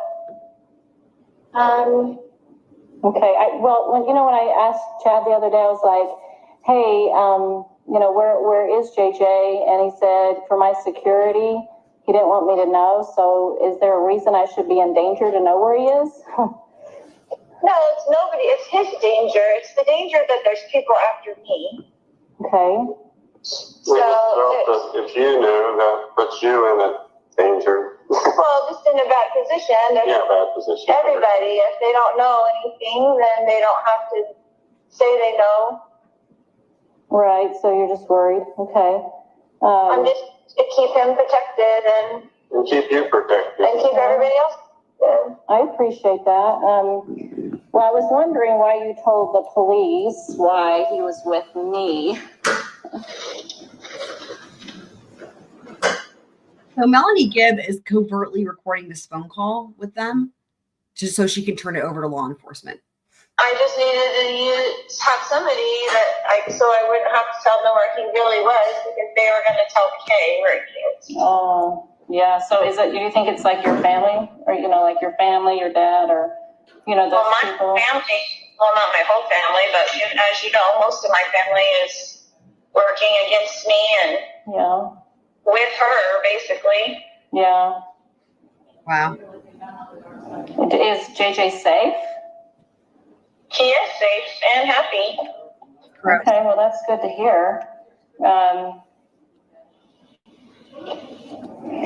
Are you afraid of anything? Like, are you afraid to tell me that you're just afraid that that I could be in danger? Like like if I knew, like, how could that hurt me? I don't understand how that could hurt me if I knew where he was. Well, I'm just not telling anybody so that nobody has to say where he is or get questioned where he is, so I can keep him as safe as possible. Yeah. Okay, I hope that he's okay. I hope you guys are okay. I did have a question. I asked Al at one point, your brother, if I wanted to know, like where he was, and he said I did not want to know, and that he could not be found. So what does that mean? I don't know why he would say that, but it's the same story. Like I don't even want Al to know. I don't want anybody to know, so that nobody has to be worried about it. I mean, nobody has to be questioned about it, so he can be safe. Yeah. So how long are you gonna be away for? Like are you ever gonna be able to come out and come back to society again? Or are you gonna keep, come back? I mean, like, what does that look like? I will do whatever the Lord needs me to do every day, so we'll see. I just wondered if I was ever going to see you again. Absolutely, you will. Okay, so maybe when they're done chasing you, you'll be able to come out again, or? Yeah, I mean, it's a ridiculous thing for them to be working with Kay to find me. There's nothing that's gone on that's...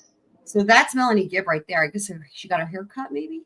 You know what I'm saying? Like, they're working with her in some dark capacity. The police are working with her in some dark capacity. There's no reason for them to be after me in the first place. Yeah, has she threatened you at all? Yes, lots of times. Oh boy, what did she say? Well, it's in emails and everything. So like, she said she was going to come take them, or she was... There's a lot of things. Yeah. Nellie. I know, it sounds like it. I'm just worried for you guys because, he's missing, and, I know exactly where he is. He's perfectly fine. Okay, well, I have a scripture I wanted to share with you, if you don't mind. I'd love it. I was thinking about some of the things you guys have gone through, and I saw this scripture today, and I want you to Let me ask you a question. About a scripture. Okay. So, did Alma turn himself into King Noah? Or what was he required to do? Well, King Noah was incredibly wicked. Yes. So he fled his evil ways, which was adultery and living riotously and breaking all the commandments.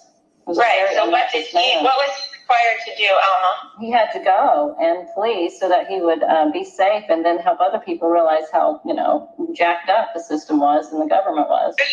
What about Moroni? What was he required to do? Moroni. To carry on those plates and bury them. That was his responsibility. What did he have to do to do that? Did he hide? He had to hide. He had to hide because they were so. Wow. Everybody was killing everybody in the society. Everybody was dying. They were killing all the Nephites. In the scriptures, everybody was dying. Sounds like this case. To hide in the cavity of a rock by day and go out by night. The prophets did. They did. Yeah. Okay, so thank you for sharing that with me. Okay, this scripture is just something that may be thoughtful for you. For behold, this is Doctrine and Covenants, section 3, verse 7 and 8. It says, for behold, you should not have feared man more than God. Although men set not the counsels of God and despise his words, yet you should have been faithful, and he would have extended his arm and supported you against all the fiery darts of the adversary. He would have been with you in every trouble. So when we work with the Lord and are obedient, He's going to protect us from adversarial darts. I have to say that Kay and Larry Woodcock are a beautiful example of a couple that's been married forever and have been nothing but supportive, and they're just amazing. And I just was noting it because of how he took her hand or whatever. I just love them so much. And all kinds of negativity. But when we open the door to Satan, he comes in and then he attacks, and then he takes away to make it look like somebody else took it away. But that's not how God works. He doesn't work in darkness. I agree with you 100%, and that's what the Lord is doing for me. Exactly what He's doing for me. Oh, it just sounds We have not weird. opened the door for darkness, Mel. Darkness is knocking on the door all the time because that's the way dark works with the light. 100%. And yeah, I promise you. Oh God, just look at Larry. Yeah, 100% though, Candace is what everybody can hope for. Look at Larry though. Oh God. I have done nothing wrong in this case, but sometimes you have to hide in a cavity of a rock for your own life safety. And that's what the Lord requires of you sometimes. And that's how it is. And I'm sorry that's how it is, because there is a lot of darkness on the earth. I know. It's been after me for zero reason, besides the darkness of Kay, which you already know she's dark. I haven't met her enough to know if she's dark or not. I've just met her slightly, and she seemed like a normal kind of person, but then I haven't engaged with her that much, so I don't know that personally. So you don't know about her changing the thing for herself to be the beneficiary of the policy and all that stuff. None of that's dark, right? Well, I haven't seen those documents, so I have no way of knowing. I've seen them on my computer. No, I have not. I haven't even looked in on your computer before. Changing the beneficiary makes her dark. Wow. Wow.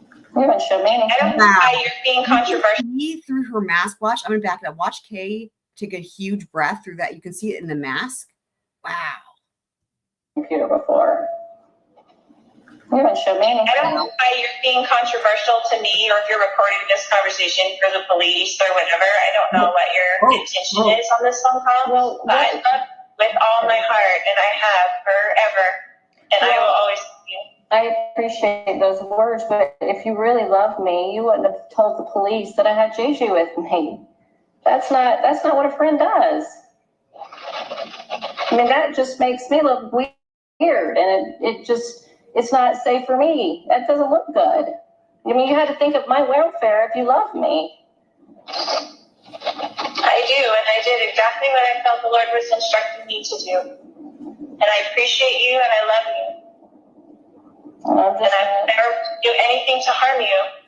And you can have all of this confirmed to you by the Lord. I have. And my conscience is clear. I feel very understanding what's really going on, Lori. I just wanted to say something, guys. So the law and crime court feed just ended. It makes me wonder if there's a verdict, and because they would want to have a separate stream for the verdict. Let me just take a look. Hold on. Give me a second. Give me a second, guys. It might be that there's a verdict in. Remember, there's a half-an-hour delay for what they can show. Now with the verdict, maybe it'll be different, but hold on. Let me just see here. Court TV also ended their feed. Interesting. Let me check East Idaho News. Oh my God, I'm getting goosebumps. We might have a verdict already, guys. It was actually less than 48 minutes. Last I checked on the clock, it was like 42. Remember, my guess was 48 minutes. Wow. Hold on. Oh, fuck.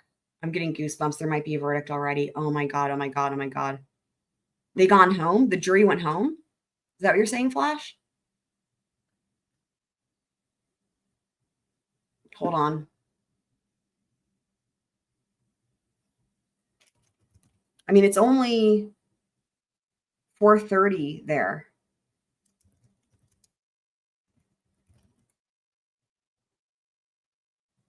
Hang on.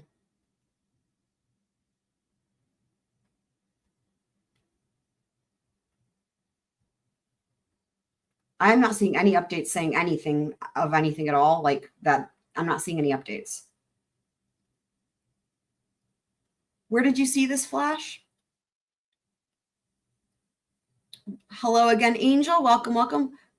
I'm not sure where you're seeing it because I'm not seeing anything.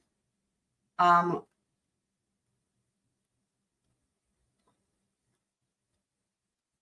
only thing I can think of is that the court says like we closed the courthouse or whatever and sent. I can't imagine that they were like asking to leave. Like that's crazy.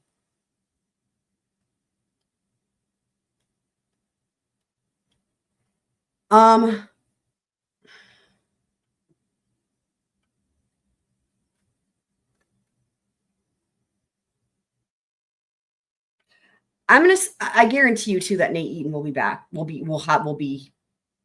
see something from him. I'm gonna keep playing this recorded call, and I'm gonna keep looking here to see what we got going on. And I believe that, look, I believe that you have been very deceived by Satan. I believe that he has tricked you.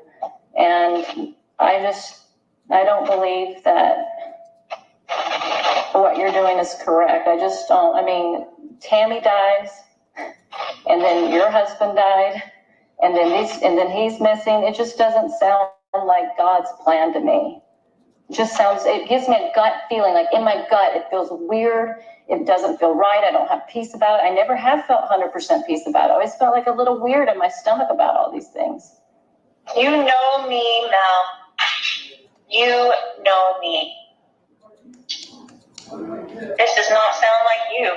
This sounds like you've been influenced by somebody dark who wants you to believe dark things and have fear of the celestial world. I don't have fear. You obviously do. No, I have a peace of conscience and I can see clearly. Well, I'm sorry that you feel that way. I love you so much. I know you do.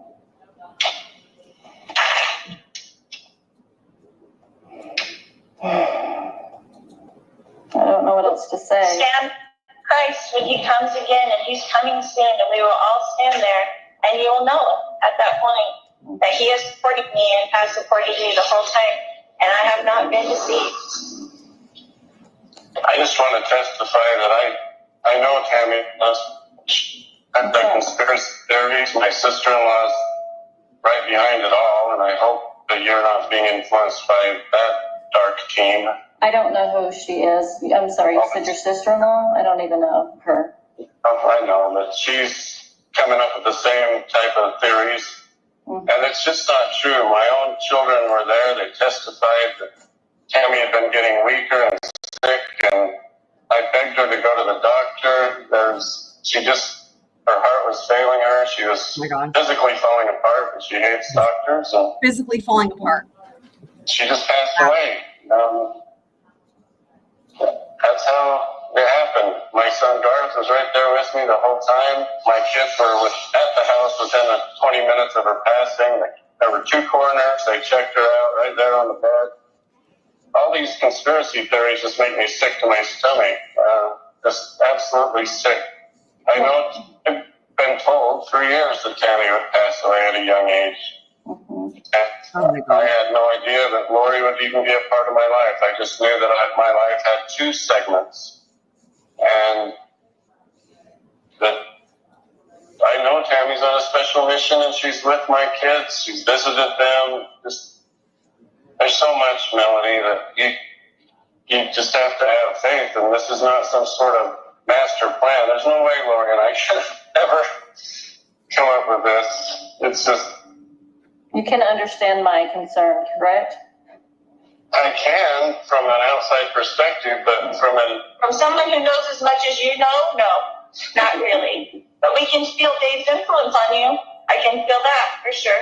He's a very good man, and he has a very strong foundation, that I know.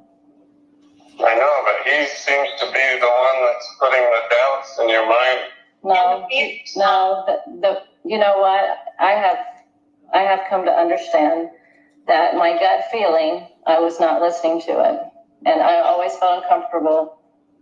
Interesting. So the jury went home. Okay. So thank you, Flash. Yeah, I'm not seeing anything from East Idaho News. Okay. Interesting. So I'll be glad when we do get an update. I'm sure Nate will give one and be able to say exactly what happened. Like if there was some reason why they wanted to go home, he'll be able to get a feel for what was going on. That is interesting. I hate that we have to push this to tomorrow though, because we've got day 1 of Karen Reed. So we're going to have to be cloning ourselves. That is surprising though. So no verdict tonight. Okay. Yeah. Thank you. Thank you, Flash. Wow.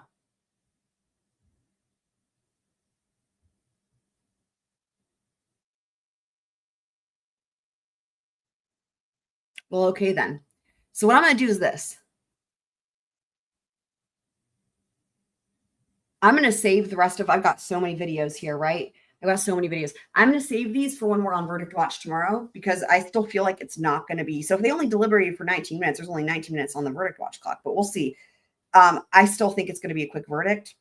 And we will save the rest of these videos for when we are back on Verdict Watch. So this kind of changes things though, time-wise. I really expected it to go differently. So I have the members only stream for 10:30. I don't want to change that because some people, I made like a post and I'm going to keep that as is. So what I'm going to do is this instead. I'm going to, we've got the other Idaho orders for the motions in limine. What I'm going to do is this. I'm going to set that up for like, let me think. I'm going to set that up for like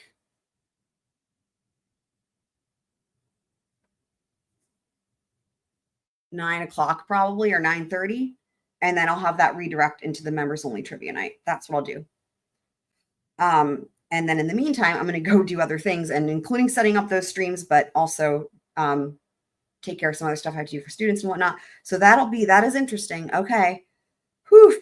Wow. Okay. There you have it. So, no, I'm not. What? Twiz. Bats are people too. I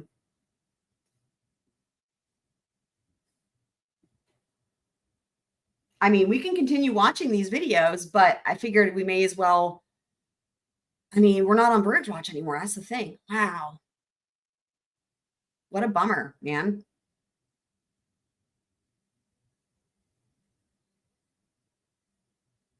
What a bummer.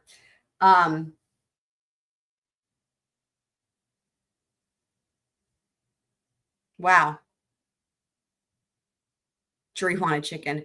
I mean, they did have a shorter lunch. Maybe they were hungry. Anything's possible. And that's why I'm like, I want to hear from Nate Eaton, because he'll have an idea on what was going on. The jury went home. Jury went home. They're coming back tomorrow. Ugh. And again, it's all delayed, right? We don't get it until whatever it is, like 1:30. Hold on. What time flash are they allowed to come back in? Are they coming back in at 10:30? That Arizona time? Because that's actually that would be with half-hour delay, right? If they still have that half-hour delay, that'd be 2 o'clock. But yeah, 1:30 or 2. Yeah, so the jury went home. It's just dang. So, wow. So we will be back on Verdict Watch tomorrow. So yeah, again, so I'll be back in like an hour and a half, 2 hours, and we'll do Koberger, and then we'll have that direct into the members only live stream. 5-minute delay. Interesting. Okay. Thank you, Flash. Thank you. I'm not on X. So, okay. 1:30, 5-minute delay. Okay. So 1:30. Okay. Great. You know, what's actually lucky though, that will probably take place during the Karen Reed lunch break. So assuming they come back quickly, wow, I'm going to have to clone myself. That's insane.